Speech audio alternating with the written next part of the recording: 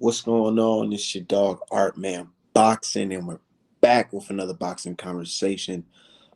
Today we're talking about the man, the myth, the living legend, Terence Crawford, or Terence Bud Crawford.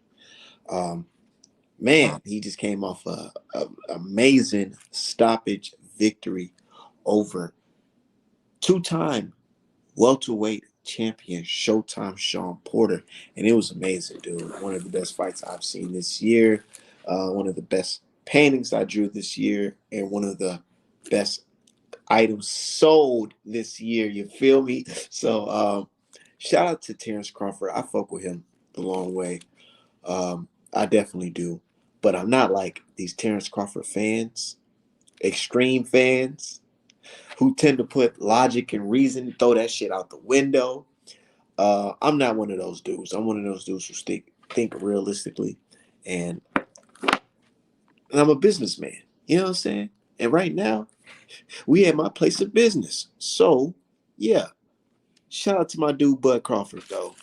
Bud Crawford fans, man, they something else, dude. I'm telling you right now, they something else. They're literally sitting here and argue down on why Errol Spence, the man with the most pay-per-views and the higher numbers, why he deserves less and why Terence Crawford deserves more. Hey, but we're gonna talk about it tonight on my show. And best believe I got my tree rolled up, so or I got my tree about to roll up. So let's get it popping. Shout out to everybody in the chat. My dude Coward Nello, he said boots. Ooh, that sounds real tough. But we ain't that lucky to get that shake of my head. Man, lucky. Oh, man, I really like Boots a lot. If there's anybody that I feel like can be the champion, it's Boots. But do I want to see him in there with the champion just yet? Nah, I feel like Earl Spence and Bud Crawford got some unfinished business to handle before the young bull come in and ruin the plans. You know what I'm saying? I'm looking at him as the future welterweight champion, but I'm not looking at him as the champion for right now. Let that man just chill out a little bit. You know what I'm saying? Let him chill out. Fight the Victor Ortiz, the Virgil Ortizes and the David Admonesians of the world, while Bud goes on his mission to fight Earl Spence. Um, Said 97 more subs, and you got that. Wow, straight up, dude. It feels so good, man. I've been doing this shit for a year. Actually, it's so crazy. This month is the 1 year mark where I started boxing Twitter, and look how far I came so far. So you know the boy going up. Ain't nowhere else to go but up, straight up. Yeah, shout out to you, Stony Ratio. Y'all hit the like button. Um, Let everybody know that we are live and we're talking boxing on my channel. But man, dude, what is Terrence Bud Crawford gonna do right now?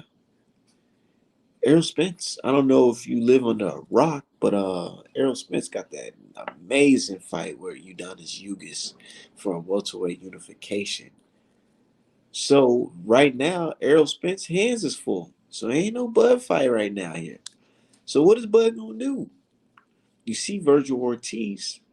He just got a fight with some no-name guy that's not Terence Crawford, so I can give a fuck about that fight. But his hands are full.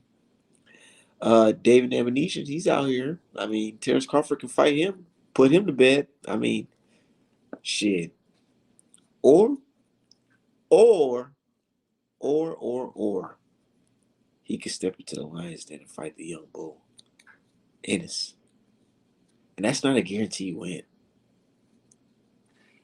So that fight's gonna be fire. Yeah, Ugis versus Spence. Yo, that's gonna be a good fight, man. I see a lot of people not really feeling, or some people not feeling it. You know what I'm saying? The extreme Bud fans, they not feeling it. They want Errol Spence to jump right in there with Bud, but they ain't happening, man. Y'all just need to sit back and relax like everybody else and watch the great unification. But like I said, back to Bud, man. Who is Bud fighting next? Is he gonna fight David Abinesian? Maybe. Is he gonna fight Boots? Shit, I doubt it. I wouldn't recommend it. But now thinking about it, I feel like the perfect person to fight Boots or fight Bud right now is somebody who is on the rankings and somebody that's available. That's not Boots. Man, straight up, Boots is like he's like that dude that like he could throw a monkey wrench into the plan. He really can, man. The guy's skilled. He's a switch hitter, and he says he's switch hitting better than Bud. I really don't know, man. I that's a tough situation there, but you know, Boots, he good, man. Say you talking? He can fight Canelo. He can beat the smaller man in Crawford. Shit, what's good? Nah, man. Look, a lot of people were talking shit about my post the other day. I said, I made mention of something of if Canelo and Boots, I mean Canelo and Bud was in the same weight class, Bud would beat him, and I think that's true. Shit, it is what it is. Should they go up and wait to fight Canelo? Shit, I don't know. I see people. Some of my Mexican partners hit my DM was talking about, dude, Spence should go up and wait and fight Canelo. And even though that sounds good, I'm like, dude, I don't know. Canelo, he kind of a big dude right now, and ain't no telling what type of supplements the man's on. So I wouldn't recommend that fight for Earl. But what's going on, brother Allen Young? What's going on, man? What's going on, Art? How you doing? Shoot, I'm feeling good, man. I can't stop myself from cheesing because I'm over here laughing at the thought of a Canelo versus Crawford or fucking Errol. That shit would be crazy, dude. Yeah, that shit would be crazy. I mean, Canelo said he'd fight Earl at a catchweight, so he's entertained the idea before. I don't know if people forgot or whatever, but he's entertained that idea before of fighting Earl at a catchweight. So At the Cowboy Stadium, that shit doing a million pay-per-view buys, and that shit selling 70,000 tickets. yeah, but if Canelo and Bud and Spencer are the same size, both Bud and Spencer beat him. So Yep, and that's the honest to God truth, in my opinion. yep, if they don't want to admit that, they'll tell you that Canelo will beat him, but they can't give you a reason. It's because Canelo just has that. It's like this. When it comes to Canelo, they don't even look at him as somebody that's gonna throw a lot of combinations to get you out of there. They're looking at it as some guy who's just known as somebody who could just walk you down now and get you out of there.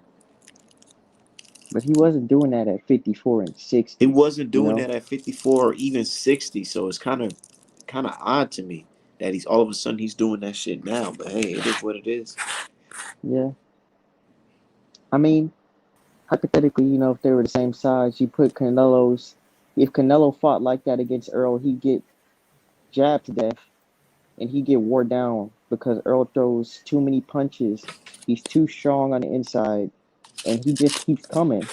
He's educated pressure, so I don't know how Canelo would deal with that if he's just trying to plot and plot and plot. He'd lose rounds and he'd have to Man, get a knockout. And if they were the it's same size, it's he been wouldn't a get a knockout. while since I seen Canelo actually like break a legit sweat where it's like he actually has to work hard to get that victory. It's been a while since I seen something like that. Yep. And I feel like his handlers know not to put him in those type of fights. Because when I watched Triple G versus Canelo too, and I seen Canelo, that was literally supposed to be like the best version of Canelo. And he barely made it out of that one. And some people feel like he lost that fight. Man, when I seen that fight, I said, dude, you put Canelo in there with a Charlo or Benavidez, Canelo's gonna have a lot of problems. Not saying he gonna lose, but he gonna have a lot of problems. Because when has the last time we seen Canelo fight somebody that's gonna make him work? That's gonna make him, you know, ride to that motherfucking gas tank is on E. But shout out to my dude Crowd. How's it going, man? Hey, What's what's up, good, everybody? Prod? Hey, how's it going? Good. Yeah, Shit, man. One we thing that feeling good. Today's topic is what is next for Terence Bud Crawford? But I was just gonna say this, Art. One thing about Canelo is that people don't want to admit is that he's never really shown separation against his elite opponents. Even if you look at Plant, you know, he didn't do nothing where it's like, oh my God, he's just dominating Plant.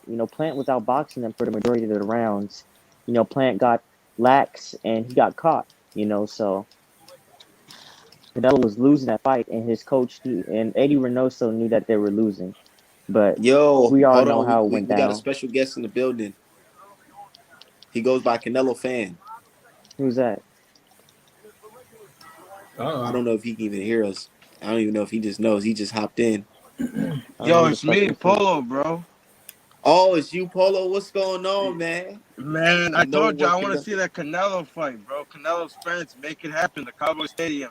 That shit would blow any boxing match out in pay-per-view buys. Be honest, bro. You know Spence got a Mexican following, bro. You know I that. know. We And know he's that, and actually that's the known, thing. bro. We were just talking about that Canelo versus Bro, Spence, dude. That shit would do a lot of money, dude. But bro, is I it the asked right time people, for it though? No. if Spence becomes undisputed, bro, they should do it. Like, it depends if Spence becomes undisputed. They should do it. But if you ask anybody who David Benavidez is in Minnesota, they won't even know who he is, bro. If you ask Spence, they'll know who Spence is, bro. They don't even know David. They just found out who El Rayo was last weekend, bro. Come on now. That's Minnesota. When we talk about Texas, ask people in Texas, they know David Benavidez.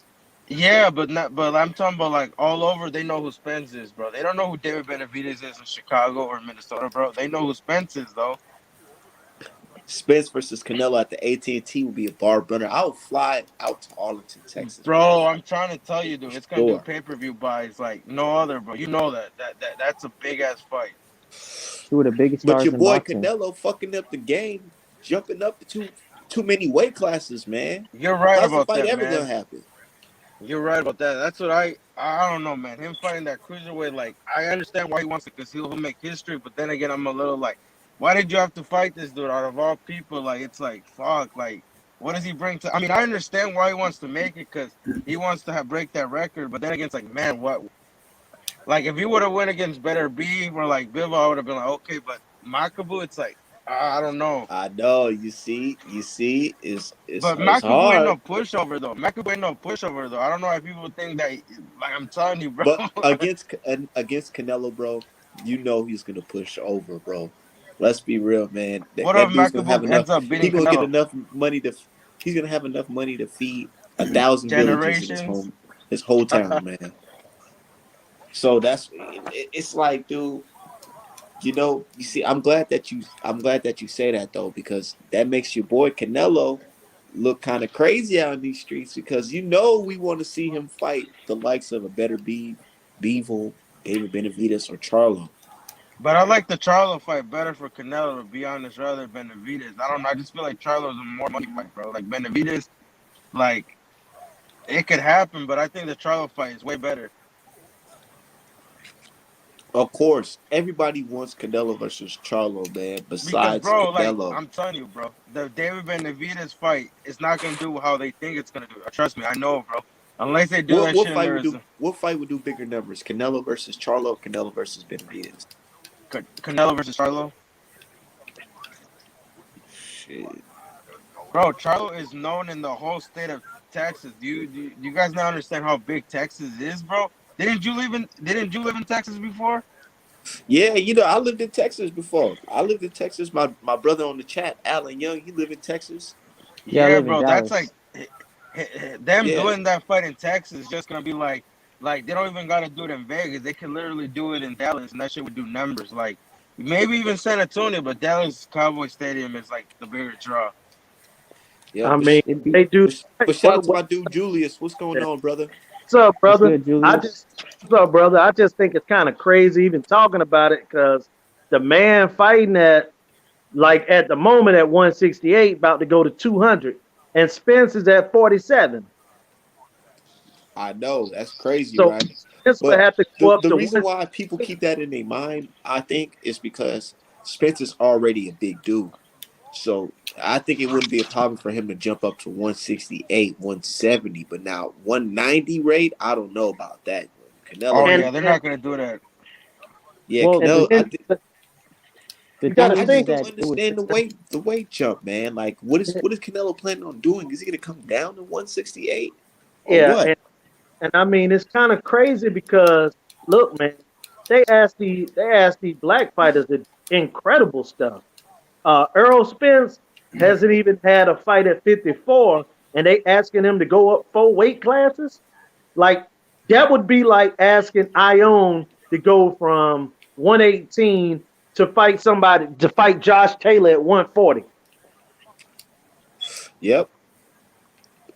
If But Yep. they the ask thing about it of, is, of black fighters. You know what I'm saying? They do. yeah, They expect a lot out of us, bro. So do we. I ain't gonna lie. Yeah, we do too, but not that. I mean, I don't think Canelo's gonna go below 175 again. I think he's gonna stay at 175. yep. The fight That was shit's more just feasible when ridiculous, bro. Canelo was at I, middleweight. I'm It was sorry. more. No matter how skillful Canelo is, I just cannot see him beating Better Bevo, none of those dudes, bro. The Better Beef I just seen fight Marcus Brown. I don't care. Canelo not taking them type of punches either. No, he's No, not. Hell no. I'm gonna tell you But something, what if Art. This yo? What happens if Canelo boxes better beef though? Brownie did have well here success though. You gotta give him that. He was winning the like he was Brown making did better have some beef. success, but But that man, head clash, bro. immediately That he felt head as soon clash. as he felt that power, it was up. The fight was over. But Canelo's not all gonna go the ropes, bro. I'm telling you, Canelo boxes better beef. They're gonna say he was running like the first Triple G fight. Watch, he'll box better beef. The one also that I too, think, man, we gotta start to look at this steroid situation because I remember Canelo fighting at 154, fighting guys like Laura, Trout. None of them guys were getting knocked out. Um, now we talking about the guy going all the way up to 200 and he knocking people out. Like, come on, man. the Well, man, you can't like now we talking the weight about is the him difference though. taking better B punches. You know Yeah, what I'm saying? This you know, guy, I and just that's don't I see crazy. mean, it. Man, but you the gotta thing look at the is weight that though. You gotta look at the weight though, man. He was struggling making 154 though. We all know that. Like they Bro, even at one point had to make a catch weight, bro, bro. The weight is a he how only big made hard that was difference. he catch weight to struggling? Like seriously, how hard was he struggling to make 54? How okay, let's say he was struggling to make He 54. was So struggling. now he's He was struggling to make struggling, bro. If you're making 62. a The guy started fighting at oh yeah, 47. 162. I heard Come he on, started fighting at 140. 40. Come on now. No, We I was talking about 60 147, pounds. 140. Yeah, we talking about the guy going up. And look, here's my thing. It would be one thing when a guy is struggling to their weight. Let's look at their body. Usually a person body structure is kind of lean. That lets you know, okay, they in the right weight class. This guy looked like a little muscle. Canelo didn't even have muscles at 54 or 60. Now he got muscles up there at 68, 75. This Now stuff is that crazy, man. he's Come stacked, on, y'all. and yeah, you know, he's I believe the Clenbuterol story because not the his story, but I believe that is true because like wasn't one of the pros of it is you're able to lose weight while retaining muscle. yep. Right. It turns fat into muscle. And I'm just like, dude, you can Oh, see it at 160, 168. Dude, I swear to God, I remember watching the Canelo training for one at the very first fight, for the very first Triple G fight. Canelo was looking like a way I have never seen him before. Like right. fast, strong, Mm-hmm. had good legs too. Good feet, Right. good footwork, like all that. Right. And Right. then he loses that but he loses footwork, but gets stronger, get bigger, and he Mm-hmm. doesn't even fight the same no more. He just basically just walks you down and knock you out. Back Right. then he had more rhythm to it, more elusiveness. Now he's kind of like a tank. Yeah. Doing this in his 30s. In his The 30s. man got better in his 30s. How they do that? Like it's a progression. Athletes have a progression, man. And at some point, I don't care how great you are, you start to dip. You don't excel as you get older and build muscle. That's crazy, man. But look, we in the era where we can't talk about cheating unless we're talking about cheating about certain people. You know what I'm saying? But I Patrick just Mates, had you're full of out. you Patrick Mates, you're full of it. That's your opinion. He says Canelo's by far the best active boxer by a country mile. His head movement is great as well. You No, don't know he's boxing. not. You don't Bro, know I don't boxing. care. I don't care if you put all the accolades away. If you look at the styles, Canelo, Crawford, Boots, Errol, motherfucking to the Sean Porters, to the Anuis, to the Josh Taylors, to the U6, to the Lomas. You would not pick Canelo's style out of all of them styles and say that is the best style out of all of them. You Absolutely not. motherfuckers don't know boxing. Absolutely the fuck No. not. We talking about there's people that can switch hit. There's people with power, There's speed, people that can who do turn that they turn offense to defense. You know, they like you said, they can switch hit. Their work rate is better. They throw Yep. combinations at insane speeds. Their footwork is fucking phenomenal.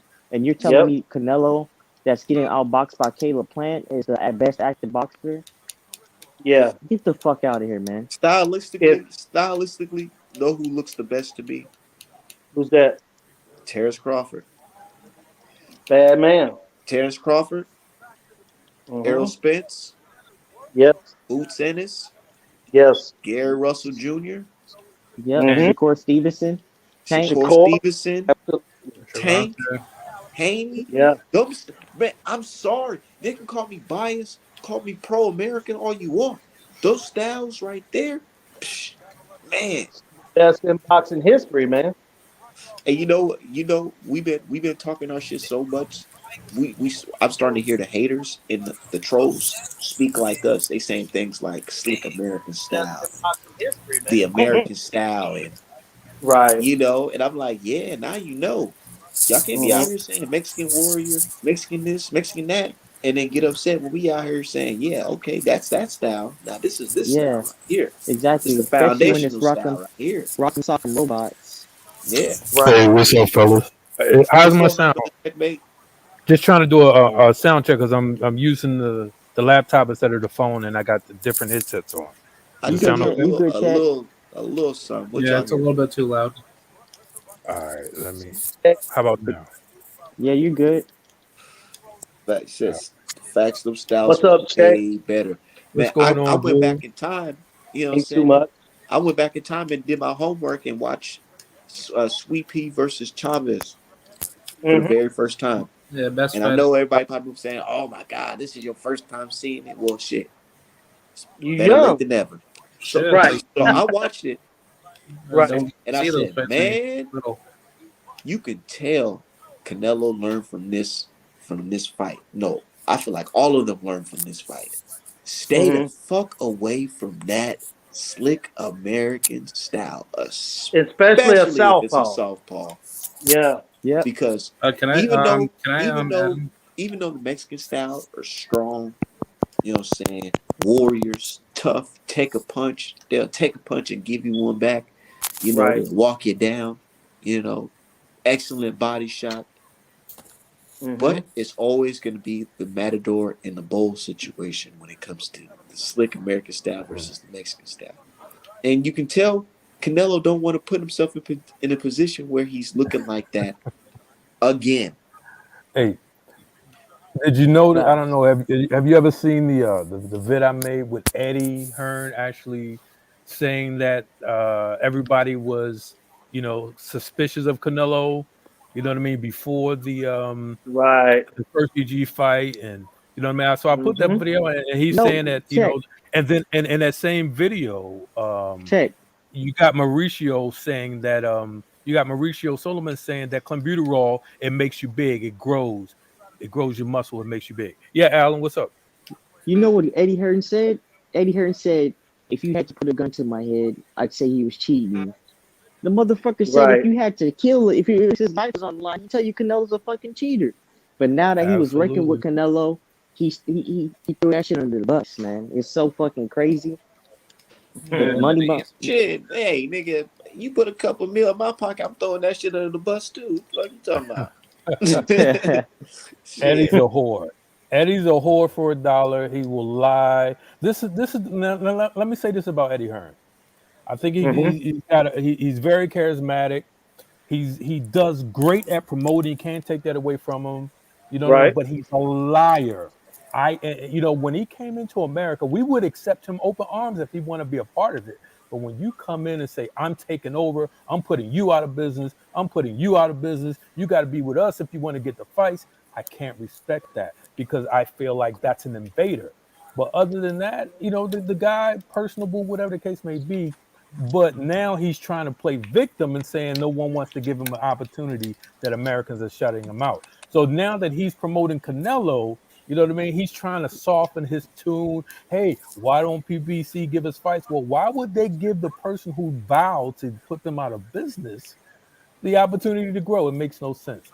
It But makes Hey, back. no you and checkmate. The way you say that is very simple. People don't really understand that though. Like right. you got to understand, this is the business of boxing. Why in the world will I send my best guys out to your platform to lose so that your Exactly. platform can win and make Right. more money over time? Make more You What? know money. what? It's like Absolutely. Champ says. It's like Champ Size says. It said, why would McDonald's send buns to Burger King when they're out of buns?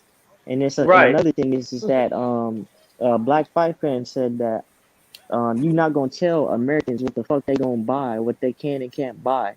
He was trying to say, oh well, pay-per-view's dead. I'm gonna do it this way. You're not gonna tell them. You're not gonna tell us like you gonna get this. We gonna shake shit up on you or even nothing else. You're not gonna tell us that, man. We gonna buy what we Hey, want to look, buy and man. support what we want to support. Hey, look. I got something that has been on my mind, bro, for about a week, and I just got to speak out about it again. And it goes back to the situation. It involves Eddie Hearn. But before I say that, I got to say something about black people, man. You know, I'm the black, one of the darkest guys, might be the darkest guy up here. But I'm gonna tell you something, man. Sometimes my people disappoint me, and I gotta call out a guy, and I like the guy, man, Bill Haney. I like him, but he turned me off when, first of all, when Leonard Ellaby said that if Eddie Hearn come at him or whatever, he gonna slap him in the face. Okay, he just said he gonna slap him if the guy come in his face. And then, Eddie Hearn talked all type of slick stuff, but Bill Haney came to the rescue. And I respect Bill Haney, no doubt, but I just got to keep it real. He was talking about how he was going to do something to Leonard Ellaby if he Physical? went and slapped Eddie Hearn. And Physically? I'm like, why would you be Mr. Protect a guy? Hold on, hold Yeah, on, hold on. physically. He And I'm said like, why he would would do you do something that? Why would you physically. even put that out there?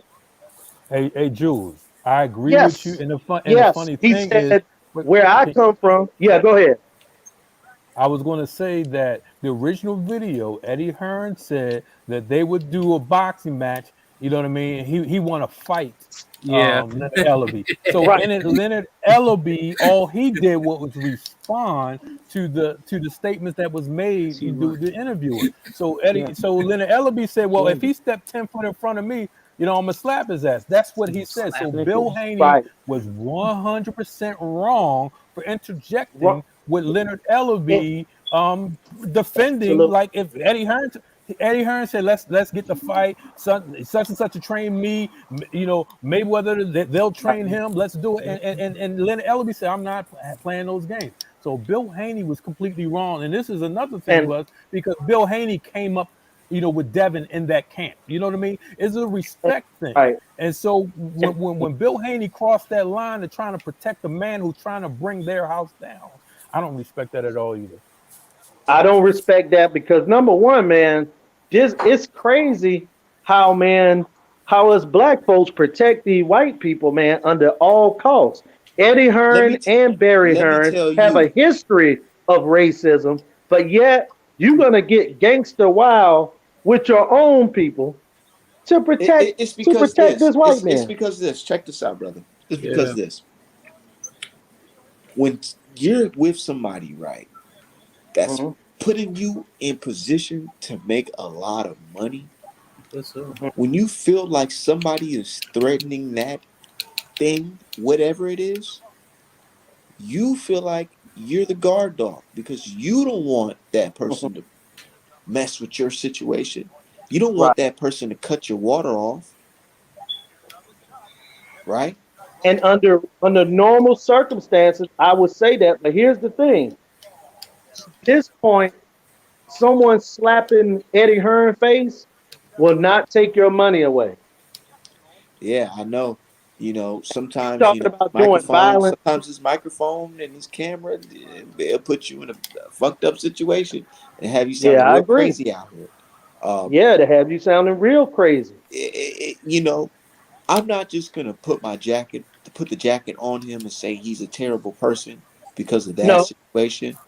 But that I'm not gonna say I'm not gonna keep my eye out because that right there, it don't sit right with me if it's the way that you explained it. If it's really like that, where he's saying that he will harm Leonard Ellaby for her he harming told Eddie Hearn. where he come from.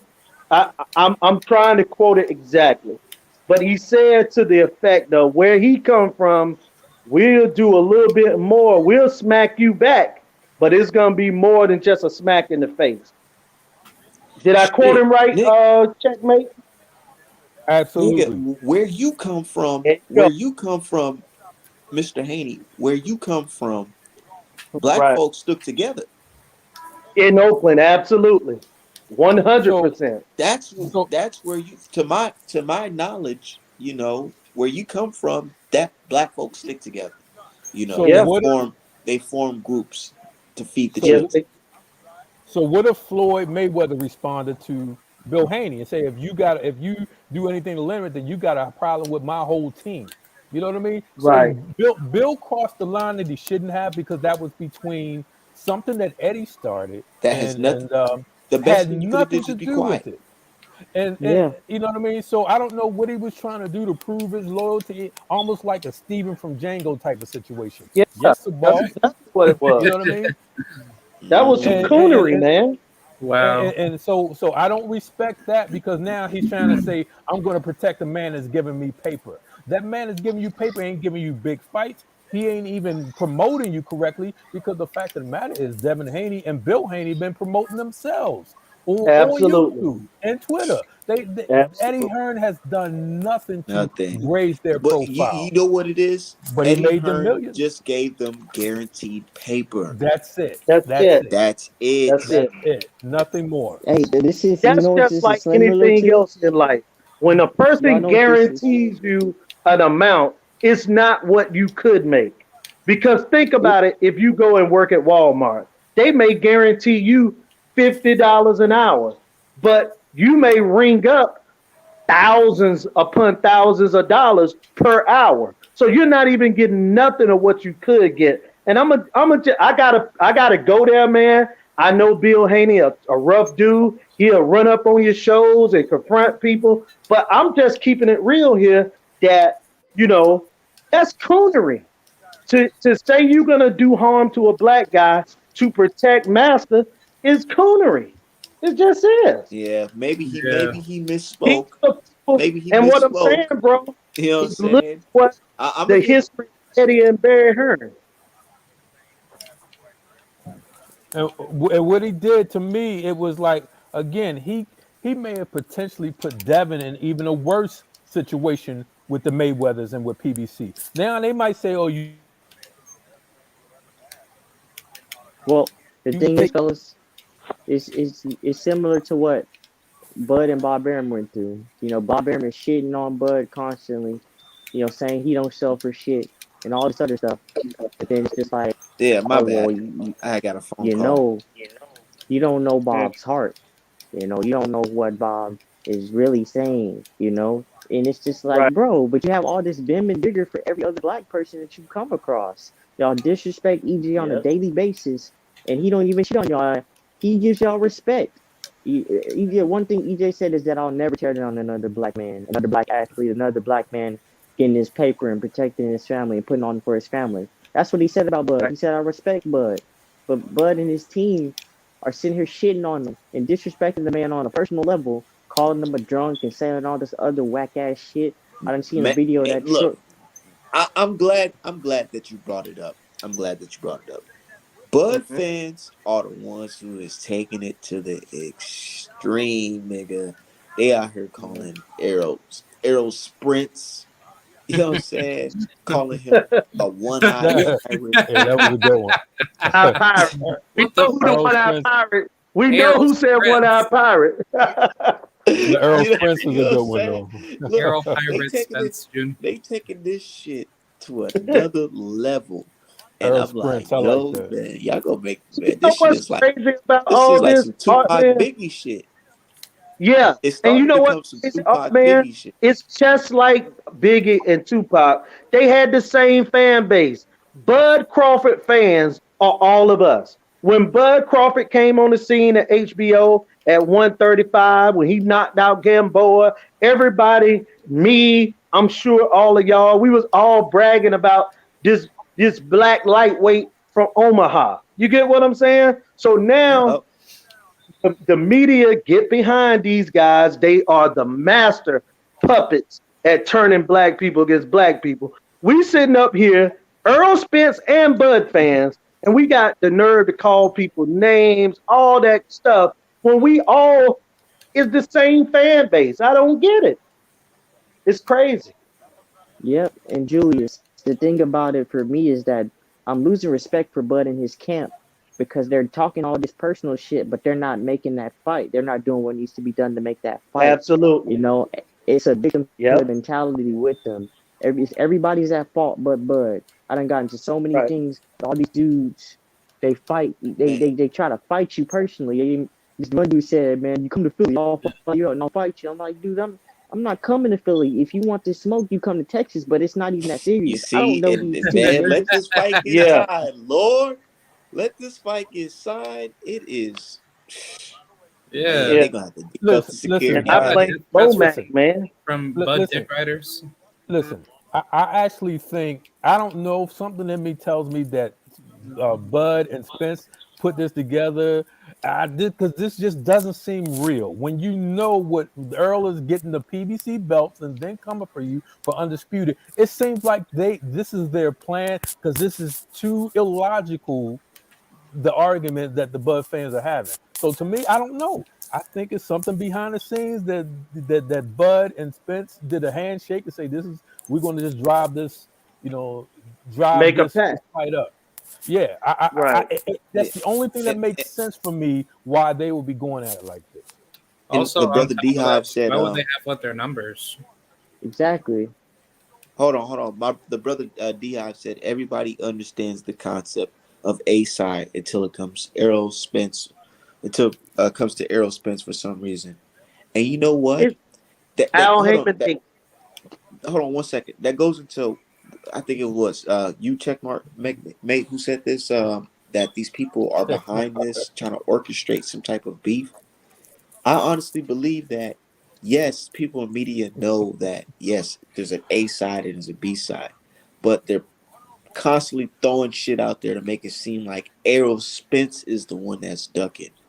I'm telling you, it Right. kind of reminds me of the Andre Ward days when they were saying things like, "Oh, just take him off the pound for pound list because he's inactive and shit."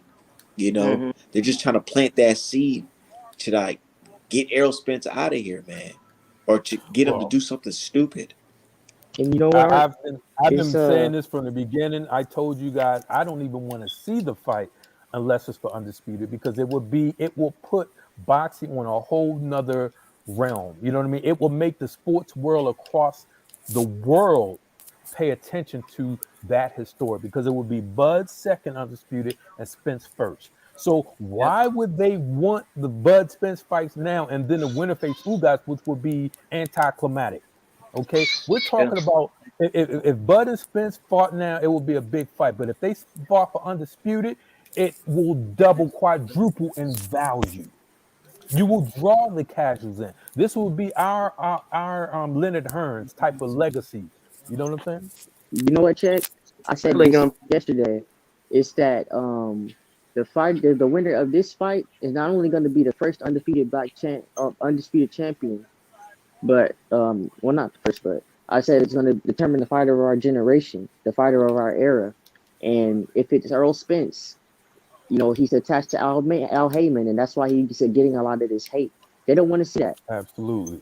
And Same with Absolutely. Bud I Crawford. believe that 100%, bro. This is a lot of Al Heyman hate, and this is why every chance I get, when I see people calling Earl Spence names or going at Earl Spence, I always, point out to them that Earl Spence haven't given you any reason to hate him. Even if he's a drunk, he did that to himself. The car accident, he did that to himself. Like, what is it that's gonna make you hate a man that just go out there and fight?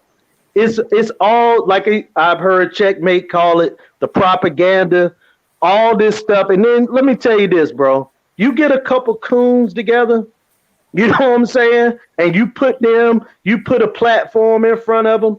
And it's a lot of them. They sit up here and agree with all this crap, and they tear down black people. They tear down Al Heyman. And the crazy part is, if those guys can show me where they have even seen Al Heyman or may have heard Al Heyman speak a word, I want to see the first person to say that they even know what Al Heyman's voice sounds like. But you hate that man. I don't get it, man. Yeah, Well, a lot of these people are being paid to do that. Remember, Right. Fred from Barbershop said that the Zone offered him $50,000 to be on their side and Seemed like talk he bad took it. about pay-per-view. Well, he's doing. Listen, this brother's on a whole nother. I don't respect what he's Yeah. doing now. You're supposed to be you say you pro-black business, but you're trying to tear down a black business. You're tearing down not only Floyd, but now you're trying to tear down Errol Heyman, and Errol Heyman has nothing to say or nothing to do. Why would you? Hold up. So when you destroy this platform, Yeah. then what's going to happen? So all of a And sudden, how about the guys trying to tear down the Nation of Islam? Look, I mean, listen, man. I don't. This Elijah, guy, Look, he may be an intelligent hold guy, on, but hold on 1 second. One he's second. not a good guy. 1 second before we get Elijah into that. Muhammad, 1 he's second. evil. Hold on 1 second before we get into that. You know what I'm noticing? You know what they're trying to do? They're trying to make Errol Spence seem like he's some type of celebrity, pretty boy. Sugar Ray Leonard smiling in the camera. Lost his touch with boxing, and then Crawford is this mean in the gym, hardcore haggler right? type.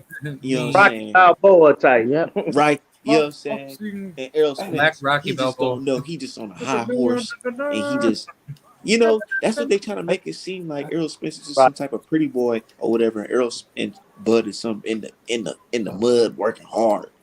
Right. Art man, You know what I'm saying? listen, Chasing chickens and shit, literally.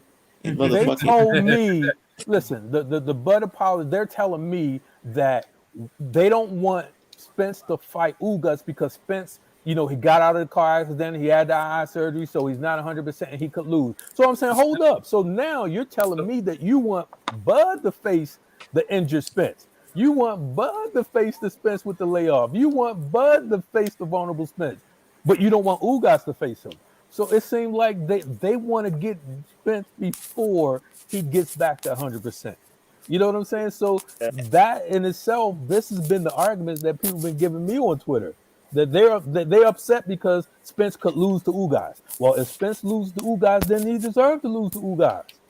You know what I mean? So they just want to propel Bud at all costs, you know what I mean, with a scorched earth policy, and they're going to hate on this regardless because, again, they want the Spence that's coming off the injuries, and that's sad. They don't want the best Spence. And also- hey, man, what I wanted to say about barbershop conversation is this. I like the guy. I met Fred at the Jared Hurd Julian J Rock fight. And he's a decent dude, man. He was that day, but the hate that he throwing at the Nation of Islam, like when he made the short film about Elijah Muhammad, like that caught me off guard because the guy has always talked about, pro-black and being pro-black. And at one time he did interviews for like a year straight with all Nation of Islam people and stuff. And I didn't get that he had those feelings towards Elijah Muhammad. And then bam, all of a sudden he made a short film, Nine Wives. And don't get me wrong, I'm not behind, and I ain't no apologist for no raping. But it just to me, like I say, last time I checked, Elijah Muhammad been dead over 50 years. Yeah. Um, it just I caught just me don't off want to get a brother guard. that type of A lot of publicity, this stuff, man. a lot of this stuff catching me off guard, man. I don't even want to give that brother And you that know type of what? Yeah, publicity, brother. I He's don't Hey, he's even want to you know hear he's what? about scorching earth, I made man. a tweet.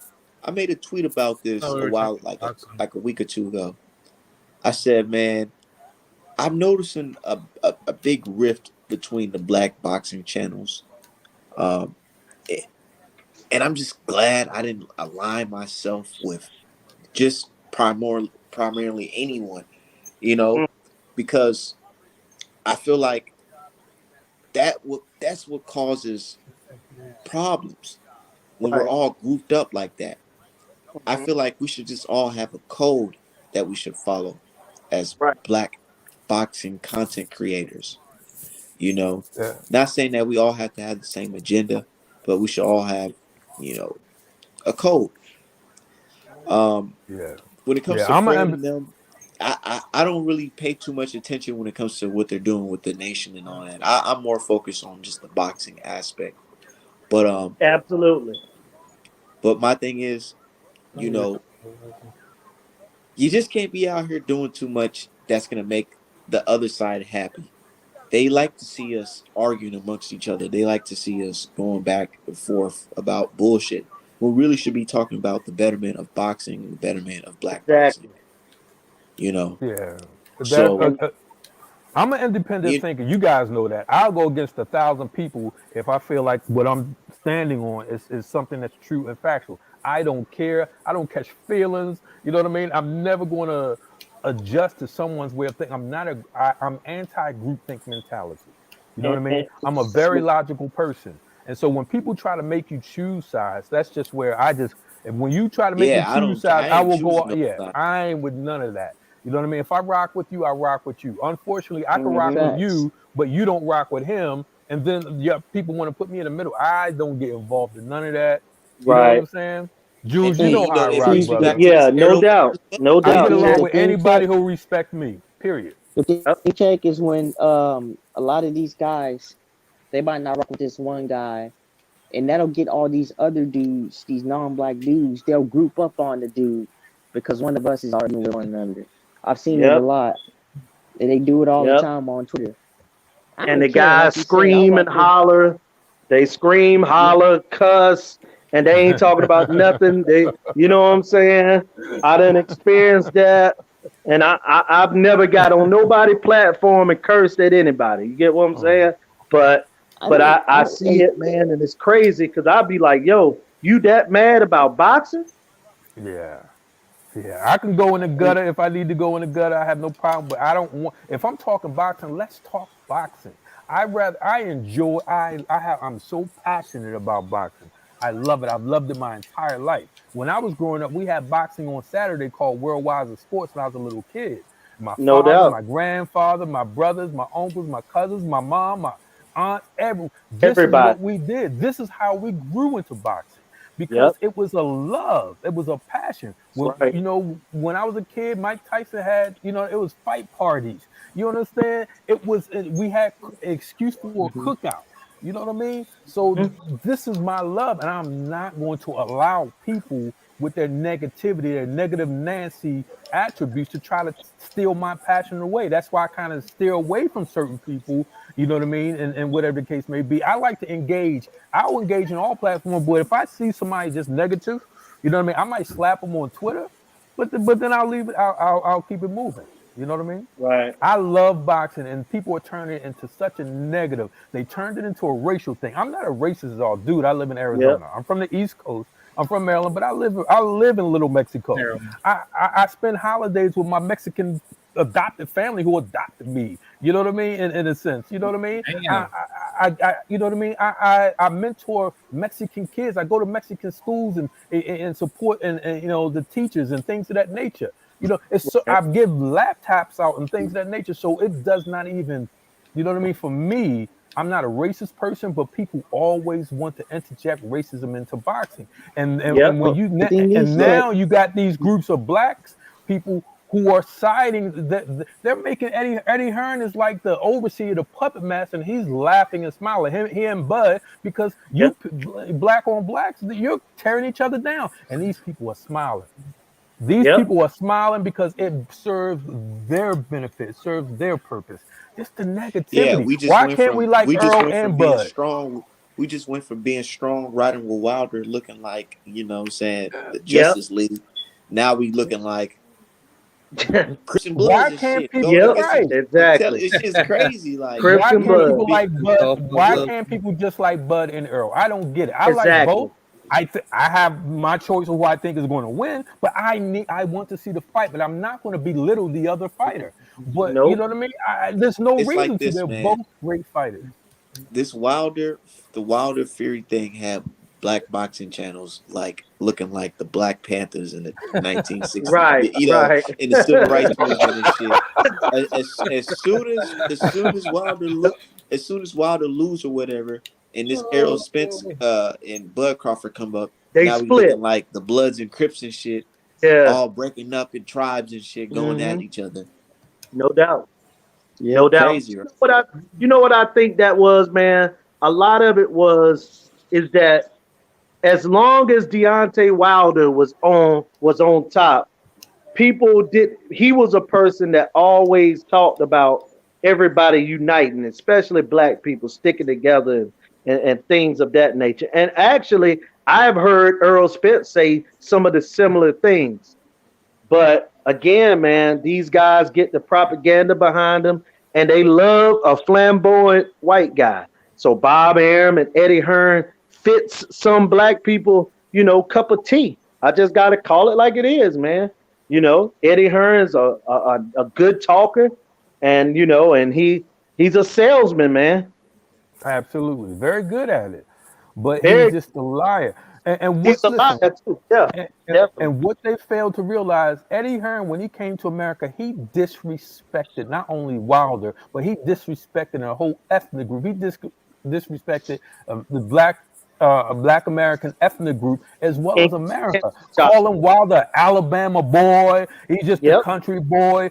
Where he get he don't have 50 million. He just making up stuff, and you're disrespecting not only Wilder, now you're disrespecting Al Heyman, the man who's put on the biggest fights that's ever been made. Those historic fights Yep. belong to Al Heyman.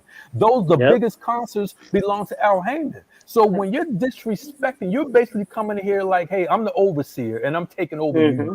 you boys, you country boys. What you You said, the transatlantic tour? That was Barry Hearn. That was his father. He Hmm. said that these yo, Yeah, okay, contracts he very. had these fighters in back in the day was like it was like a transatlantic slave slave trade. contract. Yeah, He said slave he was giving contract. out the slave contract. Yeah, he was like, now And then Dylan White, he got it. Now I gotta be Dude, respectful. I, Well, I shouldn't you I have been remember respectful in the I beginning? remember having the conversation with the guys, the brothers in the UK, about that, the difference in just the difference in black folks.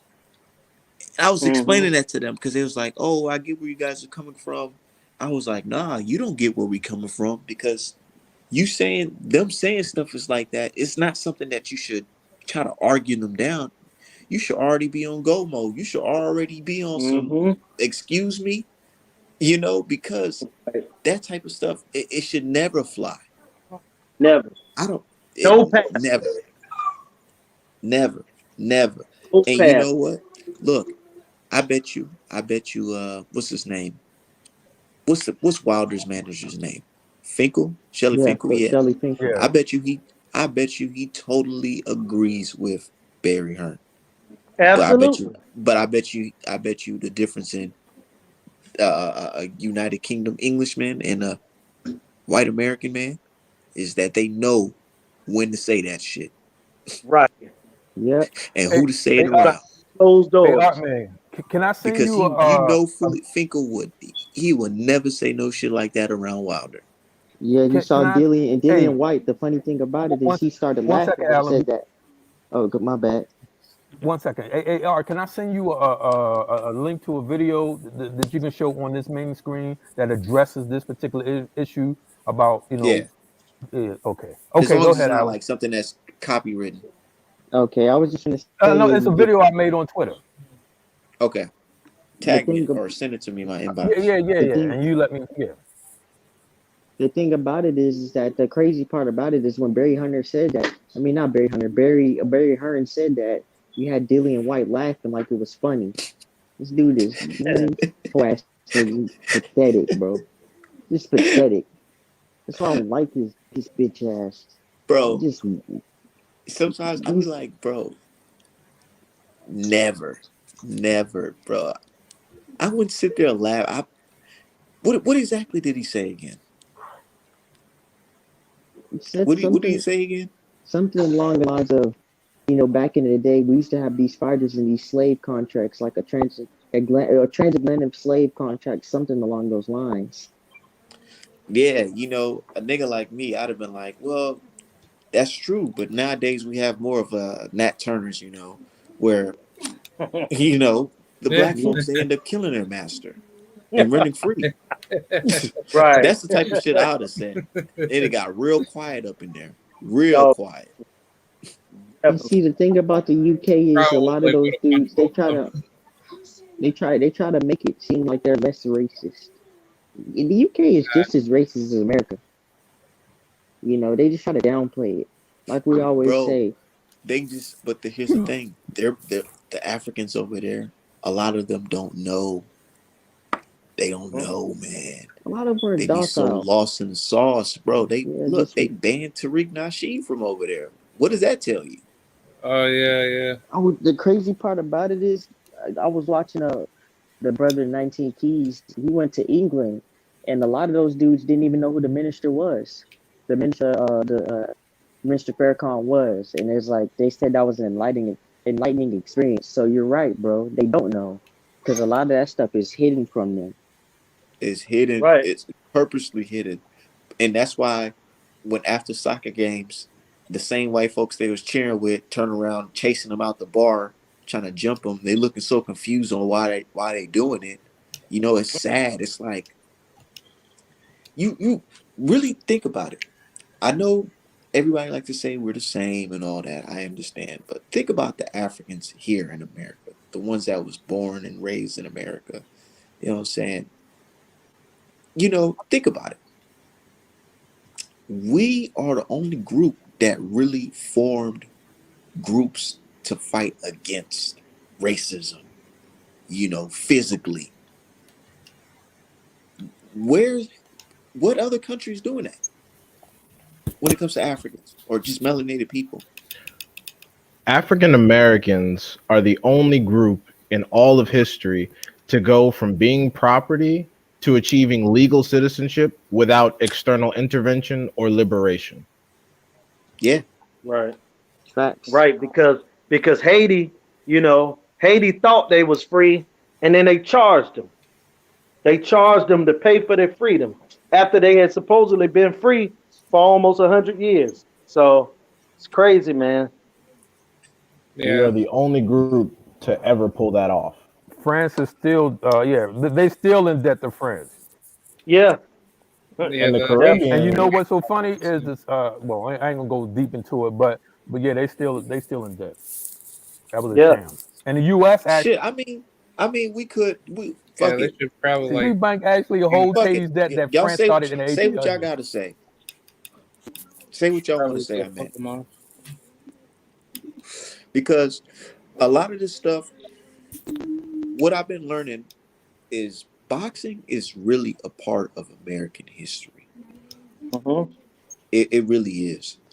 To be a heavyweight champion, that was something that's in the history books, American history books. Right. Right. So when we talk about history and just race in general, it's not too far from the topic of boxing. You know, think about it. All the stuff with Jack Johnson, like literally, like black folks got hung Hmm. because he won.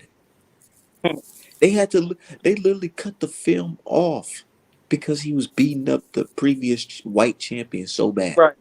They cut it Yeah, before the knockout. yeah, he And was then you got beating people, the shit out of him. from foreign countries telling us that boxing isn't about race. Oh, I Yeah. believe Jack Johnson. I believe Jack Johnson also trained with Joe Louis at that time too. Mm-hmm. Joe Louis was a fucking killer, man. Yeah, because Joe Uh, Louis, he said in like one of his previous interviews back in the day that I learned from Jack Johnson and I stand by him. So But here's the thing. Here's the thing, though. I was reading about Joe Louis, and his management. His management was trying to sell him as somebody that's not like Jack Johnson.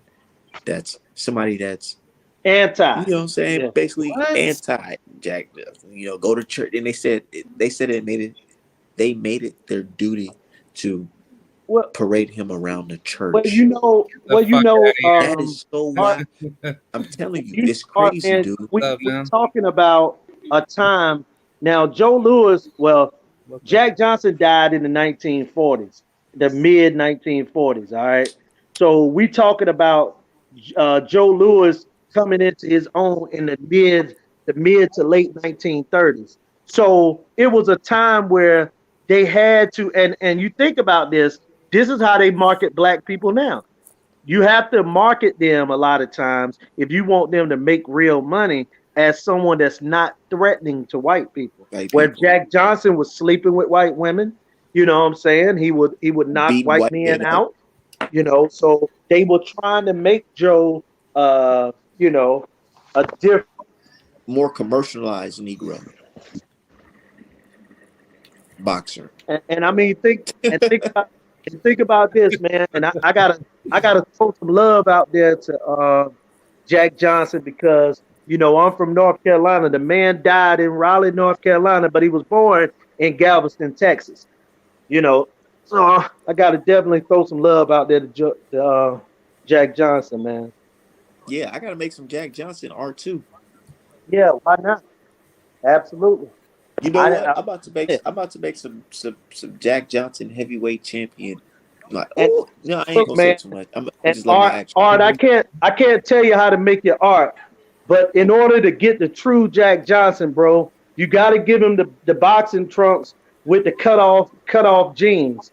You know what I'm saying? Send it to Like me. Spence shorts, man. You Send it know, to me. will do. Jack Johnson was real flashy, bro. They didn't like that. He had golds in his mouth. I remember the story Right. about him paying the police. But They caught him speeding. you see how they sell us though? They sell Yeah, us like I remember watching HBO. I went, it's so crazy, man. Everybody say Art Man don't know his boxing. Art Man don't know boxing, but I actually take the time out of my life and actually look at the film and go back and listen to the interviews of how Dan Raphael and then we're talking about Floyd Mayweather. Dude, they told us the public that Floyd Mayweather had an option to take the Sugar Ray Leonard route, which is the smiling in the camera and saying hi to everybody doing the commercials, but instead he took the quote the dark side, Dark the side. dark route, which is going on BT and shit yeah. like that. Dan Raphael called Floyd a It's just gangster. wild. And then Dan Raphael was saying things to the effect that he's not going to be successful because he's taking this route. And it's so crazy because He said He it proved all became of the them wrong. exact It's the opposite, same bro. It's like thing. I'm about the Twilight Zone. Dan It's the same Raphael thing that called him a they're saying gangster. about Clarissa Shields. They're doing the same exact thing. Like Yeah. every time when Clarissa Shields talks her shit, they say, "Oh no, she can't be saying that. She can't be saying that. She needs Why is to." she so cocky? Yeah, I was gonna say this. I was gonna say this. Dan Raphael called Floyd a gangster in the Arturo Gatti, the lead up to the Arturo Gatti fight. It's on like us. It's on the telecast. He wants to be this gangster and da da da da da in the club and all this. And the Yeah, that's what he's. piggyback, I'm about to look for that clip right now. and the piggyback off what Crod said, it's like I don't understand this whole thing that black fighters need to be humble. Oh, you need to be humble. You need to be humble. Y'all don't like humble dudes. Y'all didn't like Andre Ward. Y'all don't like um damn, who else? They didn't like I I can't got think the image right here, Art, man. I don't even know how to send it to you, bro. They don't even like Sugar Ray Leonard. They over here Sugar lying Ray to his face. Leonard, he was They'll very smile humble. at Sugar Ray Leonard's face and be like, "Yeah, that nigga really lost to Hagler." behind his back. Dipshits. Mm-hmm. Nah, real shit. They just don't like that humble shit, man. They don't even like Bud when Bud was on this. Bud's not. We don't really say nothing. They still don't like the nigga. You know. So Well, check this out, man. Bud Crawford is a guy that's a halfway gangster Hey, himself. hey, Getting hold on 1 second, y'all. Can y'all hear me? Can y'all hear me? Yeah. yeah. Yeah. I won a bronze medal because you can't win a bronze or win a silver. You receive because you lost. At that point, he was bitter and he felt like the system was against him. And that was something that we saw throughout his career, that he had that kind of feeling, me against the establishment. And Floyd, I think he used that anger and that disappointment to fuel him in his pro career. That's Kevin Aioli. That I look at is when he came out of the Piece Olympics of in shit. '96, he made a choice. He could have gone the Sugar Ray Leonard route. He had a great smile, a tremendous talent, huge ability. He could have been a big superstar. But for whatever reason, he embraced the darker side and went running with the bad crowd. And it's come back to haunt him. Yeah. You sound like a fool, man. Music playing in the background, talking about he could have been. What you mean he could have been, nigga? He could have been. He said, "Go This with the guy. bad crowd." Yeah, fucking He racist with the dick bad rider. He crowd. says it's come Shit, the back to bad haunt crowd him. got that nigga in Bad the crowd. bag, boy. What the fuck you talking about? What crowd he rolling with? I'm Listen, trying to roll with the them key niggas. thing, he said it came back to haunt him. The thing about it is Floyd was the first one to buck the system. Well, not the first one because Roy Jones bucked the system as well. Roy Jones Right. refused to sign with a promoter, and he promoted himself and managed himself. So, You know what I mean? Oh yeah. And that's what Became kind free of agent. yeah. So Floyd bucked the system and destroyed and let everybody know you don't need someone taking 35% if you can do it yourself. And this is the reason why they have the Ring and all these other media outlets anti-PBC, because that lets them know you don't need this overseer. You know what I mean? You got a platform and you could be your own promoter and you're not going to have somebody taking 35%. And you know what I mean? Think And that's about the it, reason man. why they will always hate Al Heyman. You guys understand? It's like Floyd Checkmate. and Al Heyman union busting. You know what I mean? And the establishment Checkmate. feel like if Hey, we do can that, if we let them do that, then we lose. Go ahead. can I got a question, add on? checkmate. What? Hold Yes, on. sir. I got a question. Checkmate. You remember how Floyd basically told the commission, "Hey man, I'm not fighting dude with his floppy gloves with no padding in it. I'm not fighting him with that shit." And you right. remember when the commission bowed Right. down because he Yeah. was the money Absolutely. man, the man in charge, Yep. the man at running the show. Look at Wilder in the situation. They Mm-hmm. told Wilder off the bat, "Nigga, fuck you. We don't give a damn. These gloves are signed off." Yep. Do you, man? Dude, I'm and telling you, he was like, "Your gloves are harder." The commission guy was like, but your gloves are harder." Like, what the hell? Your gloves It are was clear harder. cheating, even with those gloves, man. Those gloves, when they He's not even killing somebody. they cut them in half. You saw that there was, you know what I mean. All he did was push that horsehair to the side and was using his fist. exactly. But Wait. I just think about it. They don't want another Floyd Mayweather because Floyd Mayweather. Imagine if Wilder and Floyd Mayweather was in that predicament. Floyd Mayweather just been like, "Well, shit, the fight ain't going on," and Yeah. everybody would have been so pissed off at the commission. Like, what? You would have people going, man. You would have billionaires going at the fucking commission trying to take their head off and ruining a good fight. But I just don't understand it with the Wilder situation, man. Is it because of what he stand for? Is it because Wilder's not totally a free agent like how Floyd Mayweather was, or what? When you really think about it, though, Art, Floyd wasn't really as vocal about our issues as the champ was, Wilder was. While Floyd kind of pity patted around and he only uses it when it's good for his image. Wilder stands on that shit 24/7, Twenty-four 365. seven. You know, it's your But people Floyd too. spoke on racism before, and he Yeah. told people Uh-huh. the reason why he popped was because of racism, because people wanted to see him lose. Yep. So I just don't understand. My thing is with Floyd, I feel like Floyd is in a predicament where if he, if he start talking too much about helping the community with the type of money he got, I Yeah. don't know. They might get him x'd out the game, and a lot of people they're scared of that outcome. Hey, Art man, look, I got the Yeah, picture, bro. I don't know how to send it to you though. what you? Could I On Twitter, you can't send it on Twitter. Well, Yeah, in I'm case. trying to save it from like the image to Twitter. Look, man, I ain't the most computer savvy person. Trust and believe me on that. Is it on? Can you copy and paste the link if you need me to I'm gonna snag look. something for you? I'm gonna have to I get can one of do my it. kids. I'm gonna have to get one of my kids, man, that's better at it than me. You know hey what I Art? mean? You're like, hey boy, come over here, come send Uh, this to our man. Yeah. Copy and paste this for me. can I Nah, real shit add though. in on something? No. But Go yeah, ahead, Clark. man. Go ahead, speak your piece. Go ahead. Yeah. I was gonna say I talked with this one fighter that's with the PBC. I don't know if y'all heard of him, Nestor Bravo, but Yeah. he basically told me like a story of how the PBC basically froze him out at the time of COVID, and I'd probably say it's probably happening now. But as of I want to say recently, he just had his like 20th fight or something like that. But basically, leading up to that point, I don't know if you guys like saw how the PBC was running during COVID, and they were basically freezing out a lot of fighters. And I would probably say it was probably due to like the financial structure of like how they were getting fights together. So Nestor told me that when he was trying to get a fight, the PBC basically gave him a short weeks or basically like a super short notice fight in the time frame of which he wasn't ready to be prepared.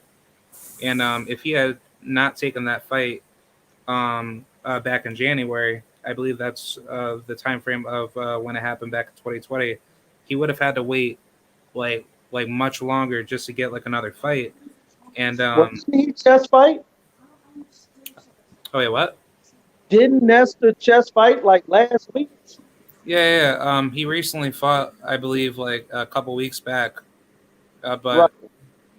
but but basically, he was trying to tell me that the amount of time that it took for him just to get another fight with the PBC was basically, such a long time to the point where, that the PBC they don't even have like their structure together, and he believes that they basically select certain fighters that they choose to politically back to have those guys active, and then the guys that they're not really connected with, they kind of freeze those guys out. And then I was basically trying to tell him that's how I kind of think how they're doing the same thing towards Gary Russell, because like Gary Russell he hasn't been active for quite a long time, and it's very messed up to that level where if you want to stay active and the promotional business isn't giving you what you want, then at what point do you actually speak up to actually try to get some fair justice? Can I say something about Nestor Bravo? In my opinion, Nestor Bravo is a guy that's like 28, 29 years old that really he should be. I mean, it come to a point, and in my opinion, this happened to a lot of fighters in a lot of different promotion companies. As a matter of fact, it happened to Bud Crawford. It's where you are underappreciated and you like on the back burner. But when you get that short notice fight, man, I mean, I'm not trying to say that Al Heyman and them guys didn't do Bravo wrong. I mean, I'm not saying that. I'm saying that you got to come out and fight. And when you 27, 28 years old and you undefeated, you have to be ready for anything. So if your big fight comes on 3 or 4 weeks notice, do it. Bud Crawford first opportunity came on a 7 day, notice. Man, you got to be ready. I'm just being honest. I'm not saying that he's not getting iced out. We know what happened with Gary Russell and his situation. A But lot Gary of Russell guys stay turned ready down the though. fight with Gary Russell Gary as Russell well. stay ready. Yeah. Yeah, stay ready. But a lot of guys turned the fight down. Remember, he was supposed to have 2 fights. What's the tall Mexican guy? Ray Vargas. He tore up his knee during training. Another guy got hurt. So he had 2 guys fall out within the last 6 months that he was supposed to fight. But he's fighting now, and he got a hard fight. You know what I'm saying? He got a juiced up fight. Yeah. Yeah, definitely do. He fighting a weight bully, a true weight bully. A juice bully. Juice bully too. Yeah, no doubt. I'm speculating because ain't no way you gonna be weighing. He's what? That dude look like he's like 160, 165, 160. Mark Coming McSive. down what to 122? 26. Yeah, 126. 26? Nigga, hell no. Fuck no. Yeah, Mark McSive. He doesn't look like a featherweight. He looks like a Little. welterweight. Or Yeah. junior Definitely middleweight. middleweight. Yeah. Yeah, he's a Yeah, big dude. it looked like a 154. I was gonna say. Yeah, 154 pounder. But I think Yeah. Gary Russell gonna stop him. Yeah, I think Yeah, Gary he- Russell gonna I stop think him. Gary. I Yeah, think Gary Gary. Russell gonna whoop his ass. He's too slow. He doesn't Yeah. he doesn't he doesn't do anything fast enough or good enough to really be able to fuck with Gary Russell Jr. Yeah. Yeah. But I just wanted to bring that story to you guys about Nestor because if this is what's happening at the lower level of boxing promotion, just imagine at the higher level of like guys like Gary Russell or some other guys that we want to see back inside the ring that are just being iced out crazy. And it's Hey, like, and hey, bro, I don't even know who you are, man. But look, I'm gonna tell you this. I think also a good fight for Nestor is a fight between him and Frank Martin. To me, they could get them 2 guys to fight in a title eliminator. Like yeah, you got to bring certain like guys. Nobody's beating the door down to fight Frank Martin. You know what I'm Nah, they're saying? not. Hell So no. he could come to Al Heyman or to whomever his contact is and say, "Look, we'll fight Frank Martin. Both of us guys are in the top 10, top 15. We could do an eliminator because when you're a low-level fighter like that, you're gonna need the sanctioning bodies to, mandate a fight for you. Because I'm telling you, nobody is knocking the door down to fight Frank Martin. So if he's not going to fight Frank Martin, one of those guys, then Bravo need to move up. Try to fight somebody like Robert Easton. You know what I'm Does saying? does he But have what a Canelo reasonable teach us? shot What at Canelo beating teach Frank us? Martin though? I don't think that Nestor can beat Frank Hey, Martin, but you know you know what? what did I think Canelo It's a teach us? payday. I think Nestor can definitely have the ability to beat some top guys, but I think at this point it's just like he needs to go where the business is right. So Cause I'm just saying like if they're trying to level him up some, you can't like break the nigga off a murderer like too Look, early because Yeah, yo, like, no, build them up yo, correctly. hold on, can y'all hear me? yeah, we can hear yeah. you. Yo, what we learned from Canelo? Get the fucking commission. I mean, not commission, the sanctioning body in your pocket. Get buddy with them. Yeah, Promise them some shit, real shit, so they can move you up the ranking. That's all it's about. People think it's about just being the best fighter, dude. Politics, money. It's about the And I politics too, man. and they want to make sure that no black fighters have that kind of ability. I think the only black fighter in boxing that might be able to have that sort of money is Wilder and Tank. yeah, Yeah, That's it Spence. can't. Oh yeah, and maybe Spence, but yeah, no, I'm talking about ones that I know for sure are Wilder and Tank. They're the only ones. Can't nobody else roll like that. well, that's because Tank got Floyd behind him, and I think that's what you're getting to, right, D?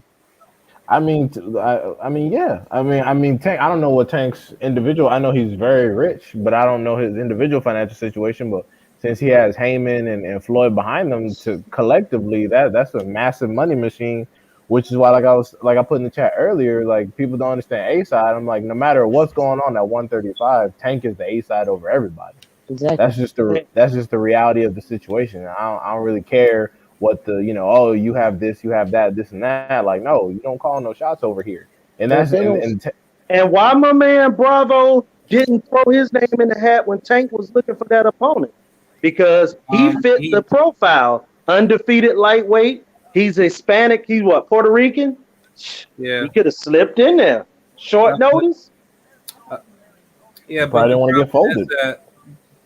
the problem is that like you need to get the call just to get that, and then on top of that, I'm pretty sure like Mayweather and them like they obviously didn't even want to go to that direction because they want to like go however they feel that Gervonta needs to be matched up in their like own philosophies. So maybe that's why that they went the route of choosing Isaac Cruz versus any other credible name because if you think about it, it's like Floyd Mayweather. He doesn't want Gervonta to be greater than him, so he's gonna try to give him opponents that are like not to his level, but somewhat difficult to the point of making it like a semi-marketable fight.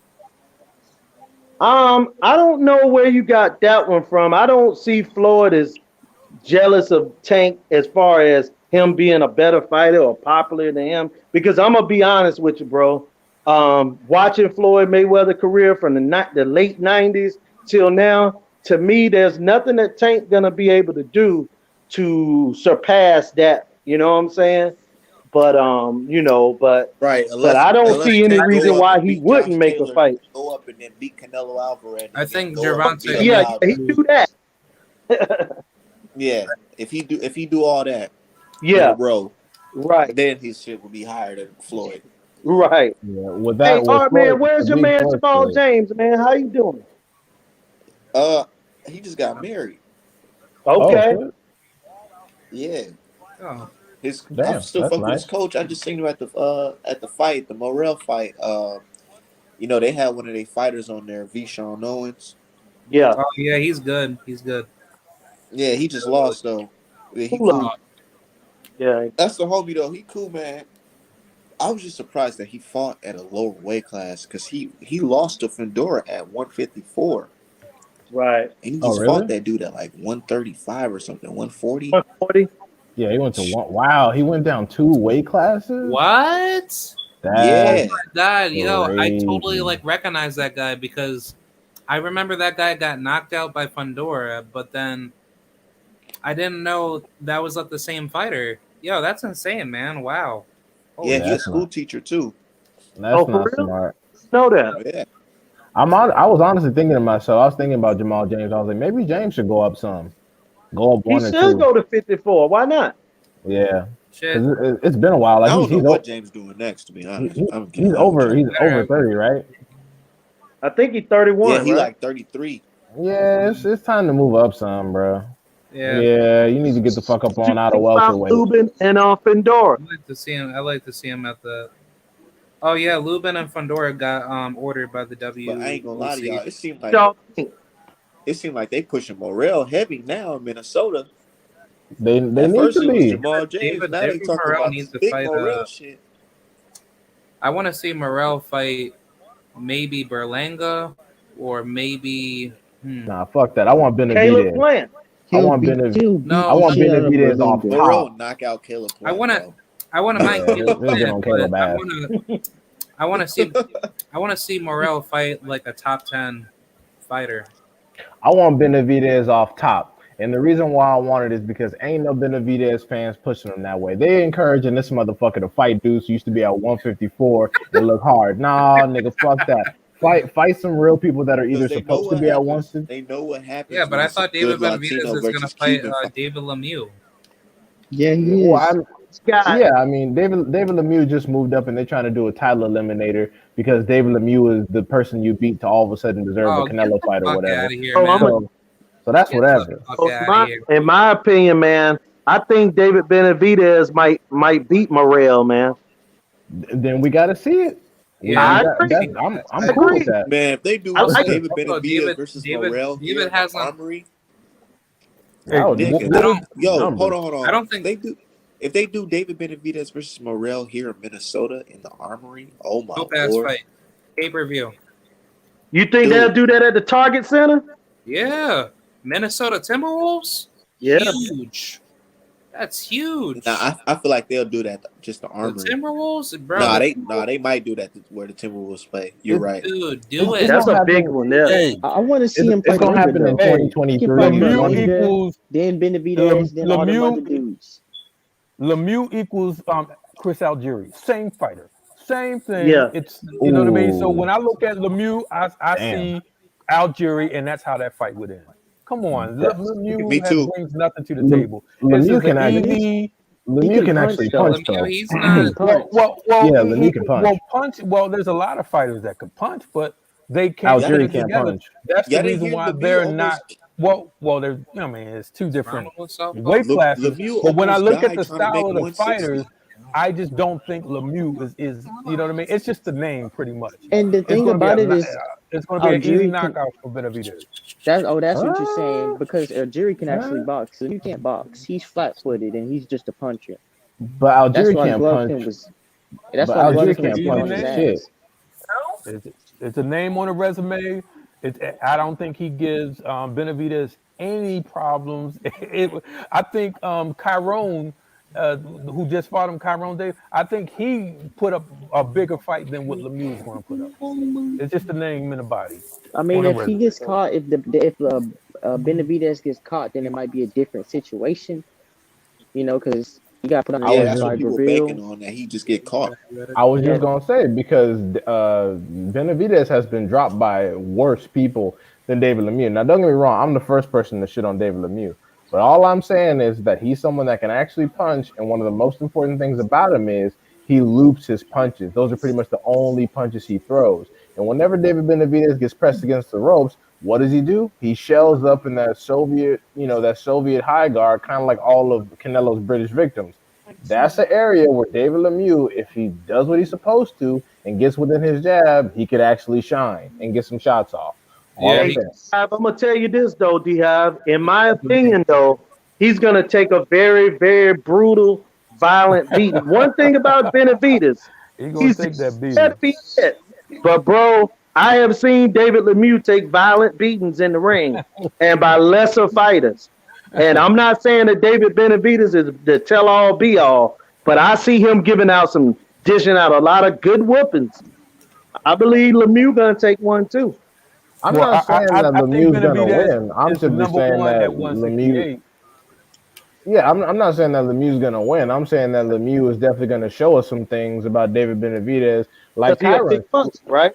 like Kyron showed us some things about David Benavidez. Kyron and even Ronald Ellis. Ronald Ellis would have finished the fight if the referee didn't stop him. He didn't get knocked down not once, and he was actually getting Right. some good shots off in the first 5 rounds. So I think that Lemieux, if he does exactly what he's supposed to, he might be able to pull a Gavril and even drop him. I Yeah, don't. I can't. I I mean, kind of we'll don't. see. The reason I don't see it is because the I don't see last it at few all. times I seen David Lemieux, he didn't even seem like he was the same puncher he was at 160. You know, he just and he seen gunshot ever since Triple G beat him up. I mean, Well, he's been beat up by lesser people than Triple G. If he's violent been beat. gunshot, Like I'm gonna tell you something, Art man. I don't know how the rest of them feel, but it's gonna be a lot of punch drunk fighters, man. When this thing is all said and done, David Lemieux is You think definitely so? one of them, man. at Add 168, you Derek mean? Chisora to that list. Derek Shore, Yes, yeah, Chisora, absolutely him. he's going to be Derek like Dylan Chisora White, Muhammad Ali in the boxing. and Thomas Hearns in a couple years. He can't yeah, Derek wait. Chisora is already Silva. punch drunk. another Have you one. heard him talk? He'll be like a Jay Tommy. Rosado, Oh, Gabe Rosado is gonna And be in a Riddick fucking Bowe. If wheelchair. you hear Riddick Bowe yeah, talk right now, it's sad. And and yeah, and Chisora is going to be in that category within about no 3 doubt, years. one Yeah, hundred Chisora, percent. Chisora and Dillian White already sound horrible. Yes, They already sound horrible. yes, they do. They sound like they got marbles in their mouth. Like look at Dillian. If you look at Dillian White's mouth, his speech and his lips are already like slurred to one side. He already looks bad. deprecated.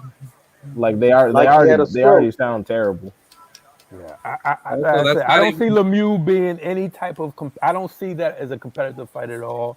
I see Me it either. pretty much as a wipeout. Yeah, David David Benavidez, Morrell would be a better fight. yeah, that'd be a good fight. I Wow. still think Very competitive. Morel is very athletic. He's good, but Benavidez, the thing about he went down because his feet is squared. I still don't like his foot. His footwork and his placement. Right. He tends to square up, which knocks him off balance. I don't No think he gets amateur knocked career. down because he gets hurt. I think he get knocked out because he's pretty much square up. So Hey, other no than that, amateur career either, This checkmate. is yeah. beat. And so other than that, the man, he puts together combinations. He got that jab. He's tough. He's built like a Teletubby. You know what I mean? Sort of like Fury, but so his body is So his body is kind of it kind of makes you. It adds a delusion. You like, oh, it's easy work, but the Right, dude is a warrior. You know what I right, mean?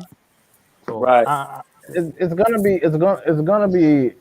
a situation, like I said, similar to Teofimo Lopez, where the first person that gets in there that's not actually afraid of him is gonna have more success than a lot of other people. The same as how Ronald Nigga, Ellis had Tyrone success Davis and wasn't scared Kyron of him. Davis.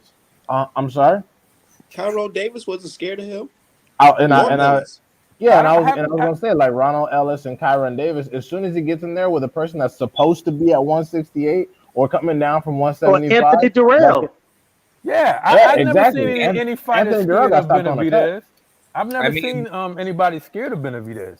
You know the way Yeah. they Most of are his Canelo. opponents, most of his Canelo, they opponents duck have. out. When it Well, comes no, to I'm Canelo, saying they just most. scared before the fight. They don't when they get in the ring and want to bow down and kiss the Errol ring. Spence can I've beat never seen Benavidez. anybody do that to Benavidez. They always Well, try to no, give this I'm competitive I'm fight. not talking about in the press and the lead up and all that good stuff. I'm talking about I'm in the talking. ring. I'm talking That's about what in I'm the saying. ring. Like Plant showed him too much respect. All these guys show Canelo way too much respect. Where Hey, I Canelo, have do you never like my seen any. skills? Yeah, that was disgusting. I like that was Accreditation. disgusting. You know, he Yeah, should that be was stupid. slapped. But With Benavidez, Caleb Plant but should have I've never never put seen that. anybody do that to show that type of respect to Benavidez. I love with Hey, Caleb, you see, Benavidez, the but no, only people that don't haven't you been ever do overly that shit again. the only people that haven't been overly fearful of his power to me have been Ronald Ellis and Kyron Davis. Everyone But else has hold, hold, been. hold. That one guy that fight under Mayweather promotion, when David Benavidez first won his title, What, he ended up Javion having to get a Love? guy a rematch. Trying to Jalen think of his Love, name. Oh yeah, the with Javion Love, the right? The Gabriel, No, no, Gabriel, not Jalen Love. Gabriel. Anthony Durrell. Yeah, Braville, right. Oh, Braville. He gave That That's him. was the He, dude gave, that a real he dropped good fought him. him fight. twice. He fought him Yeah, twice. a real good fight. And he dropped him. Yeah, Yeah, yeah, absolutely he did. him too. But in the second one, he was a little bit more gun shy. Scott, But yeah, yeah, he so closed out. yeah, so you can add those three. But those are the only three in his entire career that I've ever seen that are not overly afraid of his power. Everyone else You has been incredibly gun shy, you don't and think it's Durrell seemed like he thought like he was gonna be able to win that fight. well, Darrell got stopped on a considering cut, he's but actually Like, he towards got scored a couple times too, though. but after Darrell got cut, he did a lot of backing up, and he was afraid to get hit in that cut because it would exacerbate the situation, and it did. It ended up stopping the fight. Yep. Right, but he didn't start the fight afraid. Right, He he just didn't, started but getting beat. yeah, Outboxing. he didn't. But once he got the wood laid to him, then all of a sudden he started backing up a little Yeah, bit, and he stopped throwing. yeah. Lemieux gonna do the same thing, except it's gonna be faster. But yeah, man, I agree. So who you got winning the Lubin Fedora fight? Lubin Lubin. gonna beat I the shit got out of Lubin. Fedora. Beat the Lubin I'm shit not a out of should Fedor him. fan Fuck. at all. I Lubin think both should of them be gonna able hit the to floor, win. man. Hey, I'm not impressed. I actually called up Fondora's sister to fight Zarina. Okay. What, Pandora's Fedora's sister is a sister boxer? tall and skinny too. Yeah, She fought yeah, on the hey, PBC Fedor card. versus Lubin. Lord, I've been calling for that fight for a long bro, time. Hey man, Lord. that's gonna be a bro. violent fight, man. People say Oh, Fondora. violent. People say Fondora is gonna stop Lubin. I'm like sitting here like Lubin No. is twice like literally like if you have Lubin standing right next to you, he's twice the fucking size as fucking Fondora. The Yeah. minute he attacks that body, he's going to crack Fondora's ribs. It's gonna be like a baby back rib being broken into 3 different But places. Right. Lubin gotta be Fedor, careful in that fight though. if he start doing that stupid shit where he gives up his height, it starts to try to trade with him. Yeah. Yeah. Lord, His he gonna arms get are his ass knocked the extremely fuck too Dude, he out. has like long. a fucking Be a 80 good minute fight, arm beat. man. I'm like sitting here Hey, like Ever If you since, get just ever told inside since, Fedora, the fight is over. That Simple nigga as got that. an 80-inch arm reach. ever If since you get Lubin, Fedora, inside him, the ever fight since is over. Fedora knocked out my homeboy Yeah. V. Sean Owens, Hey, look, man. I I gotta said, roll, "Fuck y'all. that! Y'all I take it gotta easy, get that man. get back." All all right, right, have Yeah, a Julius. good all one, right. Peace, Gotta Julius. bro. roll. Take it easy, y'all. Peace out. Peace. Peace out. Lubin Ever got to get since on he the knocked out, inside though, and he got to get on the inside ASAP. If he tries to be the standard outboxer that only shoots the straight left down the pipe every now and again and doesn't mix in any uppercuts and body work, it's going to be a problem. Because he almost tried that with Rosario, and the shit almost went left. So he's Yeah. got to make an effort to get inside. He can't do the outboxing shit with Fondor and let him get all the shots off. I think Lubin's a bit chinny. Something tells me he got some chin like disorder. I Well, don't it's feel I like mean, you it's could his say that, chin, but bro. he's Look, been in there with hard let me tell hitters you though. guys. Yeah. I That's don't think true. it's just his chin, bro. I feel like something wrong is wrong with him with his nerves or something. I don't know. But Yeah, it could be the Jamel Charlo his damage. legs start doing like the stanky leg. You know what I'm saying? I Like think I I don't think like it's that. Like how I don't think Joshua his look like that. It's only certain fighters that look like that. Badu Jack looked like that when he got touched by fucking Pascal. Well, I mean, with Lubin, like I don't say a lot of people have chin issues because when you get hit by a puncher, that's one thing. But I'll say this, Lubin, it appears that Lubin cannot eat the strongest punch. He doesn't eat the best punch out there, and it is a risk. I mean, even after Charlo, we saw that in the Rosario fight. Like I just said, it was getting to a point where Rosario was on that ass, and he started twerking on the ropes and doing some other stuff. So I we said don't want twerking on the ropes. we don't want him to be in that situation. But yeah, no, I do think that Fondor has only a puncher's chance, but it all depends on Lubin's willingness to engage on the inside because getting on the inside of a person, whether they have reach or power or not, is a scary situation because you can be hit with anything. You can be headbutt, you can get elbows, but Lubin has all the advantages here, especially because he's the smaller target and Fondor's punching down, and he doesn't know how to use his fucking height at all. So this is Lubin's fight to lose to me. It's to gonna show you lose. more about Pandora than it's gonna show you about Lubin because we know what Lubin's made of. We know his skill set. We don't know what Pandora's made of. Sergio Garcia was whooping on Pandora's ass, and he arguably won that fight, in my opinion. Nigga, Jamonte, bro, I watched Jamonte Clark Jamonte Clark live beat him clean. beat him. Demonte Clark Bro, was I watched that whooping on shit him. live. I was there. I seen that shit with my own two eyes. Demonte Clark, he is a very talented fighter.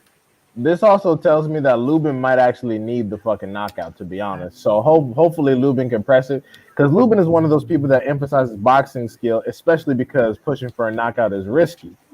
And with his chin being kind of suspect, we got to see if he has the mental fortitude to what it takes to get on the inside and try to push for the knockout, or do enough, maybe get a knockdown or two to where it's clear who the victor is. Because like y'all just pointed out with the Sergio Garcia situation and the Jamonte Clark situation, it's clear this fool's got a guardian angel when it comes to decisions. So Lubin can do. What Lubin can do, he could basically just jab to the body early, and then wait for Fondor to try to hook in, and then he goes right in with like those mean uppercuts. right. I mean, if he does, I haven't seen Lubin throw that many uppercuts. I've seen him throw it on like Nate Gallimore, and that's kind of it, to be honest. So Yeah, hopefully yeah, he can that's work true. on that. But I think that's a good strategy to defeat Fondora. Man, L Dog, everybody in here will beat your ass. Shut up, bro. What that pussy talking about? That bitch ass nigga. Wait, what? He said Allen voice so soft is he Nigga, mighty Max age. your voice, my voice will make your girl take her panties off, nigga. Shut the fuck up.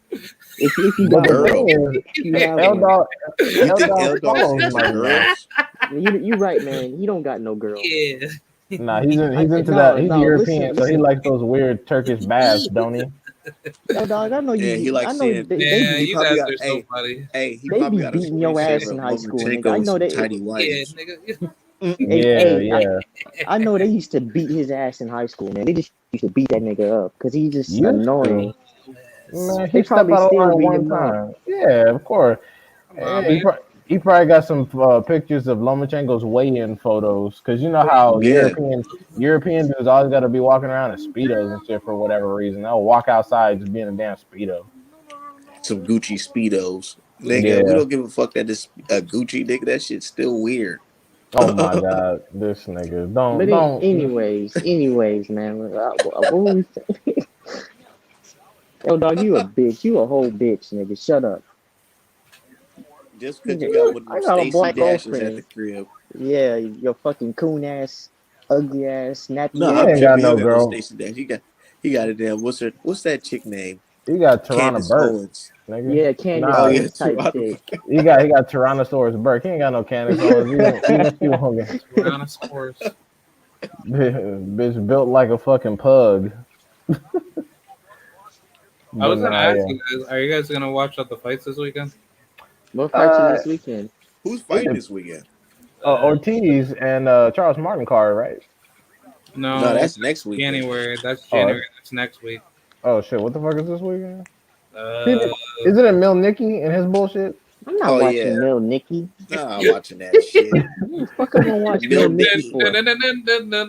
Hey, everybody tune into Art.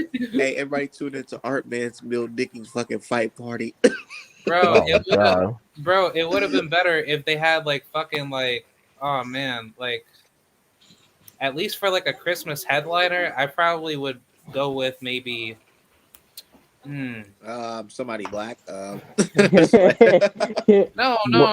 Black Like, people ain't working on Christmas. Fuck that. We're Nah, like, just hell playing. no. I'm You better talking find shit. somebody else, nigga.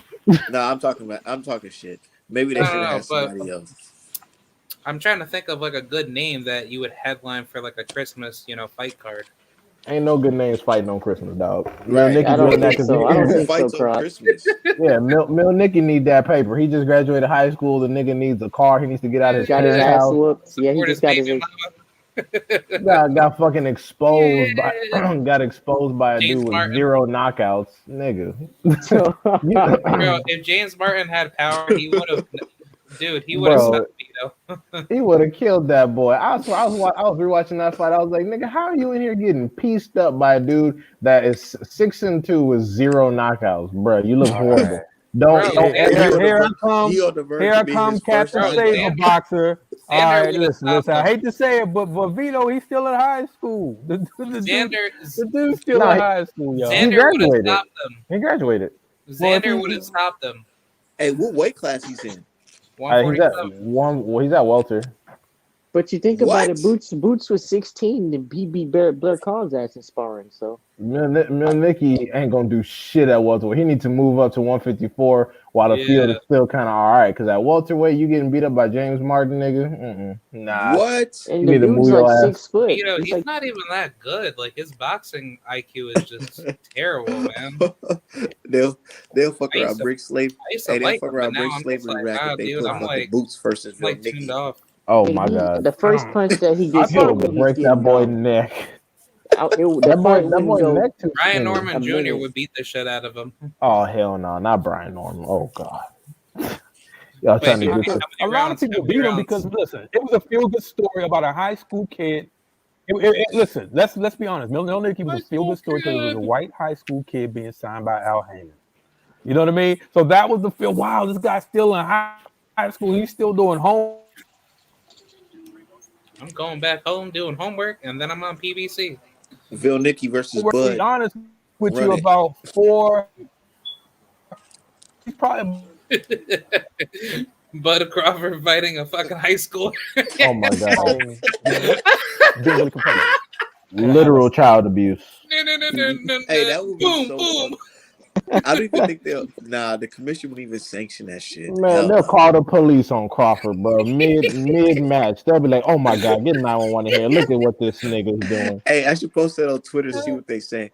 Yo, Versus Bud. Do it. Oh my god.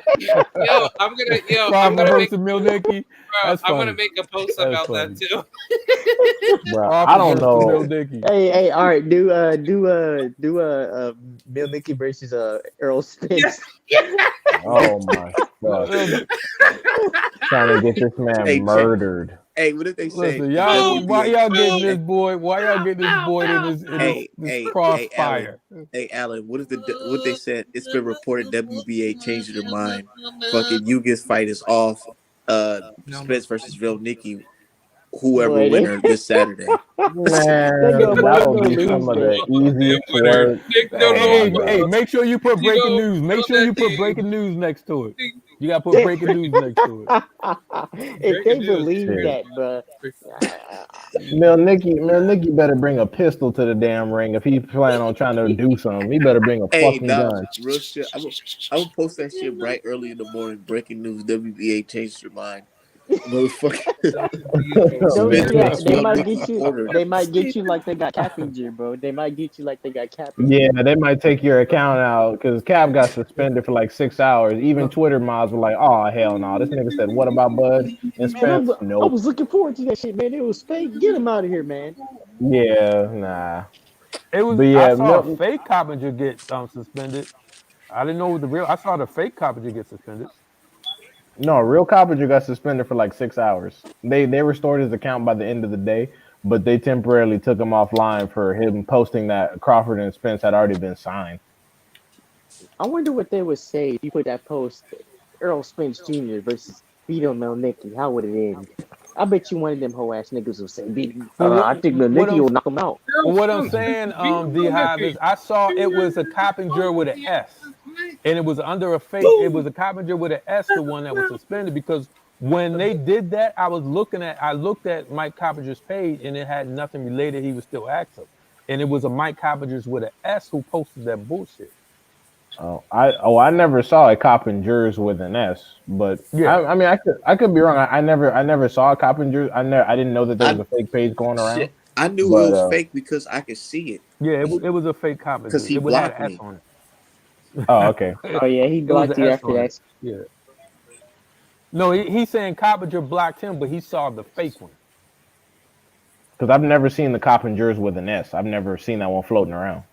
Because nobody would really pay attention to it because he had Mike Coppinger's picture as his profile picture, right? So nobody's really going to pay attention to it when the only thing that separates it is with an S on it. And so when he came out with that fake tweet, they banned that, but the real Coppinger was still active and had nothing to do with that. Like Artman saying, Artman saw the fake tweet and he could not see that tweet because if it was from Coppinger because Coppinger banned him or blocked him. Oh okay.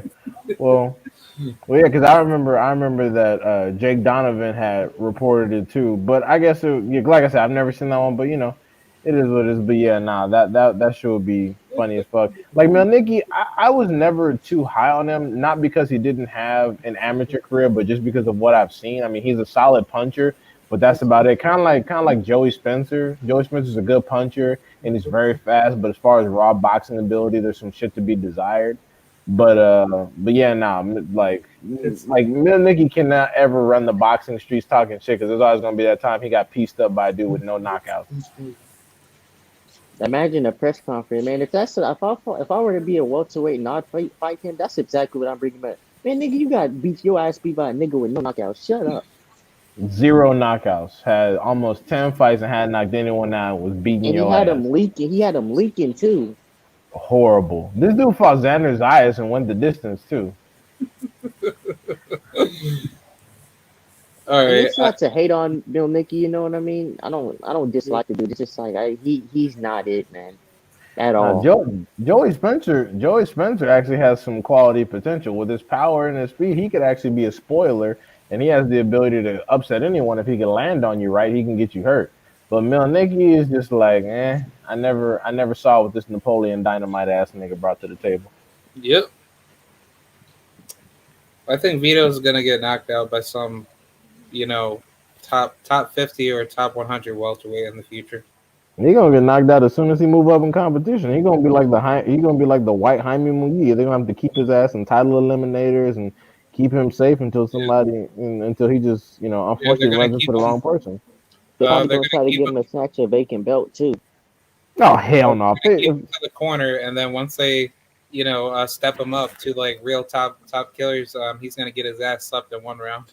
If they did that, they would just be trying to fucking hold the vacant hostage for someone else at PBC because he ain't holding on Yeah, to no belt for no long period of time. that's true. No. But Frank Martin is fighting too. He's fighting on January 1st. Oh shit, who is he Yeah, fighting? he's fighting on the Keith Thurman. Or no. Luis Ortiz and Charles Martin. Oh shit, I gotta see who's he fighting. Who is the ghost next victim? See, that's somebody that they should watch out for. Frank is a beast. Oh shit, it's not listed. Frank, It's he's the not listed biggest deal on. out of the lightweight division.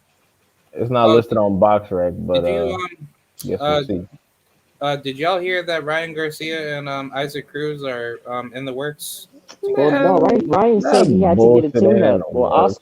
Oscar said that Oscar and Ryan said he had to get a tune-up. I'm like, man, look, the thing about Ryan, until I see that pussy ass nigga in the ring, you know, he's irrelevant. Bro, He he just runs his fucked fucking up. mouth. Yeah, he's definitely irrelevant because his skill is not there. Listen, they keep saying he's a star, but he's never put fans in the seats. He's never, you know what I mean. He's never commanded $1 million purse. None of these things, but they call him a star, and his biggest win is a non-factor. Luke Campbell has never won anything. You know what I mean? And I don't get it. You know what I mean? But this is what I see for Leonard and what they want to do with Tank. They figure if Tank beat him, it's like beating Floyd, beating Oscar, and then they're going to take his Mexican fans. I don't, that's what they want to do. If they think that's viable to me, I'm offended that people even call Ryan Garcia a high level boxer because he's very raw. Not to say that he won't be good in the future, but right now he's very raw and with prospect skill. I don't get it. Can I also add on that? He's just fast. He's like someone called it right. He's like the Hispanic Amir Khan. Like I've and never seen even him. I see him fast at home. I No, never well, seen him that's Nah, fast in a disrespect. fight. That's I feel like that's an disrespectful to insult Amir to Amir Khan. Khan. Yeah, Amir I feel Khan like can that's an actually insult to box. Amir Khan. But Yeah, I go can't ahead, compare him Pride. to Kamir Khan. Yeah, Amir yeah. can box. Can I add him? Go Absolutely. ahead. All right. Ryan Garcia, I believe at the very beginning of his career, he was matched up against guys that already had the fix in with him. So ever since Golden Boy has been basically hyping this piece of shit fake Mexican fighter up, he's been basically fighting a bunch of cab drivers similar to that of Canelo, but just at a worser rate. Because it's like Ryan Garcia should have been fought Devin Haney by now. He should have been fought Rolly. He should have been fought all these guys, at the lightweight division, moving up forward to other weight classes. Because in retrospect, Ryan Garcia, he has a lot of great skills, but it's just like, what the old saying goes, hard work beats talent when talent doesn't work hard. he could fuck around and lose to Rolly. he Right? can fuck Rolly around. was beating his ass in sparring, so He can fuck It's because like, it's just Rolly is too Nah, wild Rolly fuck and around yeah, get DQ'd versus Ryan Garcia. yeah, he throw a yeah. fucking Rolly the type of nigga to kick during a boxing match. Just all of a sudden do like a Ding, fucking ding, ding, ding. yeah, just like a fucking just jump kick and then Ooh. fucking yeah. Now, But you but I know, mean, man, Ryan Garcia, like, he definitely fucked up, dude. Because He fucked up all the money, man. even though he got dropped against Luke Campbell, he still earned a lot of people's respect. If he just would have moved on and just made a fight with Javante Davis, win, lose, or draw, nigga, you would have got Dude, everybody respect, bro, and you would have made a lot of paper too, bro. that's the yeah. crazy thing. He didn't even need to fight anybody certified or big like Tank To to get a get it to payday get like any. that. No, I was gonna say to get any respect. To get Yeah. the payday, absolutely, but his people would have defended him no matter who he fought because that's what they're on now. As long as you stay away from the undefeated Black Americans and do whoever, you don't get the same treatment. Like again, look at Jaime Munguia, look at Virgil Ortiz Jr. now that's like ducking eliminators. It wouldn't have mattered. He fumbled the bag on so many fucking occasions. He could have fought complete bums, and they'd still be like, "Give him some time. He's developing. He'll be ready soon." Tank needs to fight other people, and like he would have been making plenty of bread fighting nobody. But instead, this nigga decided to fight crippling anxiety. but the thing is, D is that Yeah, you they were got in talks to fight Tank. They were in talks to fight Well, Tank, and listen. then Ryan that He Pacquiao loses shit. to Cruz. He got slipped by Yeah, lukewarm heads. Ryan. Look, he made a fool of himself on the Mike Tyson podcast. Did it? But Luke Didn't Warren, listen, Luke Warren. Yeah, he fought Luke Warren. But listen, the thing is, I think Isaac Cruz beats Ryan. Like, didn't Ryan it's Garcia just two call different Isaac skills Cruz levels. sea level? I even told y'all that Yeah, when I Yep. first posted before the Tank fight. He Ryan calls Garcia He thinks said Isaac Cruz that. he beats called his Ryan ass Absolutely. fucking Garcia. sea level, but yet you're before fighting. Oh, I'm sorry.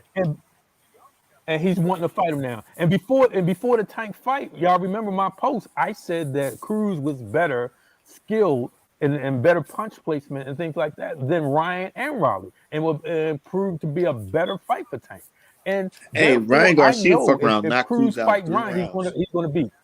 Oh damn! I don't know Who about said it? that. I think You believe that? Isaac Cruz's chin can You believe definitely that? hold up. Is I No, mean, he is got it that little turtle possible? shell. He got that little It's turtle very shell. He gonna beat Ryan it's body very up. fucking possible. Is it possible? Sure. Is it probable? No. Yeah, I Ryan don't Garcia think so. fast.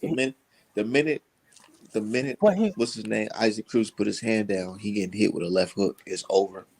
okay. Damn, we Art man, calling that. please, if you can point me, tell me a fight that he was fast in and that he looked really good executing his punches. Let Nah, me I'm know. just I'll go talking shit look at though. it now. Nah, You but Oh, look, should no. You should. I'm going look, with that he's Luke fast Campbell at fight. home. He's Cruz fast when he's has making his videos in his house, right? No, He's Ryan real fast making Garcia. his videos in his house. But I have Ryan not seen that Garcia. translate into the ring.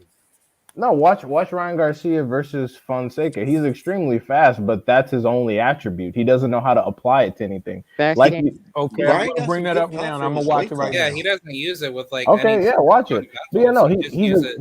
Yeah, he he's only got 1 gear. extremely, yeah, he's extremely fast, but that's it. That's his only You attribute. think And he, Ryan got more power than Haney? no, well, actually, they might be even in that department. I Maybe, don't. maybe. Yeah, potentially. But like I said, that's his only actual attribute is his speed. He doesn't know how to apply it. As far as his boxing skill, he definitely doesn't apply that speed to his footwork. It's just his hands. And yeah, from a power perspective, because of the speed, I would say that he probably has a power advantage on Devin Haney. But again, if you can't land clean and you can't apply it, then it doesn't do anything for you. You don't even want Hey, to you fight know him. what fight I want to Listen, see? even with the Also, Luke, Hey, the Luke Spinning off Campbell topic, fight was a You know horrible. who I want to see? I want to see Keyshawn Davis versus Devin Haney. that's a good Ooh, stylistic matchup. that's good. Good. Bro, that would be man. At I want to see that 140, shit go 15 rounds. at 140 That and shit would be 147, nuts. that's a good matchup. Oof, at 140. Oh my god, yeah, that's Oh a good my ass fight. lord, Yeah. yeah, man. That's a good ass fight. Wait, hold on. But I'm just telling y'all, look at the Luke Campbell fight. Ryan displayed no skill. He was looking very raw, and all that. Even the KO was like anticlimactic. You know what I mean? He hit him to the body, but it wasn't even like it was pretty. And then and Luke the Fluke had a delayed reaction. Because Luke You know Campbell, what I mean? Well, I'm not gonna say that Ryan Garcia isn't skilled, but compared to everyone else, he is absolutely lower tiered. Yeah, he is.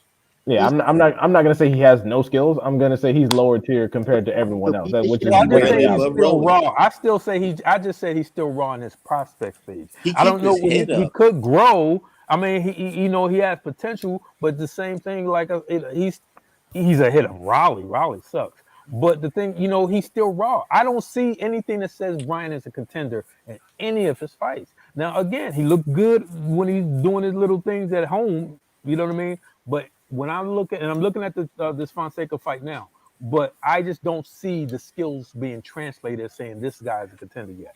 I'm not saying what he's going to be 2 years from now, but right now I don't. Well, I mean, he's already ducking fights, so even Ryan believes what you're saying. Like when you said that Cruz beats Ryan Garcia believes Cruz beats Ryan Garcia. That's obvious. Like I don't really.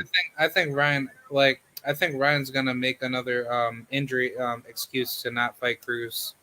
De La Hoya already said the It's- fight not gonna happen. So yeah, Wait, what? yeah. De La Hoya said that they need to do something else before that fight even materializes. So I don't know why y'all even got excited about a Ryan Garcia fucking fight. Shit was never gonna happen. I actually saw a article that was saying that they were in the works of trying to get the fight made sometime in March or April. hey, can y'all hear me? Yeah. Okay. Yeah. I But was thinking how many fights have Ryan Garcia had in the works, bro? plenty. Come on, No, come on now. Oscar De La Hoya said that Ryan Thank needs you to for tune up giving me first. that. So Yeah, bro, they're not gonna do shit. they're not gonna Especially, fight.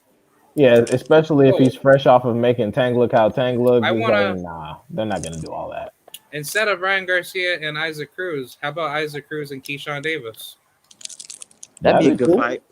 That'd Yeah. be a damn good ass fight. Keyshawn Davis Isaac wouldn't Cruz be and back Frank to the Martin. Wolves. No, Ooh, El Rayo and Frank Martin. El Rayo and Frank Martin. Yeah. that's Oh that's what my I god, said. yo. They're not Ryo gonna rush El Rayo in there with Frank Martin. They're gonna be like, okay, because we need to do some other stuff. We need to make some moves. Frank Martin. They're not gonna do all that. No, dude, El I want Ray to had see the that fight people of so bad. Minnesota going nuts Fuck though that when he shit. got that knockout. Yeah. Delay was like going out like a bitch. I was like, damn, Delay, you over here Austin Delay. crying, talking about. I was at the bar watching that shit. I was laughing. Bro, Austin Delay, I used to like him, but he started to just be like a crybaby, man. Like, he hit me behind the head. I'm like, bro, he gave you an uppercut to the chin. How you uppercut Yeah, behind somebody's head? look. Uh, Hey, look, uh, look. Hey, what? that's the scene I seen at the fucking bar. I was Ding, ding, literally ding, ding. I was literally taking a drink and he Boom. got knocked down. He talking about the back of my head. I damn near spit out my drink. I was like, man, nigga, please. Okay, hey guys. Hey, so I just watched the Bryan and the Fonseca fight. The fight didn't even last 2 minutes. Yeah, You know what I mean? So it's hard for me to gauge him. If that was his best performance and he looked like he was fundamentally sound in that performance, he was throwing the jab and he came with the hook. You know what I mean? But I can't judge him off that. The other fights that I did judge him off, all I especially said the is that Luke he Campbell was. fight. All you asked was where does he display any speed? I just said Fonseca. He's just Oh, fast. I That's all I didn't. said. I didn't. Yeah. Oh, no. I'm just giving my assessment. Like I didn't really see the speed. I saw the jab and I saw the hook, but it didn't. You know what I mean? So when I'm gauging this fight versus the Luke Campbell fight, and he just looked like he was lost to the Luke Campbell fight. You know what I mean? I didn't see that person that says, okay, I'm gonna take that next step, to the contender. I'm not saying you're wrong in any way, D Hive. I'm just saying I just watched this fight, but I only got like not even 2 minutes, and so I can't really gauge him off of that. Well, But he's the The thing only clearly is, check. he's minutes. clearly Also, not Ryan ready. never He's clearly fought not a ready for the contender stage because he's ducking the entire sport. So clearly, he Absolutely. knows that his skills aren't there either. The thing is, check is that uh that knockdown Luke Campbell gave him that woke him up, but it's in the wrong way. It's like, oh shit, Bro, like they Hmm. I talking about can't this do nigga a this. star. I'm looking if at a the non-puncher highlights. can knock you down, just I'm imagine looking what at the Javante would highlights do to right you. now of Luke Campbell versus Ryan Garcia. That fucking crowd empty as shit, bro. Morrell had more people in there. That's my Like, point. Ryan is not. Please call him. I made the video. Called him Ryan Paul. Okay, he's Ryan Paul. He's a social media whatever. But Social who's to say media all those smart. social media? Who's to say all of those followers are actually legitimate and he didn't pay for more than half of them? Yeah, You know he what I probably mean? Yeah, he bought paid half of for it. them. Because if that was legit, then these people would be buying his fights or tuning in to his fights or showing up to his fights. You know what I mean? When you're a fan, you'll make a way. And when you saying you have this big star, they came out for Jake Paul, The, but they don't come out for Ryan. What's the the, difference? If Ryan Garcia the don't only let me the say only this, difference is hey, that Crod, Jake. hold up, Crod.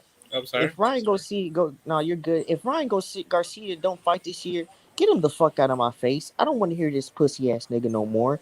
It's fucking pathetic how this nigga can sit up here and just run his fucking mouth to the whole division. I want one of these niggas to run up on them and beat the shit out of him. Not in no boxing match. Just run up on the nigga and just slap the taste out his fucking mouth. Matter of black fact, people get in trouble for slapping bitches though, so we gotta be careful. Listen, but go I ahead, want Crod. Go Ryan ahead. to earn Yeah. my respect. Hey, See, a lot of the boxing seem to gave him the respect. I want him to earn my respect. And when he earned it, I would say, hey, this guy's earned my respect. He showed me he's tough. He can come back from a knockdown. But guess what? 99% of boxers do come back after they get knocked down and get back up. thank So you. was that extraordinary? No, it wasn't. Every time I hear someone talk about Ryan Garcia's career, I instantly tune out because I'm not invested. If he fights or not, I couldn't care less. Like whenever people talk about Ryan Garcia, I don't think about him fighting anybody because I don't care. Like all he does is tweet. I honestly don't want him to fight anyone. I want him to just disappear.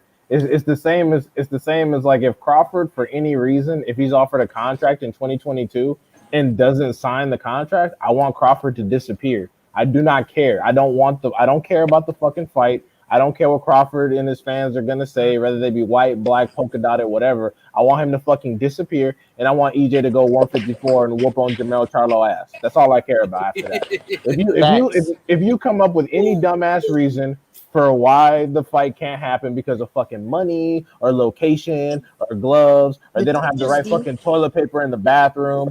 Fuck that. Fuck the fucking fight. Fuck Bud. Fuck his fans. Retire. I'm good. EJ, go to 154, please. the thing is, D, is that EJ's the only dude that's selling more than anybody else in his division that has to bend the knee to the fucking B side.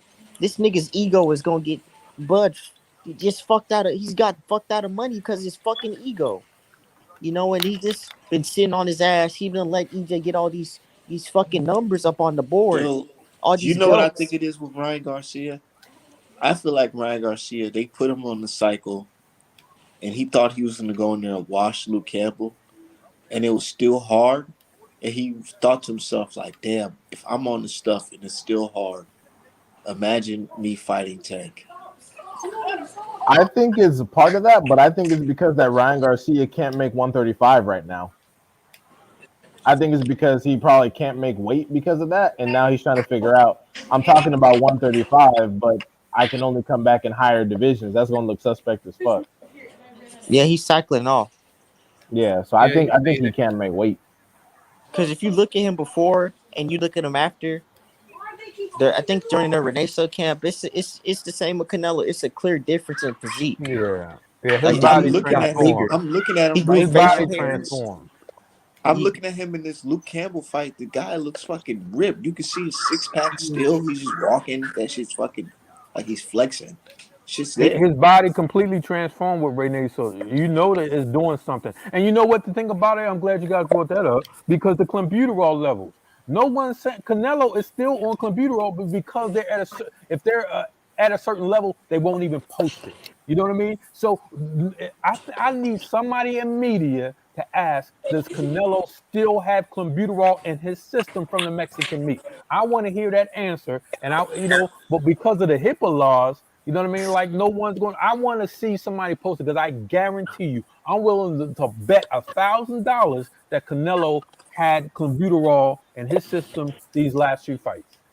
I'd bet a million. Check. I'd bet a million. I Yeah, feel like he was on absolutely, it heavy in that damn he is fucking Billy Joe Saunders fight, dude. The way, absolutely.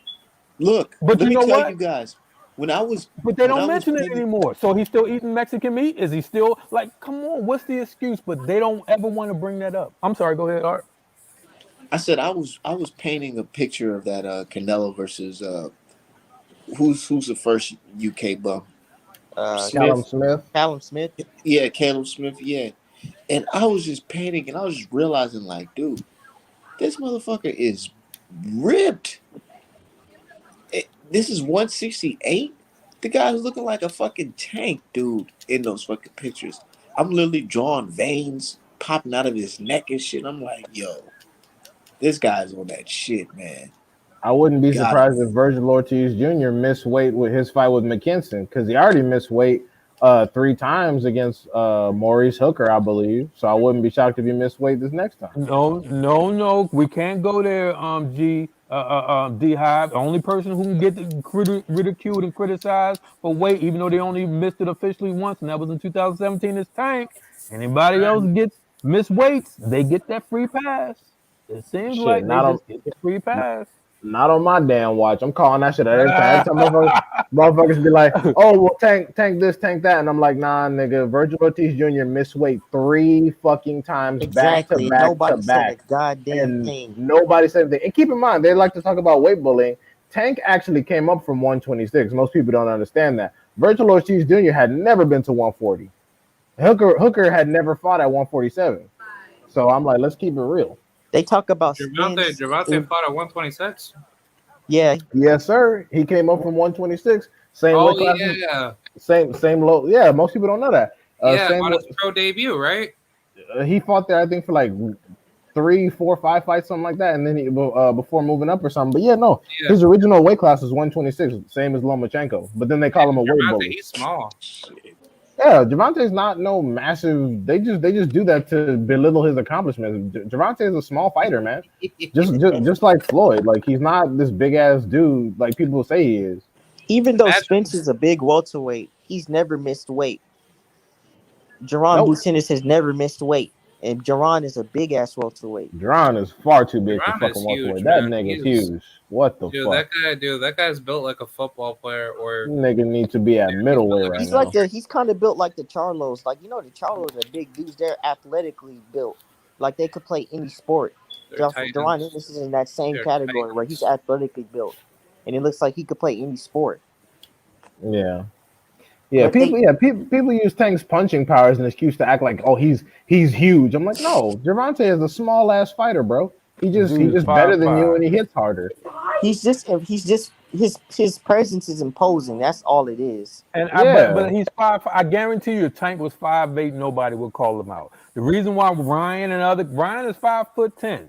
It's the only reason why he calls a 5'5" Tank out, because he think he has that advantage because of the height and reach. That's it. If Tank was 5'8", y'all wouldn't hear nobody call him out. Well, Tank just he just knocked out Barrios, who's a better boxer, and he's bigger than Ryan. Absolutely, absolutely. But that's my whole thing. This is the reason why people say I want Tank. I want Tank. This is why I want all the people want Tank, because they see his 5'5" stature. That's it. Man, they want Tank because of that see that. cash. That's what I said. I said it before the Cambosos fight. I said Devin and Tank will knock Tio the fuck out, and Devin will embarrass him. Absolutely. And they Absolutely. showed. Yeah, he did. Yeah, they want Tank because they want to get folded up for a bag. That's it. They know damn well they're not really gonna get in there and be able to do something. Well, But I just can't wait to see him Floyd knock and him Leonard out. to make them fights. They're gonna happen. I think 2022. This is the whole thing. This is what people don't realize. They wanted to. Tank has only had 3 pay-per-views, right? And and I've been making the distinction. Oscar De La Hoya, from his 6 Oscar De La Hoya, he had 240,000 pay-per-views on his 6 pay-per-views. Tank is still on his first in his pay-per-view and his third pay-per-view. You know what I mean? And 200 range his third pay-per-view. So he's not doing anything. So if you want to say Oscar was the face of boxing, well, guess what? In his 6 pay-per-view, he had 240. So if Tank Yep. is still in that range, then what is the criticism? So the reason what they were doing with these early pay-per-views is just getting you, just putting it in your face. But so therefore, when he actually fights these bigger fights, guess what? You're going to be primed and ready to tune in, and you're going to spin, or you're going to watch it regardless, because now he's built that profile.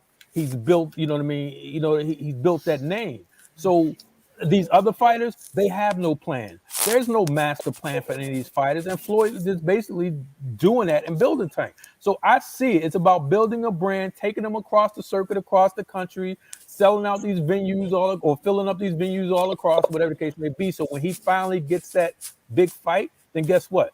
People I want you guys to look at this. I want all y'all to look at this. He fought Cruz, which was a replacement fighter, and still put over 15,000 in the Staples Center on a Sunday.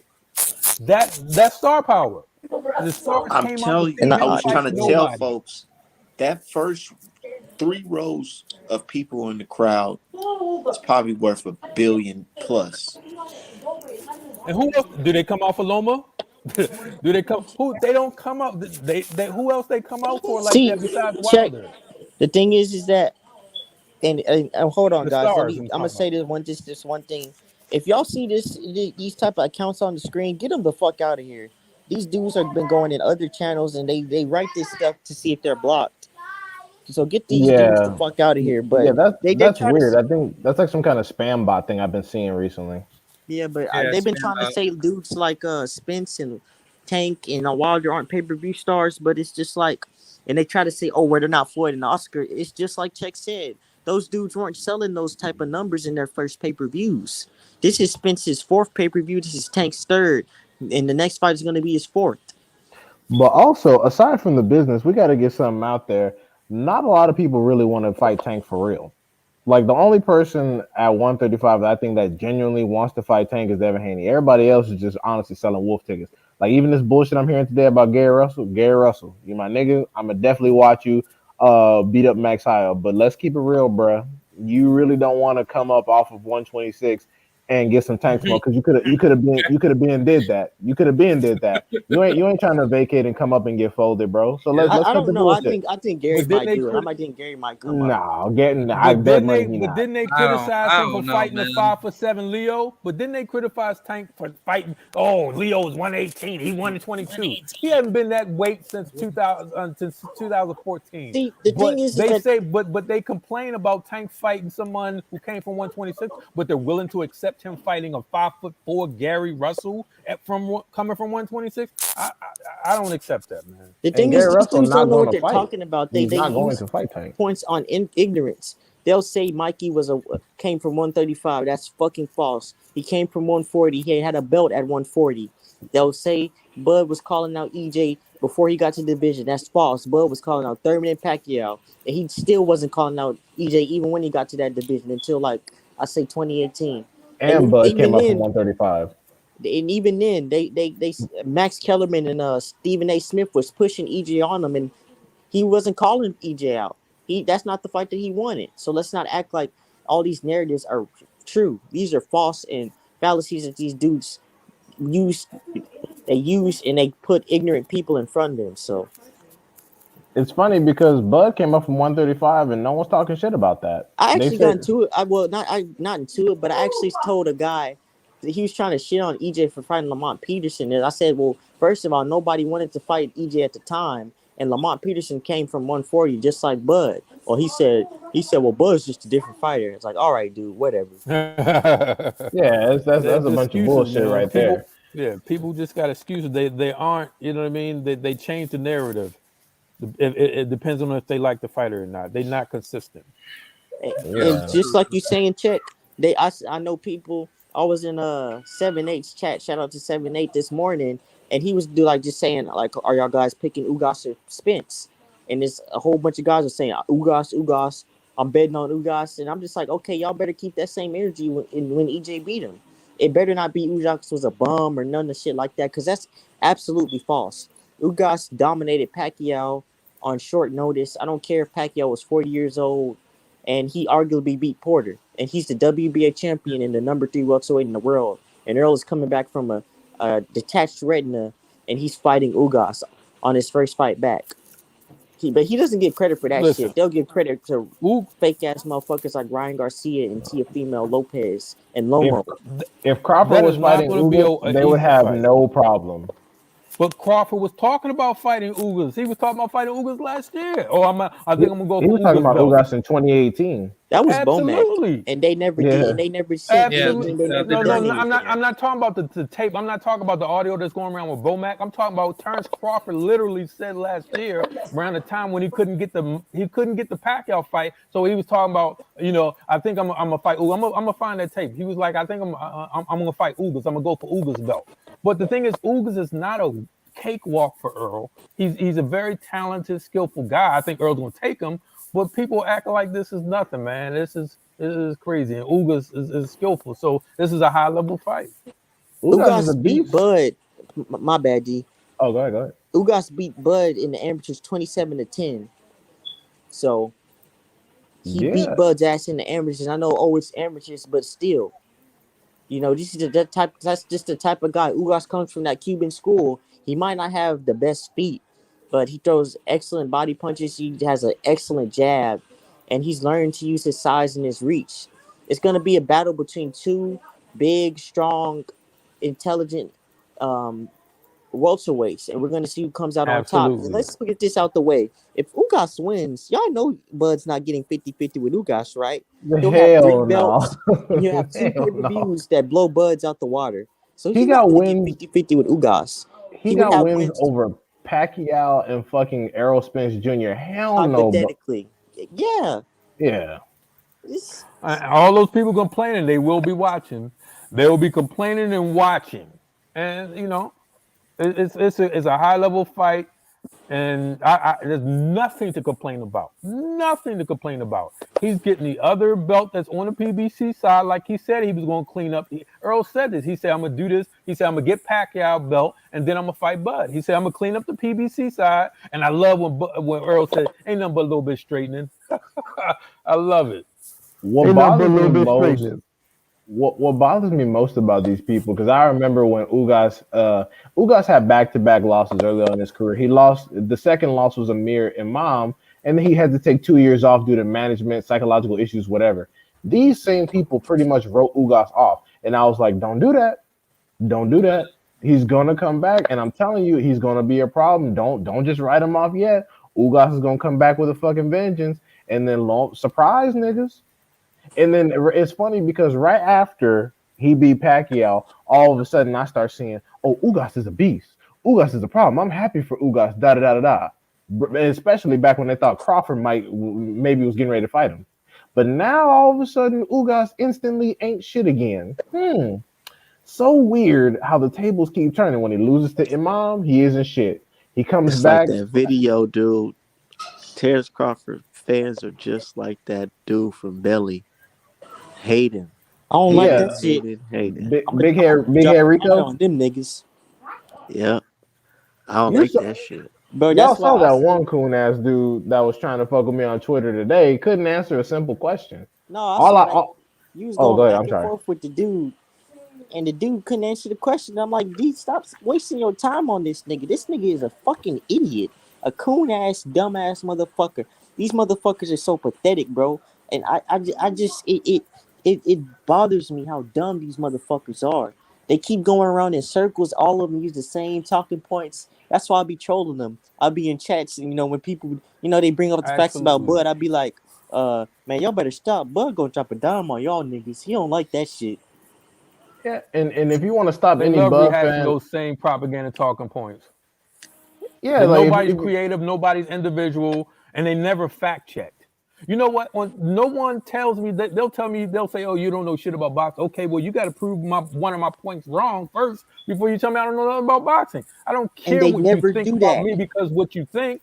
Tell me, show me where I'm wrong, and I will say, "Oh, I was wrong." You're right. I have no problem. I could be corrected. I can learn from people. I love to learn. You know what I mean? So if I'm wrong or something, I don't want to be wrong. So prove me that I'm wrong, so that way I never share the false information. So if And you're right and I'm wrong, I'm like, okay, you're right. and the only that's question I asked was when it comes to Bud fans, if y'all listening, I only asked this one question. Bud said that the primary reason why he couldn't get any big fights is because of Bob Arum. Is Terence Crawford a liar? That's all I ask. It's either yes or no. you know what If they're you gonna say, D. Yes. You know what they're gonna say. Well, no, EJ gonna get his ass whooped by Bud. You see, cause Bud can switch left hand, right hand. Bud fought Jesus and Muhammad tied behind his back. He did this and he did that. Yeah, because it's funny. It's funny because it's such the perfect question. Because if Bud is in fact a liar, what the fuck you doing quoting liars for? Exactly. And if Bud isn't a liar, then Spence isn't ducking. It's either one or the other. So you've already fucked yourself with this line of logic by making me ask this question. So just pick one. I If don't it's know. yes, oh go ahead, go ahead. I was just gonna say, D. I don't know if you saw BFTB's live today. Shout out to BFTB, but he was on there with Travion Crawford, Bud's nephew, and cried. Weren't you on there? You was on there, right? I tuned in later into the show, but I don't think I watched his live of like the minute I got home earlier today. Well, go back and watch it, D. Go back and watch it, and you gonna see why Bud is in the position that he's in. He got these dumb motherfuckers, these yes men around him. All they do is deflect and they blame this guy and they blame that guy. Bud never has to take accountability. It's always everybody else's fault that he's in the position that he's in, and everybody else has to do this, and everybody's holding Bud back. And it's a conspiracy against Bud. PBC's holding Bud. They freezing Bud out, and all this and all that. And it's PBC pathetic. freezing Bud out, nigga. What? Oh my god. I guarantee you, EJ, if Oh my EJ fucking was god. on PBC and everybody else is on Top Rank and Bud did the same thing, everybody would be praising Bud. And then Everybody would she say wanted to Spence get ducking. Everybody would say Spence ducking by hiding at PPC. Yeah. They say that now. They said that about Wilder. Wilder's the one that offered the 50 million. They said he was ducking. Nigga, what? and this nigga AJ was like, "Oh well, I didn't know to be offered 50 million was such a gracious offer," and they still say that this man ducked AJ. Man, get the fuck out of here, this nigga Eddie. And this is why I don't fuck with Eddie Hearn, because Eddie Hearn is a fucking liar. He lied and he disrespected Deontay Wilder and he hid AJ from that man. That's why AJ got 2 losses now to a fat motherfucker Andrew Ruiz and to fucking Usyk. Cause he fucking quit against Ruiz, and Usyk was piecing his ass up because his dumb ass tried to box the better boxer. He They could have just lost to Wilder, and we could have had one undisputed champ, and Tyson Fury probably wouldn't have been a factor. But since Eddie Hearn, he got to run his mouth and act like he know how to run a market in America when you don't know shit about shit. That's why PBC is running the gauntlet on y'all motherfuckers. That's why Top Rank is running circles around you motherfuckers. It's because you come over here and you think you know some, you don't. It's like all these, when they prop up all these UK fighters, they come over here and they get their ass whooped because they not it. Yep. people just keep fumbling bags and working overtime to not break bread with black fighters is going to catch up with you. It caught up with Lomachenko. It caught up with Tiafimo. It's going to catch up with Kambosos if he fucks this up. It caught up with AJ. It's going to catch up with you. Do what you're supposed to fucking do so we don't have this fucking problem. Exactly. It's going to catch up with you every goddamn time. It's getting obvious. It's ruining. And the worst part is that after you fuck up, your reputation is going to suffer. Like, look at Triple G, his post Canelo career by ducking Andrade and Charlo. I mean, DAZN asked him to take a pay cut and all this other shit. Like, bro, you've been Well, on the. People not don't to even cut take you you off, fucking D. seriously. Oh yeah, Not go. to cut you off, but they told him you're gonna face Andre or take a pay cut. And he took a pay cut. Exactly. That's what I mean. So not only you fumbling bags, but your career afterwards, after you do this, win or lose, and it's most likely lose, even financially, you're not the same. So you might as well just go ahead, break bread, make the big fights happen, and take your fucking L. It's not that deep. It's boxing. I And mean, goddamn, especially if you're undefeated and you haven't been beat up that bad. Like Sean Porter was cool with Smoke, because Sean Porter he don't get hurt that often. Like Sean Porter's never outright had his ass whooped. He's not thirsty for rent. He got his podcast and shit. He's not like Gabe Rosado that's been fucking fucked up back to back to back to back to back. So he was cool with it. But motherfuckers don't want to get touched. They don't want to get hurt. They're like, I don't want to lose my reputation, so I'm gonna just duck out, do this, do that, but fight whoever. it's funny because now he can't. He probably not gonna get that Murata fight. He's probably not gonna get that Murata fight. And it's like all these other dudes can piggyback off Canelo. Fucking Beterbiev and Bivol don't have to unify for undisputed. They can wait on Canelo. But if Andrade and Charlo they want to fight Canelo, which they could have fought, Canelo should have fought him at 154 and 160. These motherfuckers got to fight one another. And I agree they do have to fight one another. But let's not act like they didn't get that chance for one of those fights with Canelo, because Canelo's the quote unquote face of boxing. Of course, people are gonna want a payday. They're gonna want to fight him. And I hate when people say this payday shit. Motherfucker, these fighters want to get paid. If they weren't getting paid, you think they'd fight for your fucking entertainment? You fucking fickle minded fools. I'd say fuck Yeah. you, motherfuckers, because they all don't appreciate them anyways. Y'all don't appreciate Wilder. Y'all not appreciating Tank, Devin Haney, EJ. Y'all don't Carissa, appreciate all these dudes. Exactly. The Guo, y'all not appreciating the dudes that are trying Amanda to fight. Serrano. And And it don't make no sense because they claim that they hate these fighters because they're not fighting the best. But every time they want to fight the best, you say they don't deserve it. Like, oh, Haney don't deserve to fight Teofimo or Lomachenko. Charlo don't deserve to fight Canelo. Neither does Andre. They don't deserve to fight Triple G. So what? Who the fuck should they be fighting then? and You they hate you play on. I was just gonna add, they hate on EJ for fighting the best. literally. I mean, like I I mean, said, that's that why when Crawford was talking about fighting Ugas was a bad motherfucker, especially after all fresh off the Pacquiao win. Now all of a sudden that EJ's fighting his problem. Actually, you know what? Matter of fact, fuck that. Pacquiao. When Crawford was talking about Pacquiao in his old age, Pacquiao was supposed to be some legacy-defining win. They were already getting ready to suck Crawford dick, even though real boxing fans knew the fight wasn't getting ready to happen. The moment EJ got the fight Pacquiao old, I'm like, oh, ain't that some shit? They better be lucky EJ wasn't in that ring with Pacquiao. You understand me? Because Pacquiao would have got his ass. It would have been a sad night. That would have been a highlight Yo, real knockout. He would Pacquiao have got might have stopped. died. that would You have been saw like what a Mortal Ugas did to Kombat him. death scene. Exactly, a fucking fatality, Crod. Because you saw what Ugas did to him. Ugas is not a puncher. EJ was with Blu-ray, Ugas and was he was killing him with just like a single jab. exactly. Man, ooh, that would have been sad. I wanted to see that fight. I was so disappointed, bro. And you had all them motherfuckers disrespecting EJ like he lied. Bro, you even had Max. I don't got no beef with Max, but even Max was like, "Oh, well, we got to show the proof." And I'm like, "Dude, what the fuck are you talking about?" I'm The, curious though in sparring as to who did it. You know, like I believe EJ, but I'm curious, like, damn, who the fuck was he sparring? probably some heavy hitter. He had to be a heavy hitter. Probably Yeah, like a dude like, Probably like a middleweight or some shit. yeah, definitely. probably even a few weight classes above. You know, Yeah, I wanna hear about that part. I mean, obviously, you can't be talking too much shit about sparring because sparring stuff's got to stay classified on the low low. But hopefully, when that person gets bigger, I want to like maybe after EJ retired, they can come out and be like, I'm the guy that fucking I'm severed the guy EJ's that did retina. it. Yeah, I'm like, damn, I wanna see who the fuck that is. Jesus Christ, I mean, if nigga I hit could that take hard. like a wild guess, like it probably have to be like some. Hmm, I don't know. Like that guy kind of looked like a middleweight, whoever he was sparring. But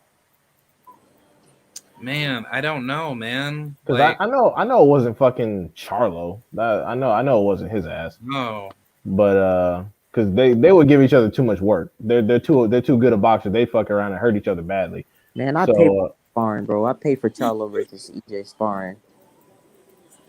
little Charlo or big Charlo? Both, shit. oh, Yeah, he'll probably make them both look like some bullshit. So so I wouldn't want to see the Charlo brothers I say get pieced up it like was that. probably a super middleweight that did it. yeah, it could have been. Is the footage up? No, I don't know. And then it's like he didn't even know till he went to the doctor. So they could have been having a doghouse sparring, and you get out and it's like, damn, you know. Yeah, that's what I'm saying. I want to see who the fuck got the retina severing power up in here. But it's just like I said though. To segue to another point, I said that boxing was missing EJ, and as soon as I put that tweet out, my man announced that he was fighting Ugas.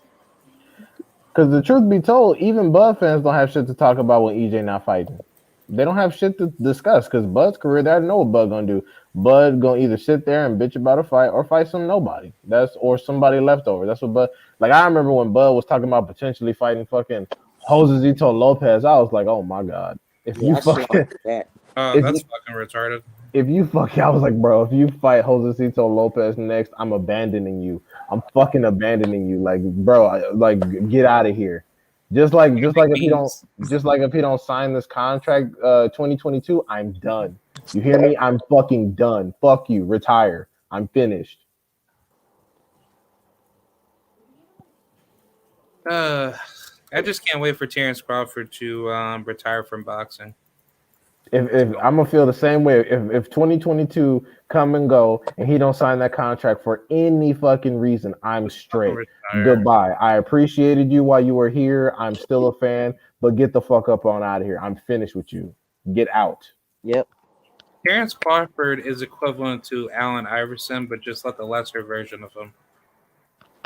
Damn, don't do Allen like that. He put in work. But no, like think about it though. Like Allen Iverson had that same ego. It's true. No, you're right. He did have that like ridiculous ego. His ego was a little larger than what he actually brought to a lot of teams, but Yeah, like still a quality player. like a Terence Crawford with no ego would be like almost similar to like a Tommy Hearns, but with just more focus. Terence Crawford with no ego would have been fought EJ and all the motherfuckers he complaining about already. Would have been fought him. And the Terence Crawford with no ego wouldn't have re-signed with no goddamn Bob Arum. Talking about Massa. Massa can't give me the big fights, but I love Massa. He a good man. What the Let me fuck tell is that? y'all. Let me tell you the reason I think that the biggest reason he signed with Top Rank. If you notice, Bomac got that telecasting job and everything else, and it was pretty much, he was basically enriching the pockets around Terence Crawford and hit the management, and they say, "Oh, hey, we should stay there," because it definitely wasn't beneficial for Crawford. But if it was beneficial for Bomac and others around him who may have been receiving extras. Well, that and also because they know that they're going to get paid a decent amount of money to fight who the fuck ever. Like, Well, why that's do what you I'm think they got? saying. 3, 4 Yeah, like why do you million. think they got Keyshawn? They got Keyshawn and them signing up because they're like, oh, y'all come over here, and y'all get paid a grip for beating up these fucking pizza delivery boys and shit. But, Yeah. but that's the whole point. Think about this. Bomac's not going to have that ESPN job once Crawford leaves. It's done. That's a check that's done. And I believe that's one of the things that they parlayed. It's sort of like what Eddie Hearn did with AJ. Eddie Hearn has rode AJ's success, you know what I mean, to his global trying to, do this global domination thing based off of AJ. Based off of AJ's success. You know what I mean? And now Eddie is more famous than AJ. Nobody talks about AJ. Nobody really, especially in America, we don't give a shit about him. You know what I mean? And Eddie is still gave him this lifetime contract, and here's AJ losing to two people he shouldn't have lost to, and decided to not take the 50 million 50-50 pay-per-view, which would have been the largest fight in boxing since Floyd, which could have been a 300 million plus fight. And then you count on the factor in the rematch. You know what I'm saying? So AJ, potentially lost $200 million, left $200 million on the table over that bullshit. You know what I mean? And again, Eddie is using him to further his own ambitions with matching, just like Bo Mack used Crawford. Yeah, it's terrible. It's And funny because Hearn is a horrible matchmaker too. Like it's funny because people were telling me that AJ is not going to take the rematch, and I'm like, are you kidding me? Eddie Hearn just signed that man to a lifetime slave contract. He gonna be like, you better get your ass out there and fight, boy. We got bread on the line. Bread on the line. and it's crazy because Well, he's not making think what about it. he was Uh, making. I tell you that. he told Kilbrick to go up there and fight Golovkin because they needed a bag, and Hell he yeah. sent him on for a fucking bag. And that's why when they say, well, Kell Brook had two broken eyes, didn't nobody tell him, to go up there and fight fucking bum luck and butt Eddie. That's not EJ's fault. You can't hold that against EJ. Yeah, that's true. And Kell Brook was doing pretty solid against Golovkin until he got caught. If we're keeping it real, he was doing pretty good, and then he got caught, and then just the power differential showed off. And that's why Bum Lufkin ain't never really been that dude to me, ever. He's a overhyped European, just like they overhyped a lot of these European fighters. These dudes are not as they're good, but they're not as good as they try to make them out to be. So That's one of the reasons I'm kind of happy. I'm sad that it's going to affect a lot of boxers from the third world, especially Cuba. But I'm kind of happy boxing is at the Olympics because now niggas have no hype to come on, but Thank professional. you. They Yeah. have I'm they sad. have I'm they have actually sad. I'm actually sad because growing up, boxing on the Olympics and that's what we used to watch on Wild World of Sports. These amateur boxing and things of that nature. Now we Americans don't even follow amateur boxing like that, so we don't know. You know what I mean? So the fact that they even took it out, honestly, I haven't paid attention to amateur boxing in over a decade, and it only comes around during the Olympics. So the fact that they took that out. I have mixed. I have, even though amateur boxing in America has been dead for a minute. I have, you know what I mean. It's sad to me. but if, it if I could have it my way, amateur boxing would not be taken out of the Olympics, of course. But like I said, I am kind of happy because especially a lot of these European dudes, they're not gonna have any hype to go off of but their pro Right. accomplishments because because they keep stepping over African Americans who have done the same in the amateurs or more, Right. even, and they're getting a free fucking lunch, and I'm sick of it. because those dudes are like 29 and they're in their mid 20s beating up on these kids, these young adults. And once they get to the Yeah. pros, it's like you're not going to be able to do that. And then you look at Stanionis, and Stanionis is like 26, 27. He's in 13 pro fights, and it's like he's still not it.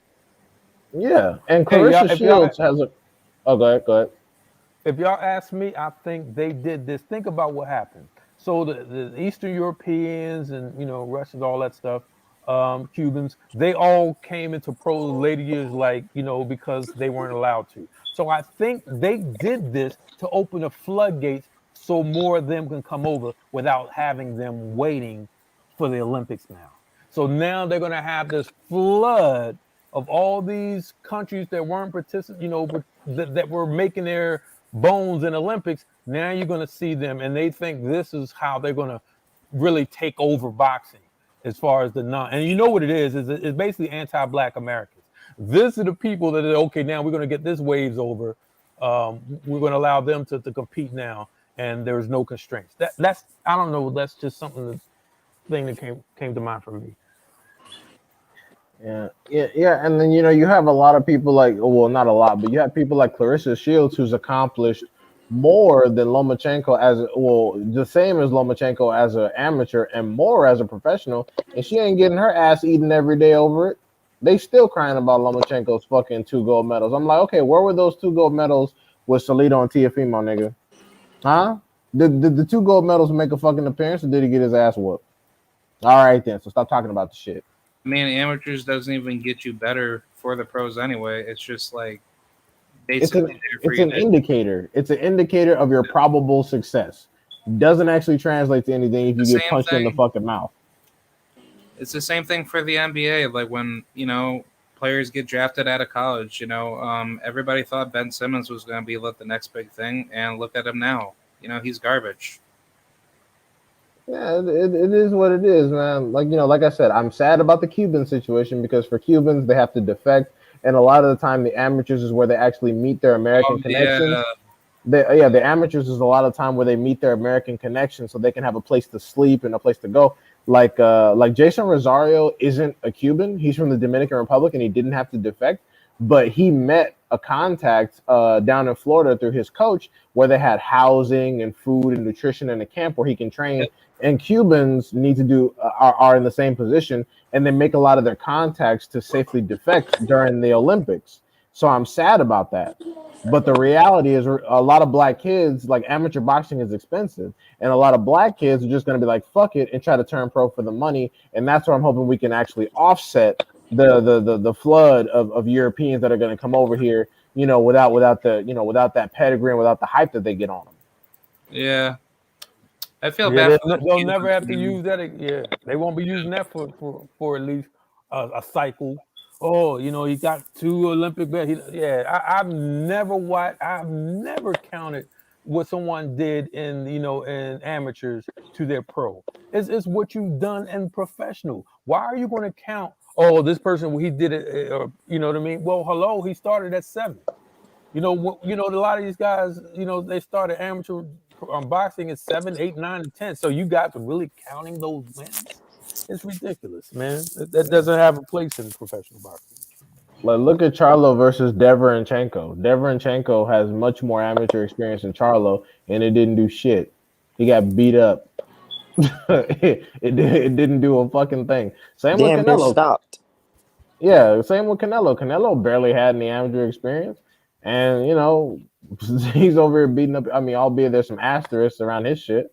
But yeah, same with Canelo. He barely had any amateur experience, and he's over here beating up people. So that whole 2 Olympic gold medals, so like people were using that to justify Lomachenko deserving undisputed with no fucking belts at all. I'm like, wait, what? Because doesn't Rigondeaux have 2 gold medals, Steve? Rigo, I don't know. Let me look it up. Guillermo Rigondeaux. I know he has 1, I believe.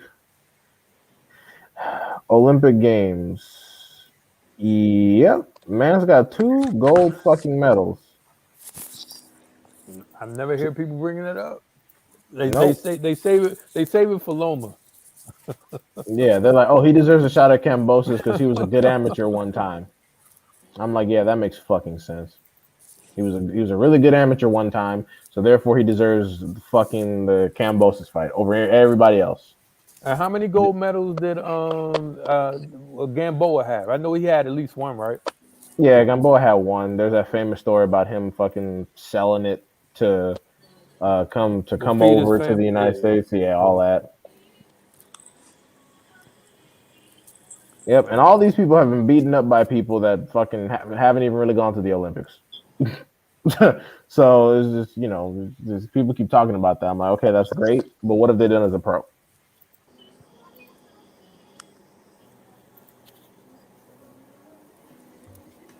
Exactly. You put a lot of these fighters in Lomachenko's position where they're able to fight for a title in their first few fights. You might be looking at a different landscape. Yeah, and I often say, I'm like, how come Shakur didn't get that treatment? Hmm? And then people will say, oh well, nobody else could have done what Loma done because of his age.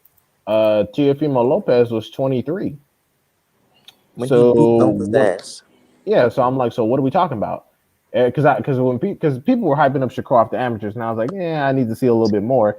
And then when I suggested that he should get the Lomachenko treatment and just be fast tracked to all these title shots, people were like, no, no, no, he needs to mature some. I'm like, why? And then fucking turn, and then fucking. I mean, look at Canelo. Canelo barely had any AMI experience, and he was already in title situations and actively defending by the time he was 23. So why can't Shakur get that treatment? Oh no, see, because he not old enough. See, he got to start shaving more, and you see like there's not enough hair on his chin, like all this bullshit. I'm like, nah, bro. You just want to fucking fast track these fuckers in here, get them dug in like ticks, and then make all kinds of excuses why they got to stay there, and then move them all funny and franchise them out and keep them away from certain people. I'm sick of the bullshit. And because of that BS, this is the main one of the main reasons I really need Bud versus Spence for undisputed. That will reset boxing because you can no longer say, oh, people don't watch this boxing, people don't like black boxing, people don't buy black boxing because of their style. No, no, no. Now the world will be parading that person around as the best in boxing, and nothing you can do about it. So I really need boxing to be on that stage, and the only way that happens is if Crawford versus Spence is for undisputed, and that will be the biggest fight in boxing, the Super Bowl of boxing. It will be what AJ versus Wilder was supposed to be. You know what I mean? Think about it. Canelo just won undisputed. Nobody's talking about it. You know what I mean? Josh Taylor won undisputed. Nobody's talked about it. Crawford won undisputed. Nobody talked about it because those weren't generational. You know what I mean? Legendary fights. Spence versus Crawford for undisputed. That is legacy right there. You know how people talk about Foreman and Ali and Frazier and Ali and Sugar Ray Leonard and Hagler and all of that and Sugar Ray and Hearns. Spence versus Crawford for undisputed. I'm telling you about it. You'll be a granddad talking to your grandkids about where you were when you saw that fight. And like I previously said, Bud fans, since y'all want to audition to be this nigga's accountant, like I said, if you're currently unhappy with the percentage that's offered, go to Bernie the Boxer, go to Big Mac, go to Bud, go to his sister, auntie, whoever the fuck, and get the nigga's cash app, and y'all all just get together and cash app him the difference so we can get the fight, okay? I know y'all are really invested in Bud's financial well-being despite never meeting this nigga and never talking to him. So just go ahead, get the cash app, and cash app him the difference, okay? So we can go ahead and get the fight because I'm sick of this shit.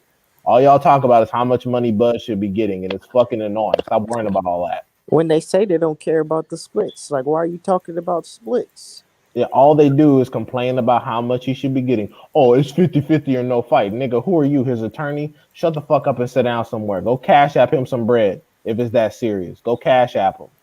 I'm tired of that fucking shit. All they do, they're literally prepping for the fight not to happen. Like, oh, if EJ offers 60-40, that's a duck. Nigga, shut up and just cash app him the difference. I don't even care about even talk. When you talk about two great fighters, why would they be even interested in talk about splits? Let's talk about, a great fight that's going to happen. It's going to be a tremendous fight, and I'm looking forward to it. Absolutely. People want to bring so much negativity, and they are two great fighters, but when people choose sides, sometimes they just make it so negative and make it toxic. It's just disgusting, and you know what I mean, just vile. Like, why can't you appreciate who you like and appreciate what they bring to the table and appreciate the great fight that is going to be upon us? nobody. Earl is not ducking Bud, and Bud is not ducking Earl. The reason why they haven't fought in the past is because the situation with Bob Arum. This is the guy who wanted to destroy Al Heyman and PBC. You know what I mean? This is the guy who's giving Terence Crawford all these in-house fights and all his other big fighters all these in-house fights. But you guys want to complain. Nobody complained when HBO and Showtime was on, and HBO fighters didn't fight Showtime. Didn't fight Showtime fighters. You know what I mean? That's why it was a special thing when Floyd fought Manny. I was Manny, I was saying Pacquiao Manny at the same time. Floyd fought Panny. Yeah. But yeah, so nobody makes a deal when you have platforms. This is generally what happens. Eddie Hearn is famous for just fighting in-house fighters, and I have him on tape saying that, hey, unless you join the zone, you're not going to get these big fights. You got to join the zone if you want to become a 160 champ and all this other stuff. So when, so the reason why Earl and Bud, first of all, Bud has only had 6 fights at 147. It's not like he's been here for decades. Stop it. People just, I just don't get it. He only had, just had his 6th fight in his toughest opponent and his highest ranked opponent, while Earl has been fighting the best of the division, not ducking anyone. If his goal was to get all the PBC belts under his belt, and then go, it's ass backwards for Al Heyman to say, okay, let me fight Bud, let me fight them, and then give them the advantage to fight. But no, you don't do it like that. Al Heyman is guiding his fighters the right way, and that's the way it's supposed to be. No one talks about Al Heyman fighters, oh, they're getting juked, they're getting robbed, they're getting this, or whatever the case may be. That's all about the Bob Mafia situation. So because Bud got himself in that situation and it's been publicized and so forth, and he's gotten out of it, don't blame Earl for his shortcomings, with his management and business team. So when the fight happens, let's champion both fighters. Let's cheer on both fighters. You pick who you pick. I pick who I pick, and may the best man win. If Bud beats Earl, and I'm thinking, and I'm picking Earl to beat Bud, but if Bud beat Earl, I'm going to say great fight. Yes, it's not like I'm going to be sad. I'm going to say the best fought the best and proved that he's best, and this guy is the champ. And that's the way it should be. If Bud don't sign that contract, I'm treating that motherfucker just like AJ. You a duck, you duck the fucking fight. It's all your fault. Get out my face, retire. I'm telling you, I'm gonna lose my fucking mind. If Bud comes up with any stupid reason not to sign on the dotted line, I don't care what's on the piece of paper. If you don't sign once the contract comes down, you are just like AJ to me. You're a duck. You don't want the fight. You clearly don't want it. Get out. I'm finished. Because at this point, what else is there to do for you, bud? You don't have to do that much. You don't have to get in too many wars or too many grueling fights. You've been able to sit on the sideline, make your money, put on for your family, because you're fighting bums. And then EJ's gonna come and get you, and you have a chance to be 2-time undisputed in less fights. There's literally nothing to complain one fight. EJ did all the hard ass work. All you got to do is fight one fucking fight.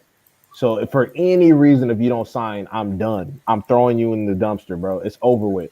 Because retire. At the end of the day, he made the choice to resign the Top Rank. In 2018, he was a free agent. He signed back to Top Rank. I don't give a fuck about, oh, well, Bob promised him this and Bob promised him that. It's like, I don't care. He had the decision to go where all the other welterweights were at. Or and he chose to sign with Bob again. So if he really wanted to get a 50-50 split, he could have put in the work and said, since you're fighting this guy, EJ, I'm going to fight this guy for this belt. I'm going to do this for this. I'm going to do this. I'm going to raise my profile this way. And if Bob didn't want to pay them dudes, then you should have said, no, like I'm buying out my contract and I'm going somewhere else. Because this is my legacy. This is something that is important to me. So you can't dictate terms. You can't dictate terms if you haven't put in all the work. That's not how that works. Yeah, These dudes like to say Earl is the A side, like you say, D, but he doesn't get A side privileges. Doesn't make any fucking sense. And that's Bud another has reason why never I don't got think the A-side fight gone. privileges. Even Bud never got A-side privileges even on Top Rank. He was still relegated to the background because he was sabotaged. So you can't, for Bud to be making this noise about percentages, I respect the guy as a fighter tremendously. Absolutely. He's going to the Hall of Fame. He's walking in backwards, doing a moonwalk. He's in. You know what I mean? Great fighter, but I don't respect, what he's done as far as taking the safety route with taking the easy money with the Bob Mafia and now trying to dictate terms for Spence. I don't agree with that at all, man. No, sir. No, Yeah. sir. And it's funny because that's one of the primary reasons why I'm saying what I'm saying now. Because personally, I don't think the fight's going to happen, and that's why his fans are already gassing him up, saying no less than 50. Like they keep posting that everywhere. No less than 50-50. No less than 50-50, or Spence is ducking. No less This than 50-50, or the fight not going to happen. And this then you know dude's what? Crawford going to go into a fucking negotiation, reading all these Twitter posts, his fans gassing his ass up, and then that's gonna be his fucking excuse. And I'm already ready for it. I'm already ready. I know that's exactly what's gonna happen. Spence gonna be like, look, nigga, you should be getting 70-30, but since I respect you and I want the fight and everything, and people talking shit, it's gonna be 60-40, and you can get some extras off the pay-per-view. We're gonna split that up too. Take it or fucking leave it. And he go, nah, 50-50, and then that's where it's gonna be at. And then everyone gonna say, oh, well, Spence duck. Well, So one I'm thing it is, D, is it's 60-40 of everything. It's 40% of everything. Two, it's like these dudes don't believe in Bud like they say they do. Because one, it's always personal with EJ. They don't tell you what Bud does better. They don't say Bud will do this and Bud will do that. They can't explain that shit to you. And they don't believe in Bud because they would say, man, you know what? Since these dudes are always saying we don't care about splits and we just want to see the fight, tell Bud to take the 40%. You motherfuckers are the one that's saying it should be 50-50. If you didn't care, then you would just tell Bud, man, take the 40% and fight. But he stopped Sean Porter though. He stopped Sean Porter, so he definitely stops EJ.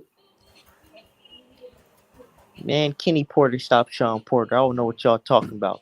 Yeah. That's what they always say. Oh, but he stopped Sean Porter, so that means EJ gonna get his head knocked off, and it should be 50-50 because he stopped Sean Porter. That was a daddy issue situation. Daddy did that. Nah, Sean but got he up. stopped him.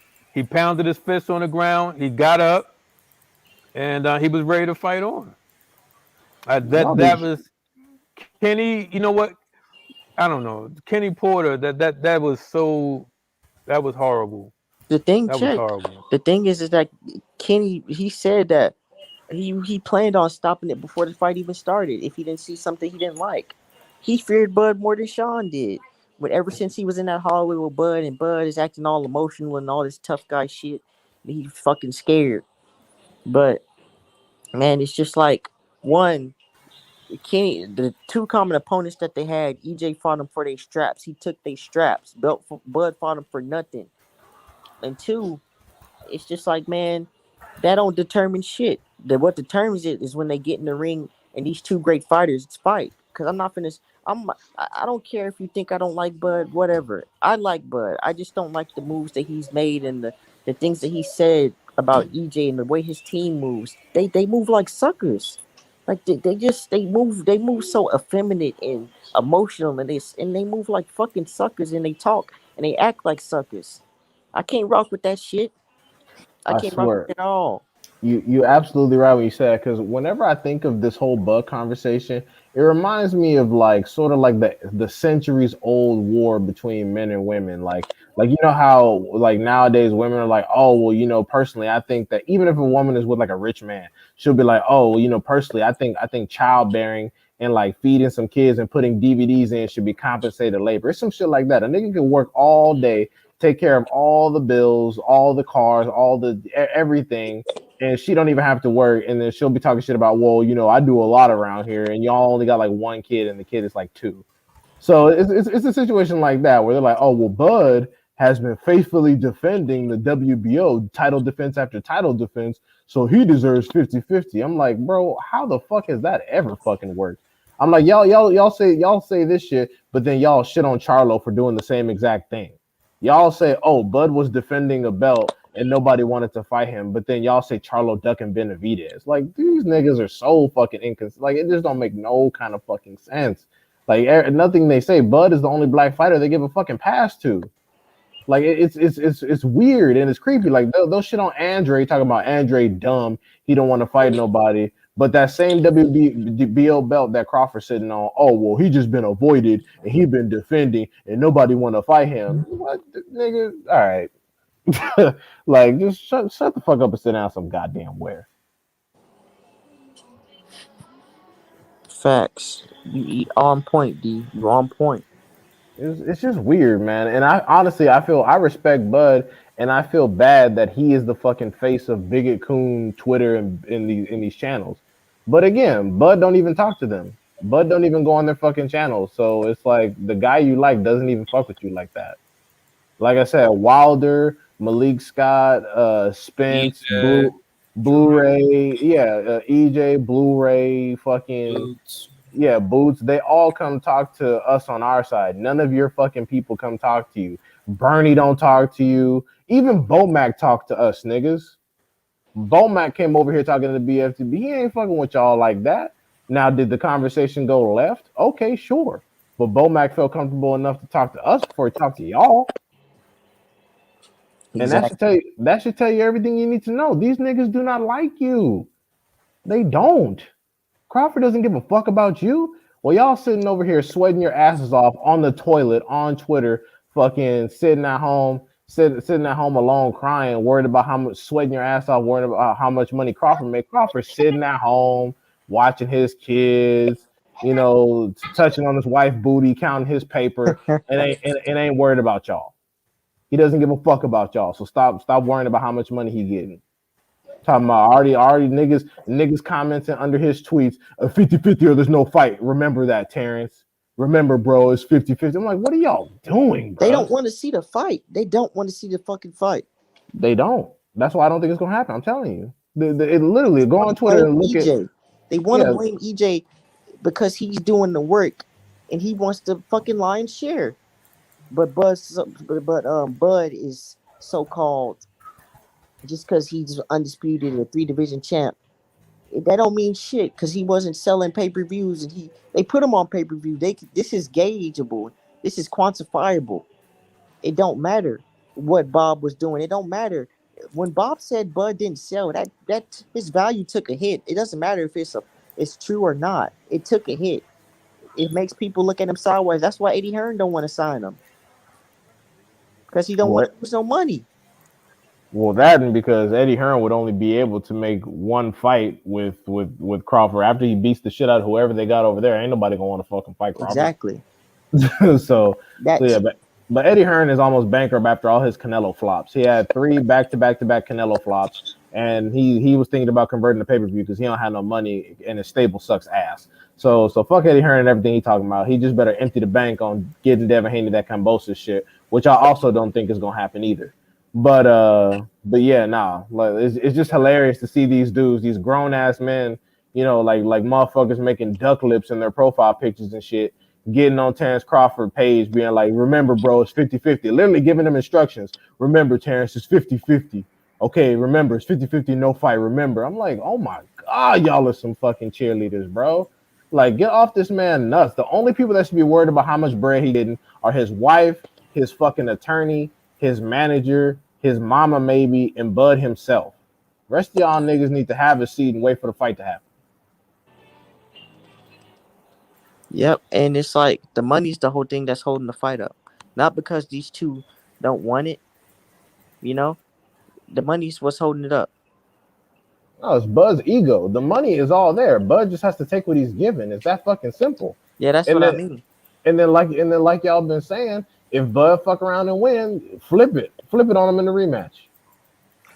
I don't think the money is holding it up. I think this is just a bunch of rhetoric, a bunch of talk. Because if you listen to Crawford, he goes back and forth. Oh, I'm done with this fight. It ain't happening. Okay, I'll take this fight. Oh, I'm done with this. It ain't gonna never happen. Oh, I want Spence. So Bud going back and forth.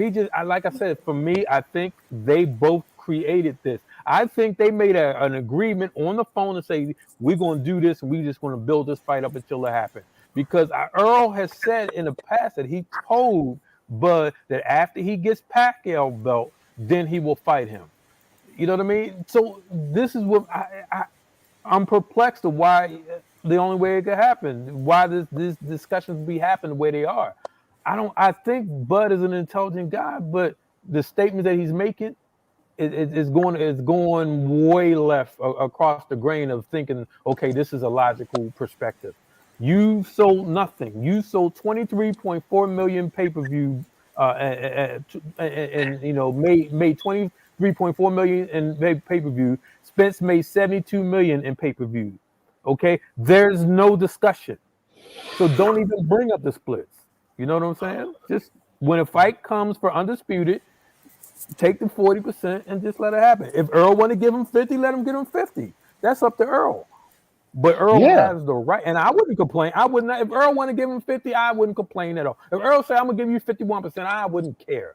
But No, the I wouldn't point complain. is, but Earl, I wouldn't complain at all. But Earl has the right because it's about business. And if you'll be a smart businessman and you built this, you're not going to give 50% of a $72 million business to a person who got the same amount of pay-per-view fights that only made 23 million. Doesn't make sense. But like I said, if Exactly. Earl say I'm gonna give you 50%, let's rock. I don't care. Exactly. I was just gonna say real quick. That's one thing we never do. We never tell Bud how. I mean, we never tell Spence how much to offer Crawford. We may joke about it should be this, it should be that, but we never tell Spence on his Twitter, "Hey Spence, remember it should be this and that or da da da da da." Like I don't really care. He can offer the nigga 90-10 his way, and I'd be like, well, cool, just beat his ass then. If you're gonna do business that retarded. But yeah, like we really don't care. If Spence wants to come and offer 50-50, great. Fine, Yep. cool, Listen, fantastic. Amir Khan made more than Bud when they fought. So Amir Khan made more, and this is how it works. Just like what's his, Charles Martin made more than AJ when they fought. You know what I mean? Because it's whatever it takes to bring that person over to that side.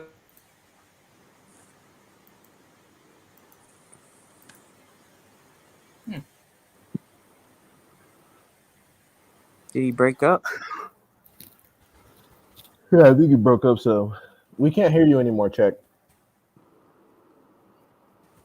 And well, when Chet comes back, he can finish his point. But I'm just gonna say it's crazy, how Amir got more than Bud, but he didn't want to give Danny Garcia a certain amount. He didn't want to give Keith Thurman a certain amount.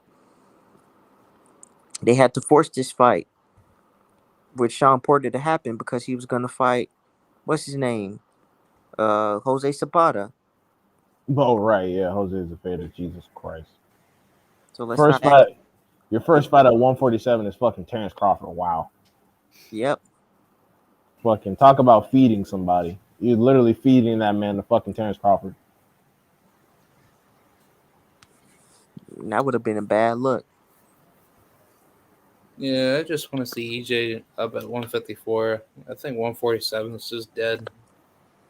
Like I said, if Crawford fucked this up, I'm straight on the whole fight. Cancel that bitch. Or you know what? Have Crawford move up and then EJ could beat up whoever the fuck over the vacant. Like him and Virgil Ortiz Jr. over the vacant WBO in Texas be some hot shit. Yeah, that'd be pretty good. Yeah, Yep. beat the living shit out of Virgil. Get him out the paint. Be undisputed. Maybe make a title defense or two, or if just be undisputed, then vacate and move up to 154 through the WBO route and see what Charlo talking about. Yeah. Yeah, be like Yep. fuck all that stable bullshit. Let's get it in. This is a mega fight. It's time for you to get your ass whooped. And then I could be 2-time undisputed, and then he could honestly call it a wrap after that. EJ undisputed at 147 and 154, and didn't even have to fight Crawford, nigga. Done. Yep. It's because it's just one man had a plan before Bud got to the division. He's been following that plan consistently. There's been some hiccups. EJ's admitted his own faults. Ain't no man perfect, but he's back on it, and he's back on it with a vengeance. After the car accident, let's say undisputed. Earl is undisputed. That'll be, you look at his career path since Kell Brook. He had Kell Brook, Lamont Peterson, I think. Then Mikey Garcia. I'm not counting Ocampo because fuck Ocampo. You have Danny Garcia. No, my bad. Sean Porter. Then Danny Garcia. Then you'll have Ugas and Crawford. That's a probably one of the greatest undisputed runs of all time. Top guy after top guy, former champion, former pound for pounds, you know, just fucking elite guys. Guys have been at the world level. It don't matter what division. They've been at the world level for so long. And EJ would have cleared all those dudes out. That blows anybody else's undisputed run out the water. So it don't fucking matter if Canelo got his undisputed run in a lesser amount of time. You can do that when you're fighting Callum Smith, Billy Joe Saunders, Avni Yildirim, and fucking Caleb Plant. No disrespect to Caleb Plant, because he was putting them paws on Canelo, if we're going to be real. But EJ would have gotten it. EJ will have gotten it in the glory division, in one of the most stacked divisions consistently, in the history of boxing.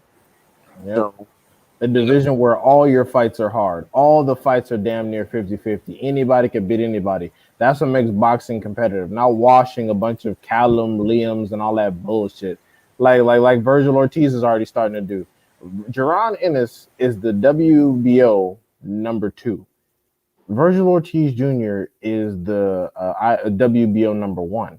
This nigga's fighting number 3. Some dude named Michael Kennison or whatever. Michael from McKinson. Michael McKinson. The motherfucker has 21 fights and 2 knockouts. Bruh. Yeah, he's food. soft ass touch, man. Bruh. They talking about I think he's a southpaw, a tricky southpaw, but still. So is Boots. Boots actually fights both ways, and they know this. And they're like, oh, he's trying to, get some southpaw experience from people like Boots. I'm like, dude, he's never going to be ready. I don't give a fuck if it's 10 years from now. He's going to get his ass beat. Fight Boots now. Yeah, exactly. You might as well fight Boots now and fucking lose while you can still heal. You're going to get your ass beat. Boots, Crawford, Spence. Those are not the kind of fighters you can like spar for. You can't prepare for. There are levels to this shit. Exactly. You're getting your ass whooped. So hurry up and take your fucking L's so we can just move you out the way to make some fucking room, because I'm sick of this shit. It's crazy. Can I also? I was just gonna say, it's crazy you think a fucking McKinnon is gonna prepare you for a Earl Spence Jr., a Jerron Boots Ennis, a Terence Bud Crawford, 3 elite welterweights, 3 elite southpaws. Get the fuck out of here, man. That's some fucking bullshit. Just say you don't want the work. You're not ready. Just say that, bro, and get on with it. But go ahead. This nigga can't even knock out a cold. You talking about, oh, I'm gonna prepare for Crawford, nigga? Shut up.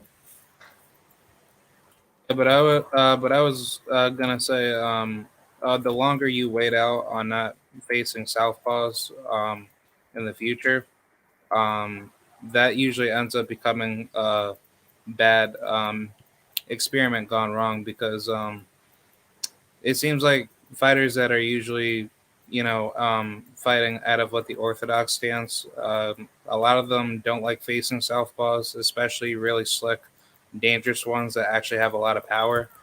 And if Virgil continues doing that in the future, he's definitely getting knocked out, hands down, because even though that I'm a southpaw myself, I know very well that if you can expose guys like Virgil, then 9 times out of 10, a orthodox that's not ready to face a southpaw, 9 times out of 10 gets beat. I mean, that's a great point that you made. But even if Virgil Ortiz Jr. had all the southpaw sparring in the world, it still wouldn't mean nothing when it came up to EJ, Crawford, and Boots. Let me give you a good example. Jermell Charlo fought Trout at 154. Okay, he beat him. It was a good fight. Do you think that fight would go the same way if that were EJ or Crawford up in there? No. That would be some different shit. And honestly, I think that Boots, Crawford, and EJ, if they went up to 154, especially EJ and Boots, they're gonna fuck around and put some hands on Jermell Charlo and break him off bad. And just keep it real. Yeah, definitely. So it's a situation like that. Virgil Ortiz can get all the fucking sparring and all that bullshit. The truth of the matter is that there is no preparing for those people. It's like, oh, I got in some southpaw sparring, so let me go fight Regis Prograde. Nigga, what? No, that's not about to go like that. Oh, let me go fight Tank. No. Either you beat him or you don't. It's like your luck doesn't change. Sure, you can be more familiar with the southpaw style and help yourself get better with counterpunching and maybe defense, but is gonna end the same. You're just prolonging the fucking inevitable. So just hurry up and go ahead and get your shit out the way so we can make some room. And honestly, I talked all this shit. I honestly kind of hope that Crawford does fuck off. So what I said can happen can happen. I hope EJ just fights Virgil over the vacant, whoops his ass, goes up top, fights Jermel Charlo, and 2-time undisputed, and ride off into the sunset with all of that bread. And fuck what Terence Crawford talking about. He gonna be sitting on the sideline like, man, why I can't get no fights? Man, don't nobody want to fight. Everybody ducking me. Nigga, bruh, get out of here. Yeah. Man, why can't nobody fight me, man? I knocked out Sean Porter, bro. I stopped him. I deserve fucking that's the equivalent of 3 belts. I need 50-50 on my next fight, man. Literally, like no one cares about like crying and bullshit. Nobody gives a fuck. I want Like 60-40 my way. like people been saying Canelo ran on the zone, did all that shit, and then went to PBC offices to set up the fight. Crawford, what are you doing? Why are you at the beach? Take your ass to LA and start drafting up some paperwork. Or if that's not good enough, y'all all say Spencer's the A side, sign whatever he gives you. Whatever the fuck piece of paper he gives you, put your name on the shit and start camp. That's all there is to it. If Spencer's the A side, shut the fuck up about percentages, sign on the dotted line, and start your fucking camp. That's it. That's all. It's really just that simple. This is not even some back and forth. This is not even some shit niggas need to be going back and forth about. Sign the fucking paperwork, start camp. Done. That's it. And for anybody that's gonna say that Earl gave Mikey, Danny, and Sean 50-50, he gave them all six. He got 60% in all those fights, and I'm looking at it right now. I'll send it to the group chat, Art and D, so y'all can see. But yeah, and Mikey in the Mikey fight. The thing about the Mikey fight is that neither fighters are on pay-per-view, so. And he still got the most. He still got the lion's share. So a lot of these dudes just say dumb shit, and just it's a bunch of dumb motherfuckers putting on a bunch of dumb motherfuckers that don't know anything, and I'm just tired of it, bro. I'm tired of it. Yeah, because the funny thing is, look, the thing we got to be honest about is that let's say EJ was fighting Crawford next and not Ugas. It still shouldn't be 50-50, nigga. Dude, 2 belts to 1 plus pay-per-view. It still shouldn't be. Now, like I said, if Spence wants to offer you 50-50, great, fantastic. But if he doesn't offer 50-50, you still should sign whatever piece of paper he gives you and start camp. That's all there is to it. It's still not 50-50, bro. Even if y'all both had the same number of belts, it's still not fucking 50-50. It doesn't matter. You take whatever you're fucking given and start camp. Is there? That's all there is to it. Sign the paperwork and start camp, nigga. That's how fights are made. Everybody talking about all negotiations and PBC and blah, blah, blah, blah, blah. This nigga's promotionally homeless. Sign the piece of paper and start fucking camp, bro. That's it. That's all I want to hear out of Buzz Camp in 2022. Everything else is bullshit. Sign the paperwork and start camp. That's it.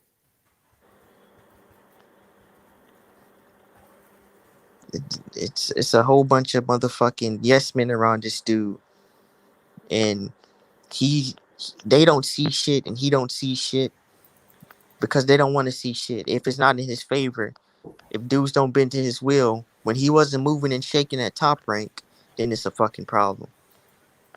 Get out your own head, get out your own ass, dude. Like honestly, I'm done arguing with these motherfuckers. I'm gonna keep it simple. The only thing I'm gonna say is once the contract comes down, sign paperwork and start camp. Everything else is irrelevant. Bud needs to sign the paperwork and start camp. That's all I'm gonna start saying. That's gonna be my only argument. Nigga needs to sign the paperwork and start camp.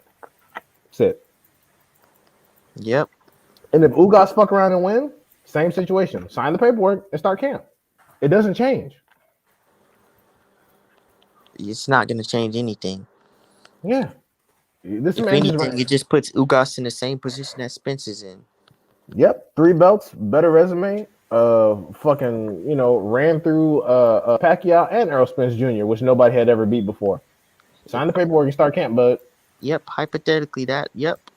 And there'd be nothing. You can only, like you said, you can only sign the paperwork because that's all there is to it. Yeah, fucking zero leverage. Sign the paperwork and start camp, or that's a duck. You hear me, Bud fans? If Crawford does not sign whatever piece of paper he's given in 2022, that's a duck. That's it. That's all. Duck. Yep, duh. Duck talk. Oh, okay. I see the thing you just you. Oh, okay, yeah. It's crazy though. So Mikey Porter and Danny got. You said that they got 40%. the. Yeah, they got the 40%. Yep. Yeah. And this is oh yeah, this is Spence's earnings. Yep. Oops. Oops. Yeah. and keep in mind this is this yeah, Sean Porter and Errol Spence had the same number of belts at the time. Am I right? Yep. Yeah, and that nigga still took home 40%. So it is what it is, bro. Like I And said, Danny Garcia had no belt and he got 40%. You think about that. And that's just to say that Danny had done a lot at that division and 140. Yep. But he didn't have a belt. But you have a WBO belt, yes. You did things at 140, yes. But your resume and your pay-per-view numbers is what's gonna, determine that. It's just like with Jamil Herring and Shakur. Shakur was the better seller, so the champion got the lesser split. yeah, and they both had the same number of belts, if I'm not mistaken. Yep. And in this case, you don't have belts or pay-per-view numbers to stand on. So again, sign the paperwork and start camp. I'm gonna keep typing it and saying it until we all repeating it like the term bud sexuals. I'm glad that shit spread around, but like I said, sign the paperwork and start camp. It's that simple. I like calling Bud Dick Riders Bud Sexuals because every time when I piss them off, they always like to send death threats to you. Dude, like people get so hyper emotional. Like I actually had a guy who was fucking following me at first, and we agreed on a lot of stuff. The moment I fucking said something wrong about Bud, he started typing in all caps, going all crazy, calling me a hoe. I'm like, bro, do you know Bud personally? Is he your cousin? Are you related to this nigga? There's Like, this. Oh, my bad. no, go ahead. There's this dude on Champ's side. I see him a lot. We're both wrenches on Champ's page, but I know the dude's a big Bud dude, and he today he just made some stuff up. I didn't cuss him out. I didn't argue with him.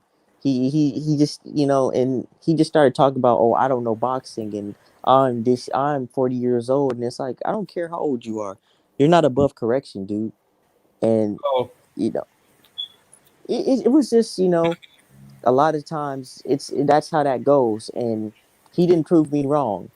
He actually made some shit up talking about, well, Ugas turned down Bud, so hey. I was Ugas gonna ain't tell turning you. down no fucking fight, bro. Ugas ain't scared of shit.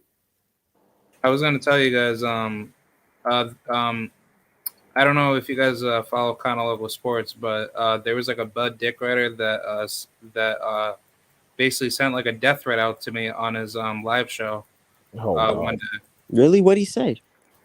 Like basically, I fucking like basically said that Terence Crawford doesn't want to fight EJ, and he got all pissed off, up in his feelings. So he wanted to basically say, "Hey, K Rod, don't you be saying all that shit about Bud, blah blah blah, or else I'm gonna put like a hit on you." And I'm like, "What the fuck?" So Bud fans don't have that kind of money. They're all fucking homeless. They would yeah, have bought his and pay-per-views if they did. They go, what pay-per-views? Aaron ain't yeah, put that big on no pay-per-view. he tried telling me that he been to Bud's gym and all that bullshit, and I'm like, motherfucker, do you think I give a fuck about that? Go tell his like literally go out to fucking Omaha or wherever the fuck he trains at, and tell him and Bomac to fucking make the fight with EJ then. if you are so closely connected with them. But still, but the amount of typing that I wrote up inside of the chat, he was all pissed off over that, and he wanted to basically like kill me over that. And I'm like, yeah, you're a piece of shit in real life, but on top of that, you have no fucking manhood yourself. So, I mean, I'm pretty sure most of these Bud fans are just EJ haters, but at the end of the day, why would you go so far to that point to try to make death threats out to people that you disagree with? Doesn't that make you look the psychopath? Well, the thing It's is dumb that as fuck, bro. a lot of Bud fans are just like Bud. They're emotional, hyper emotional. You know, they Don't think know everybody. business. Yep, Don't know business. they got a chip on their shoulder, and it's like if you went to jail for some shit like that, that motherfucker Bud wouldn't bail you out. Let your Don't dumb ass sit in jail. Nigga, what don't kind of e- fucking shit is that? don't You even know y'all exist. well, you know. Well, you know, Well, you know, if you these drop us a niggas, bomb and I drop us a yeah, bomb, these then what niggas, does it even I matter? got the ass. Exactly. These niggas is something's wrong with these niggas. You know, and what's funny is I'm a segue because a lot of these dudes they wanted Boots and EJ to fight, which I have no problem with. If they make that fight, I'm buying it. But when it Uh, comes to Bud and Boots, they turn into Bob Burnham. Well, you know, and then they're like, we're all brothers after all.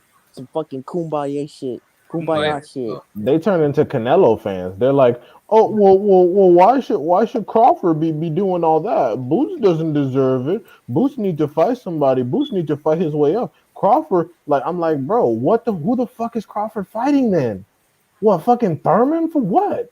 You gotta Thurman and Boots are basically in the same place, except Boots is more active, doesn't have a loss, and they both have no belt. What makes Thurman so much better? Oh, what? Because Thurman was once upon a time some shit. He's an ex-champion. Man, fuck that shit. did y'all Y'all. did y'all see Thurman on the fucking bag? Oh my god. That shit. Oh, Oh my god, Craw, Yeah, did you see that shit? he looks so fucking. Thurman looks. He Oh looked my Jesus. horrible. If Barrios is gonna beat his ass if that's how he looks on. Bruh, if he does his media workout and he looks like that, Thurman's gonna get his ass whooped. I honestly I hope Barrios does because that's gonna put Crawford in a horrible position. Because do you know how garbage Crawford gonna look if he fights Thurman off of a loss, bro?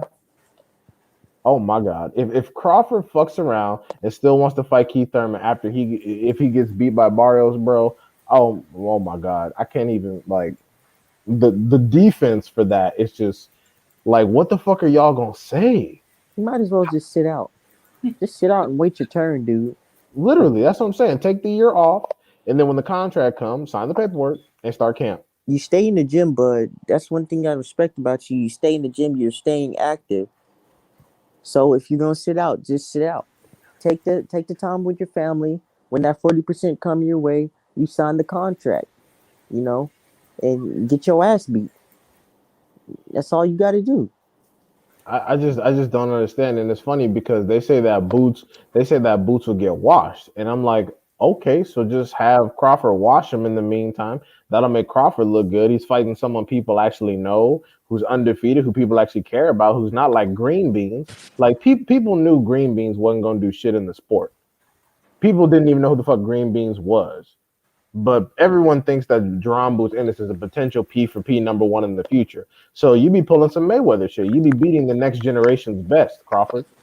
You always want to talk about Mayweather. Beating up a person like Boots is like beating up a fucking is damn near like beating up a Canelo, except Boots hasn't been given the title shots because niggas like you were there. Niggas like you talking about, oh shit, I'd rather fight fucking Green Beans and Cal Brook and Khan and shit. Nah, Yeah, nigga, fight. You talk, and plus you talked all that bullshit about the IBF route. Nah, man, go ahead and fucking fight Boots, or if not Boots, then fight Virgil Ortiz Jr. If he's not too pussy. Say you want fucking Thurman, washed ass, tired ass Thurman. Like, oh, Thurman's not washed after one loss. Okay, but he's been inactive for 2 years and he's just thirsty for a bag. He's not about boxing anymore.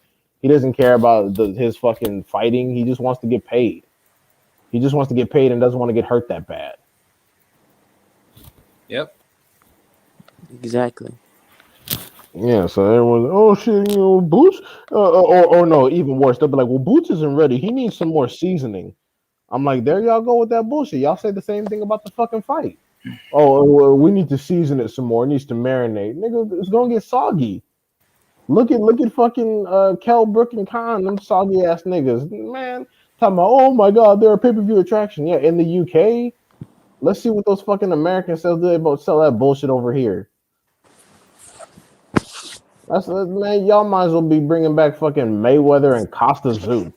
Nobody wants to see that fucking shit now. Exactly. It's like the energy is different when you switch it. Everybody wanted and Boots to fight, which, like I said, is fine. But Bud and Boots is all types of excuses. No, put him in there. If Boots were to lose, then I'm gonna put him. I'm gonna do what they did to the Canelo. I'm gonna prop him up the same way. He got in there with an experienced guy, and the better man won. I'm not gonna say he was too green because if he felt he was ready, then he trains hard, he fights hard, he's very skilled and very talented, and he believes in himself. Who am I to say he not ready and stop that man shine? You niggas are saying that because y'all don't believe Bud can win. Y'all are afraid. Yeah, and the worst part is if EJ fought Boots either by mandatory or just because he wanted to or whatever, they would say, "Oh, he's ducking again because he's not fighting Bud." So it really wouldn't matter. They would just say he was ducking by not fighting Bud. Anything EJ does, if he's not fighting Bud, no matter if Bud says he wants to fight or not, it's ducking Bud. D Bud in can. this. Go ahead, D. I was just gonna say, Bud can openly say, "I no longer want the fight anymore. That fight is behind me," and somehow Earl Spence will still be ducking by not fighting Bud. But go ahead. Exactly. And I was just gonna say these dudes, man, it's crazy because it was a long time ago. I think it was on Champside's Instagram. A lot of these dudes are just like, uh, why is he fighting this guy? He don't have to fight. Oh no. Yeah, it was like Terence Crawford versus Sean Porter. I said, man, that's a good fight. I said, no, why is he fighting? It was on Twitter actually. He was like, no, why is he fighting Sean Porter? We only want to see him fight EJ.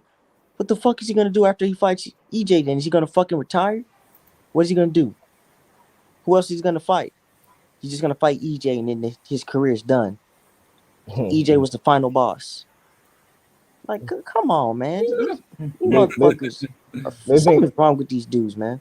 they think he getting ready to do some Andre Ward shit, beat a few dudes, and then just call it a day, like retire at fucking at 30 or however old 32 or whatever, however old fucking Andre Ward was. Yeah, it's just like, yeah, but you're going to the Hall of Fame, but it's just like if you're, and it's always a thing. And the same with Canelo. If they're still fighting, then there's always going to be something to prove because all these young guns, and if you haven't fought the dudes that people want to see you fight, it's always going to be an asterisk. Yeah, it's funny too because if you look on Twitter, Cotto fought both Mayweather. Cotto fought Mayweather, Canelo, and Pacquiao, and people were still acting like he didn't deserve to be in the Hall of Fame. What the fuck you think they're gonna say about you, bud? Exactly. What in the fuck do you think they're gonna say about you?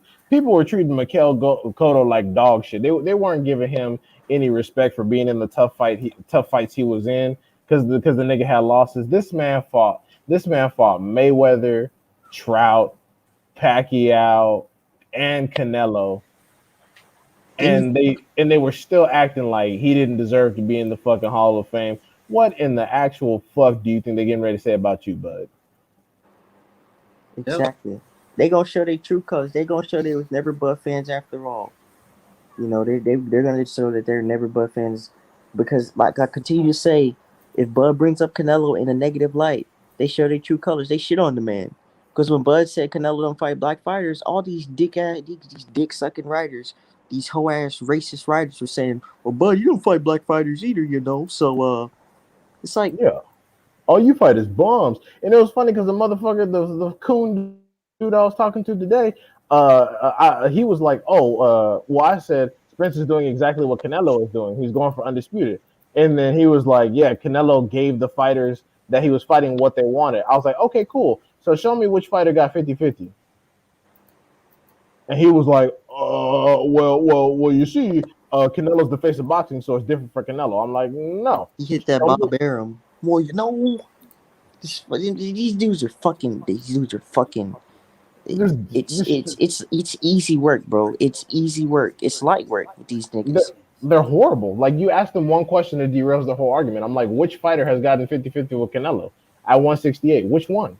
Which Two one? occasions. I was arguing with. I was debating this shitty ass boxing Twitter page, and the nigga. I asked the nigga a question. He didn't answer for like 30 minutes. He's like, then he came back and answered. It's like, oh, what was the question, nigga? You know what the fucking question was?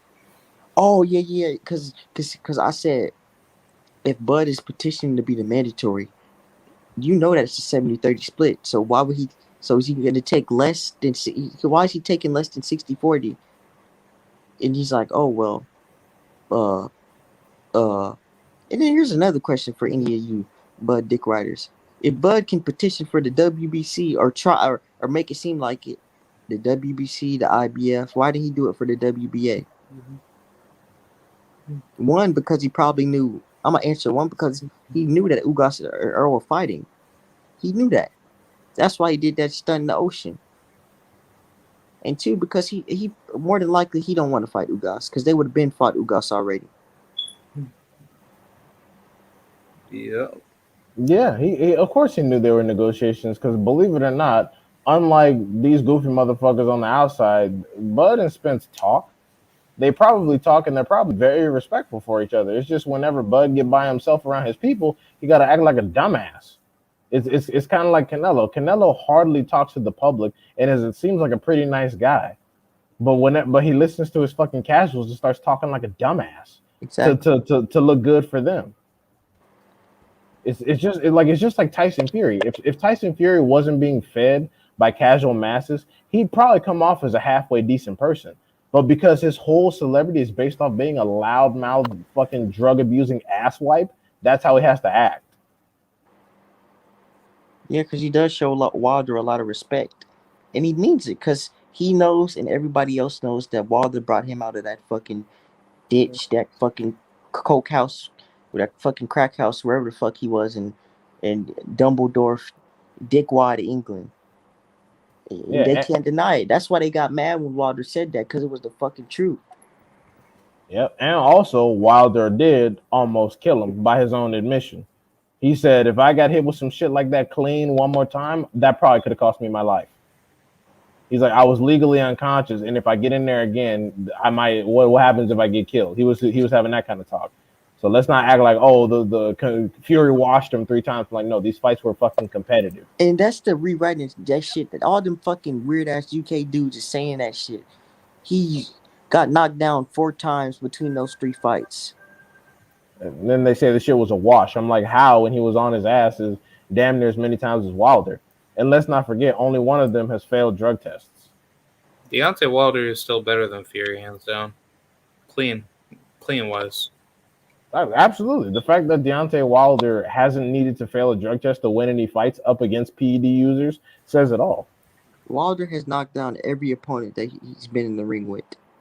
That says a lot. Fury knows Wilder knocked him out, so it's like Tyson Fury is not as good as he says he is. Yeah, Fury's the one that told us he was unconscious. We didn't know until he said some shit. Really? Yeah, after if you listen to the post-fight press conference after the first fight, he said he was unconscious. Oh yeah. I remember that. He said that I almost died. I almost died fighting Deontay Wilder. Exactly. He said I was legally unconscious and I almost died. You know, that's when people talk about, oh my God, Tyson Fury, you're such a legend. You're such a legend for getting up from a Deontay Wilder hit. He's the one that told us that he was the one that was fucking unconscious. A fighter that says that just tells me that mentally and physically, you were already defeated walking into that fight. Well, yeah, because he wasn't supposed to win. Like the people that picked him to win, that was a fluke. Like he wasn't supposed to be able to win that fight. But you know, it turns out that of course, he has some extra help. God knows the PED situation, etc. But yeah, no. And y'all know what's crazy?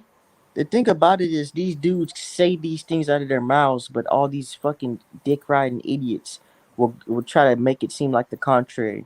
Like it didn't come out Fury's mouth, like it didn't come out Bud's mouth that Bob Arum couldn't get these fights, and these dudes are still with these talking points. It's ridiculous. Also, even after the third fight, Tyson Fury suffered like pretty much a fucking concussion.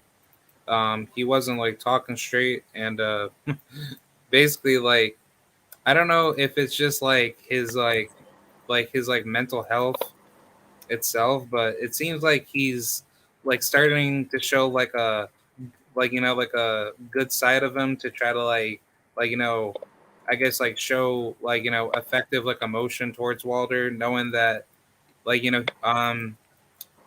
is a piece of shit in real life, but it's like Fury knows that third fight literally almost killed him. So it's like I don't see how Tyson Fury can actually physically recover that well. I think Fury was probably thinking about retiring. I know he was thinking about retiring after that fight. Yeah, Oh my God! Look at this he's nigga not Crawford. physically 100%. Who? Look at this nigga Crawford tweeting. He's like, we might sleep on the same pillow, but our dreams are not the same. And he spelled our ARE. Bruh, take your ass to bed, Crawford. I'm sick of this shit. Come on, bud. Take Man, your goofy ass to to bed, the nigga. bed. Did he tweet that at 12:42 in the morning? Yep, he over here awake like I'm up. Like, go to bed, Crawford. Bro, like what the fuck time is it over in fucking Nebraska? It's like it should be like 11 something. Just go, nigga, go to bed. Stop it. This nigga, what the fuck? And then you over here making spelling mistakes because your ass sleepy. Go to bed, Crawford. He's a Fucking bitch. sign it and start camp. That's it. Stop listening to Bernie. Stop listening to Bomac. Big, This dude big said, yeah, Memphis. getting 50-50 is a dream, all right. Getting 50-50 is a dream. This is stupid shit. Just Oh, that shit is funny. So our dumb. our dreams are not the same. Just Crawford, just sign it and start camp, dog. I ain't got time to listen to your dumb. Just sign it and start fucking camp, bro. Damn, you know what's crazy? Yeah. It's so crazy, man, because it's all this evidence and everybody's it's like they're fucking blind on purpose, like they're willfully ignorant. It's Yep. ridiculous. Just tell Bud when the like you said D in their tweet, when the contract comes down, sign it and get ready. That's it. That's all it takes. Everything else is garbage. Sign it and start camp. That's it. And show them who's the fighter of our era. Show them who's the fighter of our era. Will it be Earl Spence Jr.? Will it be Bud Crawford? And then of course, because there ultimately probably will be a rematch clause. If you do manage to fuck around and win, treat EJ the same way. Say EJ, sign it and start camp. Exactly. Knowing Crawford ass, it's probably gonna be some crazy shit like a fucking like a 90-10 split or some crazy shit. You're gonna be like EJ gotta fight me for free.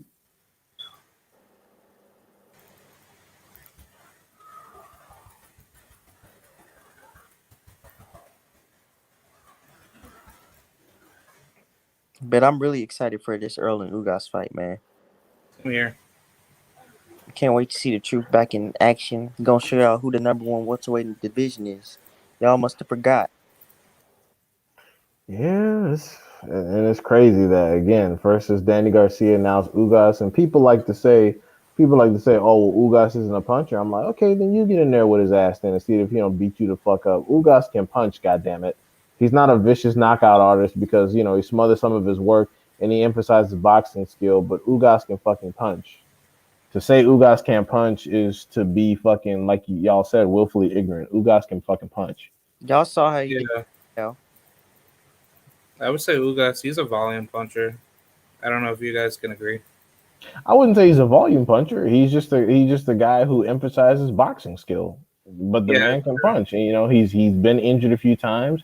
He's kind of old, and also he's been match tough. He's been matched against a lot of people. You can't just run up in there and knock out. You can't just knock out Jamal James.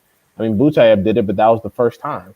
You can't just knock out fucking Abel Ramos. Like you can't just knock out Pacquiao. You can't just run in there and knock out Sean Porter. Like a lot of these dudes, especially when he fought him, he was match tough as fuck. You can't just knock out Omar Figueroa Jr. even though Abel Ramos did it. Shit, like you can't just knock out some of these people. Yeah, I would also say like, you know, if Ugas had came in earlier into the pros, I think that would have made a bigger difference. So he can like age in well, you know, with his style. Because like I don't I don't know if it's just Cubans, but it just seems like every time when they come in late into boxing, you know, their style isn't cradled well enough to be ready for the pros. Well, yeah, I think it's a part of coming in late. That's true, but also again, I think a lot of them just emphasize pure boxing. I don't think strength and conditioning is something they put a lot of time into. Whereas the American style is very heavy on strength and conditioning in addition to Yes. boxing skills. Cubans are mostly focused on just pure elite boxing skills, foot movement, punch placement, not so much power. That's what separates the Cuban and Soviet schools because the Soviets put a lot of emphasis on strength and conditioning more so than boxing skill. Whereas American school, they try to do the best of both worlds. So it's just a different emphasis. But people telling saying, "Oh, Ugas can't punch for shit." That's goofy talk. That's just like when people say, "Oh, Devin Haney has no power." Okay, all that shit sounds good, but the nigga struggling to get fights. Weak people with no power and no chin can get a lot of fights. Just ask Adrian Granados. They can get a lot of fights. Fucking Gabe Rosado, Samuel Vargas. These niggas managed to get fights. Yeah. Dudes that were easy work would manage to get fights. Yeah. Dudes with no skin, fucking bums. Just fucking garbage fighters. They're gonna get Derek fights. Chisora. Derek Chisora, Mr. fucking what, 11, 12 losses now? That nigga gets fights consistently. Shit, at least he's staying active. This is what I'm saying. So you saying these people are garbage? Why ain't everybody in line to fight Ugas? Don't everybody want to beat Ugas? Yeah, because Ugas, he's a fucking dark horse. Yeah. But compared to like all the white horses in boxing, it's like these guys will always continue to fight tomato can bums and just try to say, oh, well, you know, I would like to get these big fights in the future. Well, motherfucker, fight them. Push for these fucking fights. Stop standing behind like a fucking promoter.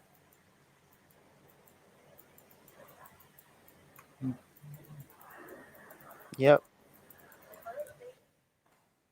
But yeah, it's just like really sad, man.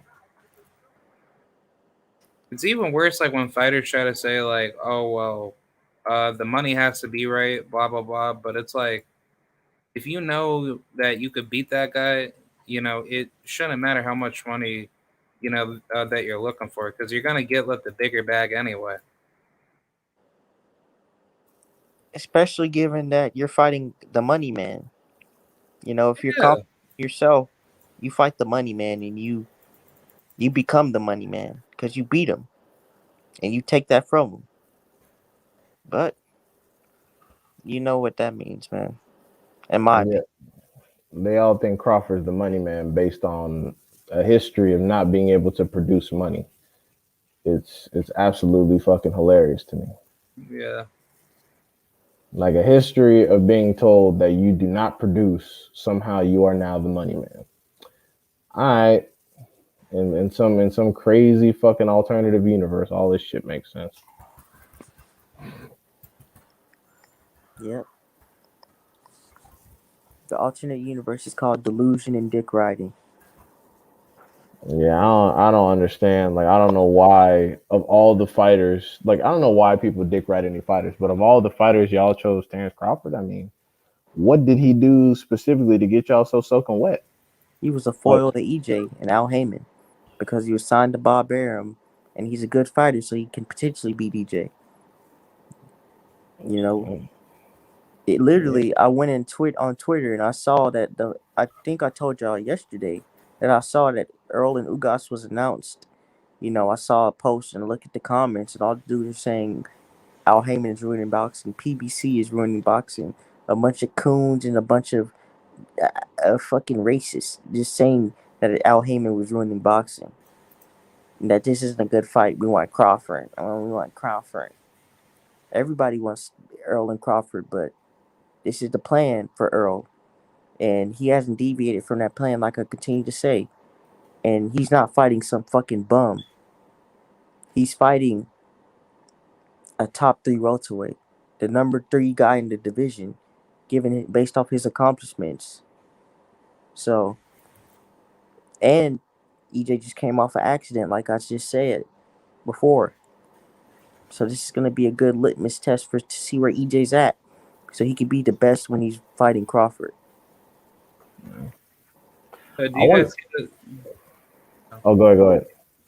I know, like I was gonna ask, do you guys see this comment by Midwest Boxing Talk? He said top ranked fighters will always be PBC fighters because of how they're matched and activity.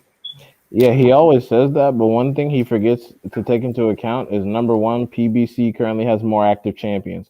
Number two, Top Rank only makes fights with PBC in which they think that their fighter will win. That's about it. Like Top Rank match, and the funny because he brags about Top Rank matchmaking being superior, and I'm like, yeah, why do you think they only make winning matches? Yeah, it's not like 50-50 matchups. Exactly. It's not. They only are willing to make a fight whenever they think that their fighter's gonna win. Otherwise, why would Top Rank need a franchise witness protection title? That's why Why? Gilbert Forrest got his ass whooped his last fight out. Exactly. He got exposed. He got fucking horribly exposed by a nobody. Somebody that nobody was checking for. Fucking Luis Alberto Lopez or whatever the fuck his name was. He got completely exposed. And it's like, exactly. When you run out of bums and you got to start making people fight real niggas, this is what happens. He said top ranked fighter. Like, and the thing is, they keep talking about people being obsessed with promotional companies when it comes to PBC. Why is citing top ranked fighters' record against PBC fighters even fucking relevant? What the fuck does that do for you? It's not. It's not at all. Like, do you like? And it's funny because when I hear black people like sucking Bob Arum dick, I'm like, again, what do you get from this? Bob Arum does not fucking like you. Bob Arum doesn't even fucking like Bud. So I'm like, bro, you're sucking off a dude that's disrespecting the fighter you claim to fucking like. Top Rank isn't superior to anybody in any way, shape, or form. They barely have a functional pay-per-view model. They don't have that many fucking stars. And again, if they actually let their fighters off the loose to actually fight some of these people, they fucking lose. Like who the fuck at 135 over at Top Rank outside of Shakur Stevenson is really fucking with Haney? I mean, really fucking with Tank. Fucking Lomachenko, like, dude, stop. Like who at 160 they got over there for Charlo? Who the fuck at 168 they got over there for David Morrell Jr.? They have nobody. They got fucking nobody. Damn, that's crazy. When you think about it, like Top Rank does not have a lot of hit, they have stars, zero. a lot of key players in any of these divisions. They got don't. 135 on lock. Okay. What else? They no, got they don't. Cambosis isn't Top Rank. They don't have shit on lock at 135. Cambosis ain't Top Rank. Oh yeah, you're right. Because Cambosis got all the keys. They have zero belts except at 135. The WBC. Yeah, Top Rank currently has zero belts at 135. They all just got lost to fucking Cambosis. PBC has 147. They got 154. They got the heavyweight division. They have literally all of 154. They got 168 too. Shit. They have literally all of 147, damn near, except fucking except Crawford's bullshit. They got half of 122. Like, I'm like, who do y'all have? And then the zone is like split up with the rest and shit. So it's like, who do y'all have? Who do y'all have? They're claiming that this Janabek dude can beat Andrade. That's a maybe. But then again, Andrade don't even fight on PBC. That's how you know PBC is just code for black. He's not beating Andrade. Andrade's gonna score that dude. He might fuck around and get stopped. Yeah, I was not impressed with Janabek at all.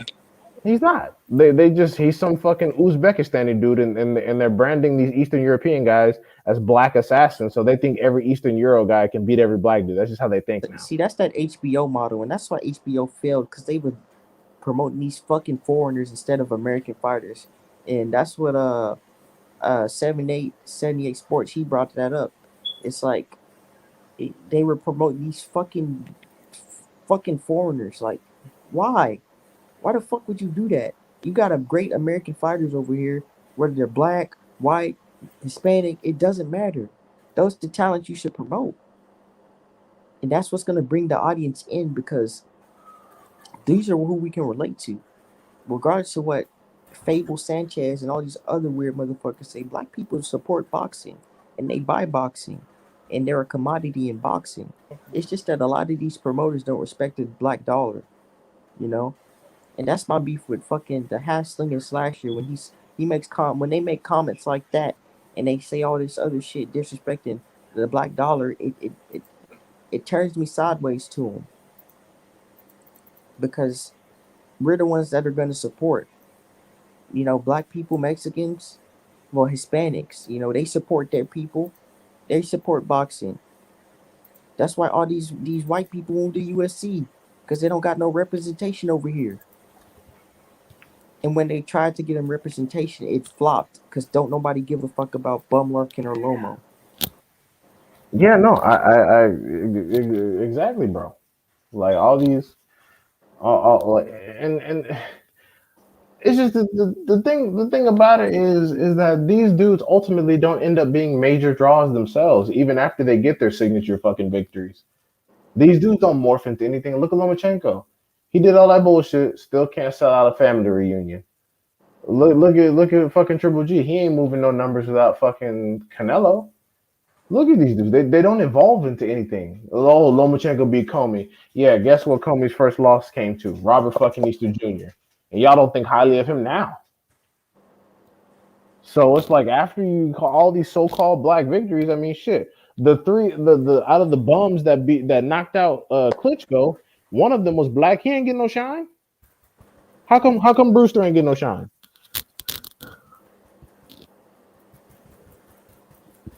Yeah, And like that's like why that's so crazy because while the Klitschko's were so dominant, that's why the weight division was shit because them dudes were just they weren't it at all. No disrespect to them, but that was not it. That's why when we say Deontay Wilder brought back the heavyweight division, they did. He did. He was exciting. He was a face that you could recognize, and he was that nigga, and he still is that nigga. So yeah, and to all the people that say, well, Deontay Wilder, the heavyweight division, as soon as Deontay Wilder got there, the heavyweight division wasn't really thick like that. It wasn't really popping off. I'm like, okay, well then, what era did Deontay Wilder walk into? Because everybody from the Klitschko days didn't just suddenly go away. This was the field that Klitschko was fighting too. Because Klitschko just fought AJ. So they were fighting in the same fucking era. So you want to talk about if the field that Deontay Wilder was playing in was trash, then so was Klitschko. Because Klitschko fought the same champs as in the same era as Deontay Wilder. He fought Fury and AJ. Fucking AJ pushed out, so Wilder fought Fury. So we're like, what are we doing here? So it's either AJ and Fury are weak, or Deontay Wilder was fighting the best. It's one or the other.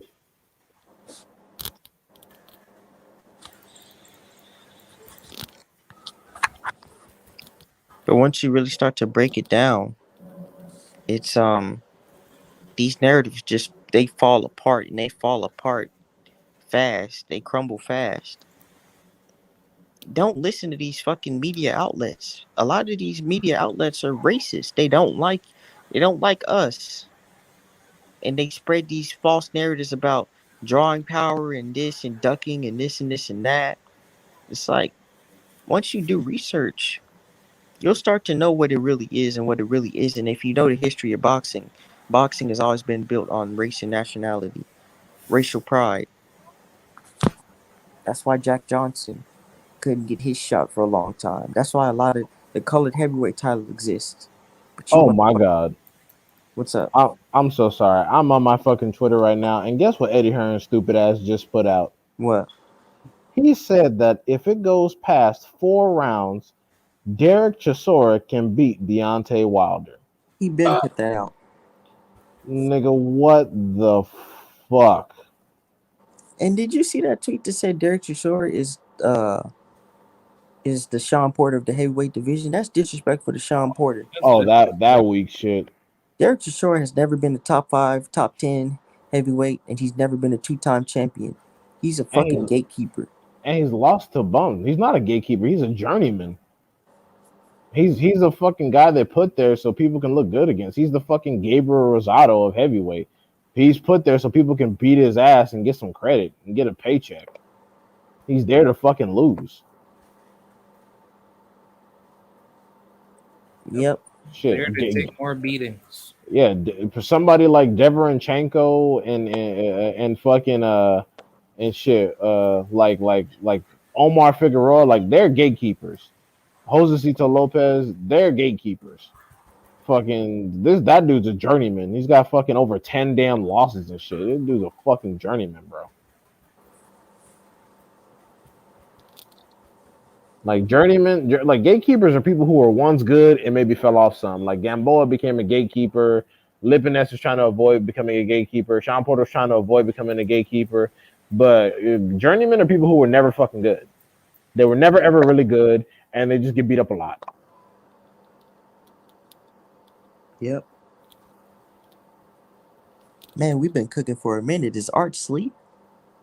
Probably he does that sometimes. Honestly, I'm gonna probably fucking pour me a glass of wine and then go to bed. I gotta go to work for one last day this week.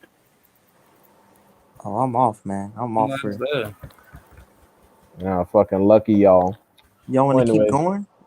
Well, I'm gonna personally take off, so y'all have a good night. And Art, when you wake up, appreciate you for having me on. All right, later, fellas. Later. I'll see you. You want to keep going, Croc? We can end it. Yeah, sure. I'm down.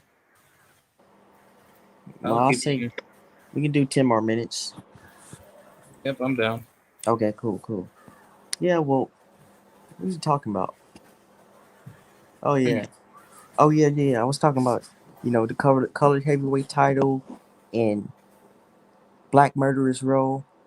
It's like these motherfuckers say they know boxing, but they don't bring that up. But boxing was never brought up on racial pride and nationality. And get the fuck out of here. Jack Dempsey is... Go ahead, Pride. Go ahead. No. Like, I definitely agree. If boxing, never had all this, racist, demonic vigor behind it, boxing would hands down be like the number one sport in the world. And it still can be. It's just that, like you said, that the racial division gets in. And for some weird reason, it's like the only sport in the world where somebody gets pissed off if you say one thing about like a fighter. But like, actually, like it's actually kind of funny because it's like whenever I talk about, like the fighters that I like, especially like Puerto Rican fighters, some but not all, like Puerto Rican I guess like boxing fans try to tell me, oh well, if you say one thing bad about Puerto Rican fighters, therefore, you're not supporting Puerto Rican fighters at best. And they have like this just weird like mental dystopia to say like, like you have to like, support like what a fighter does in and out of their careers. But it's like, if I see something fishy about like a fighter, I'm gonna call it out and I'm gonna talk shit about it because it's like, it's my life and I can choose to, say what I need to say. But at the end of the day, it's like, if a fighter's not that good, then, they have to receive that criticism. Exactly. And a lot of fighters are moving funny, but nobody calls them out about it. Jaime Munguia is fighting eliminator after eliminator. He's been ducking Charlo and Andrade for a long time now. And if Adames goes up, Adames is at 160 now, so yeah, he's good. and I'm pretty sure Adamas is the reason Jaime Munguia went up in weight. So he might fuck around and get his ass beat if he were to ever fight Adamas. So, but nobody says anything about that. Ryan Garcia can fight eliminator after eliminator. He can duck Fortuna. He can duck Devin. He can duck Tank, To. He can duck the whole division. But don't say nothing about it. You know, Tia Yeah, Female, he can have all this vim and vigor towards Wilder, calling him a bitch, disrespecting him. But when he loses, he turns into a little bitch, a little fucking hoe, and people trying to coddle him. No, fuck that nigga. yeah, fuck to you. Yeah, nigga acting like a little female because he got his ass beat. That's his fault. He he he he wasn't mentally prepared. This is a game about the mind, the body, and the spirit. If one of those things breaks, then the whole temple's gonna fall down in this boxing shit because that's the three things that pulled you forward. And in life, those are the three things that are keeping you going. And if you don't have one of those things, you can't succeed. Tio don't got that mindset. He's not mentally strong. He's fucking weak and fragile. But he likes to point the finger at other fighters. I wish Wilder would have slapped the shit out of his mouth. Slap blood out of his mouth for talking down on him. Disrespecting the man like that. You know what I'm Yeah, saying? yeah. It's just very sad because you know, I don't want to say it's a lot of fighters, but a good number of fighters, especially those that are very psychologically vocal on social media. I kind of feel like that they just get that gassed up, you know, gaslighting from their audience just to make them feel psychologically comfortable. And then the minute that they get embarrassed and exposed by some other fighter that nobody doesn't know jack shit about, that's what fucks up with their mindset. At the end of the day, and I think that pretty much proves that the man in the mirror theory principle of showing that when you're a defeated man and you don't look at yourself in the mirror, then 9 times out of 10 you're gonna break. Exactly, Cry. Exactly. And the crazy part about it was that Tio Female, he was shitting on Devin, disrespecting Tank. He was shitting on all these other fighters. And when it was his time to shit or get on off the pot, he got off the pot. He couldn't do it. He had no fucking game plan. His dad is just fucking. It's man. His dad is something else, man. And was giving him the wrong advice. He had the wrong corner around him at that moment. You have to have the right people around you, like I continue to say. And I said today, that's why Bud's in the position that he's in, because he's got a lot of yes men around him. People don't keep it real with that motherfucker. Bud's a great fighter, but let's be real, his business sense ain't the best. That's It's why he keeps terrible. getting fucked in these deals because he just, I don't know, man. Like he just has the wrong corner around him. You look at Spence, who EJ has. He has Al Heyman. He has his own promotional company. He done put the numbers up for himself to make himself a commodity, to make himself that dude at welterweight, and he's gonna continue to do it. And Bud allowed himself to get sidelined by a man that doesn't respect him, that only sees him as numbers. And when he wasn't making the quote unquote numbers that he wanted him to make, he shat on him. When if we're being real, Fury and Loma are never sellers. They're never gonna be sellers. And Bud outsells them. I know Bud for a fact. Bud outsells them. But like I said, Bud's leverage took a hit with those comments from Bob, whether they were true or not. Yeah, horrible.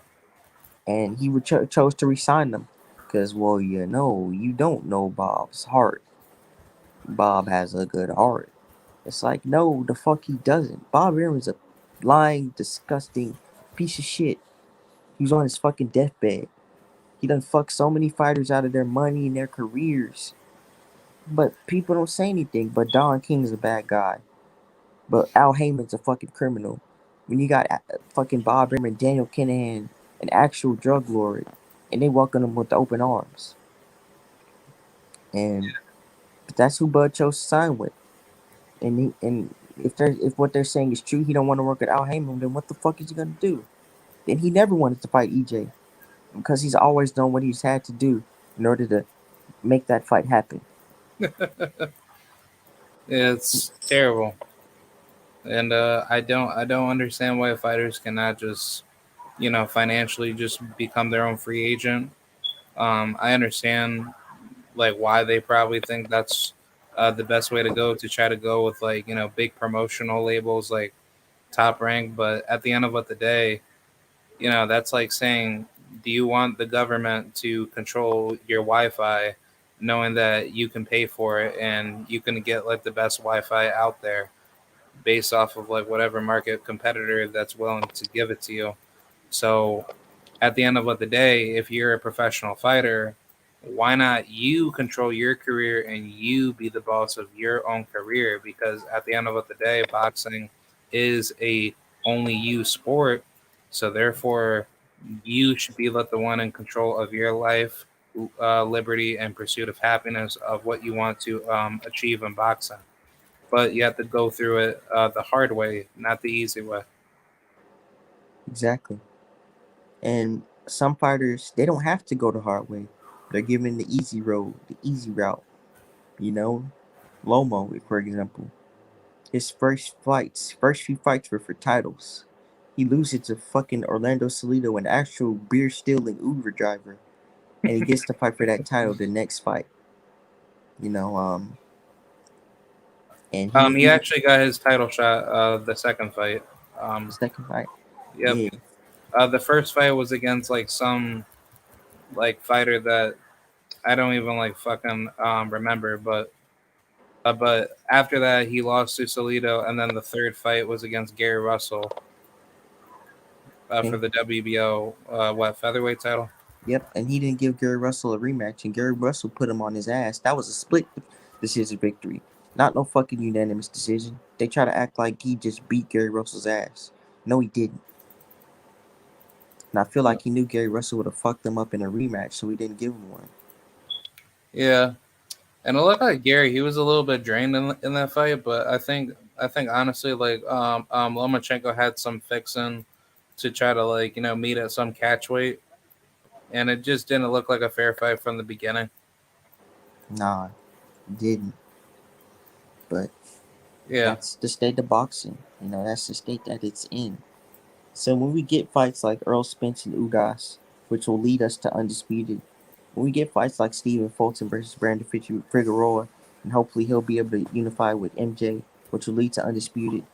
When we get fights like Jamel Charlo and Brian Castano, even though it's a fucking rematch because Charlo shot the bed for undisputed, we should celebrate these fights and these fighters that come out on top because that brings the sport up. Having one face and one name in the division is what's going to clean up a lot of the problems in boxing. yeah, And allowing the fighters that are men of their word, women of their word, or whatever, that aren't moving funny, they're keeping their word, then we should support them. A lot of these fighters are just talk. Ryan Garcia is just talk. Teofimo Lopez, he's just talk. Bum Lufkin is just talk. A lot of these dudes are just talk. And I forgot to mention Devin and Cambosis. If that's the fight that's going to happen, that'll bring us to undisputed. A lot of great things are going to be happening for boxing next year. You know, I'm very excited about it. Um, we're past the 10-minute mark, Rod. So I'm gonna go ahead and call it a night. Appreciate you, Art, for always having me on your platform. I love chopping it up with you guys. You, Crod, D Hive. Even Midwest, Checkmate. The brother Julius. And when Dirk comes on. So yeah, man. When Art wakes up, um, yeah, we're gonna do this another time. Peace, Crod. yep. I'll see you. See ya. All right, I'm out of here. Thank you, Art man. Have a good night.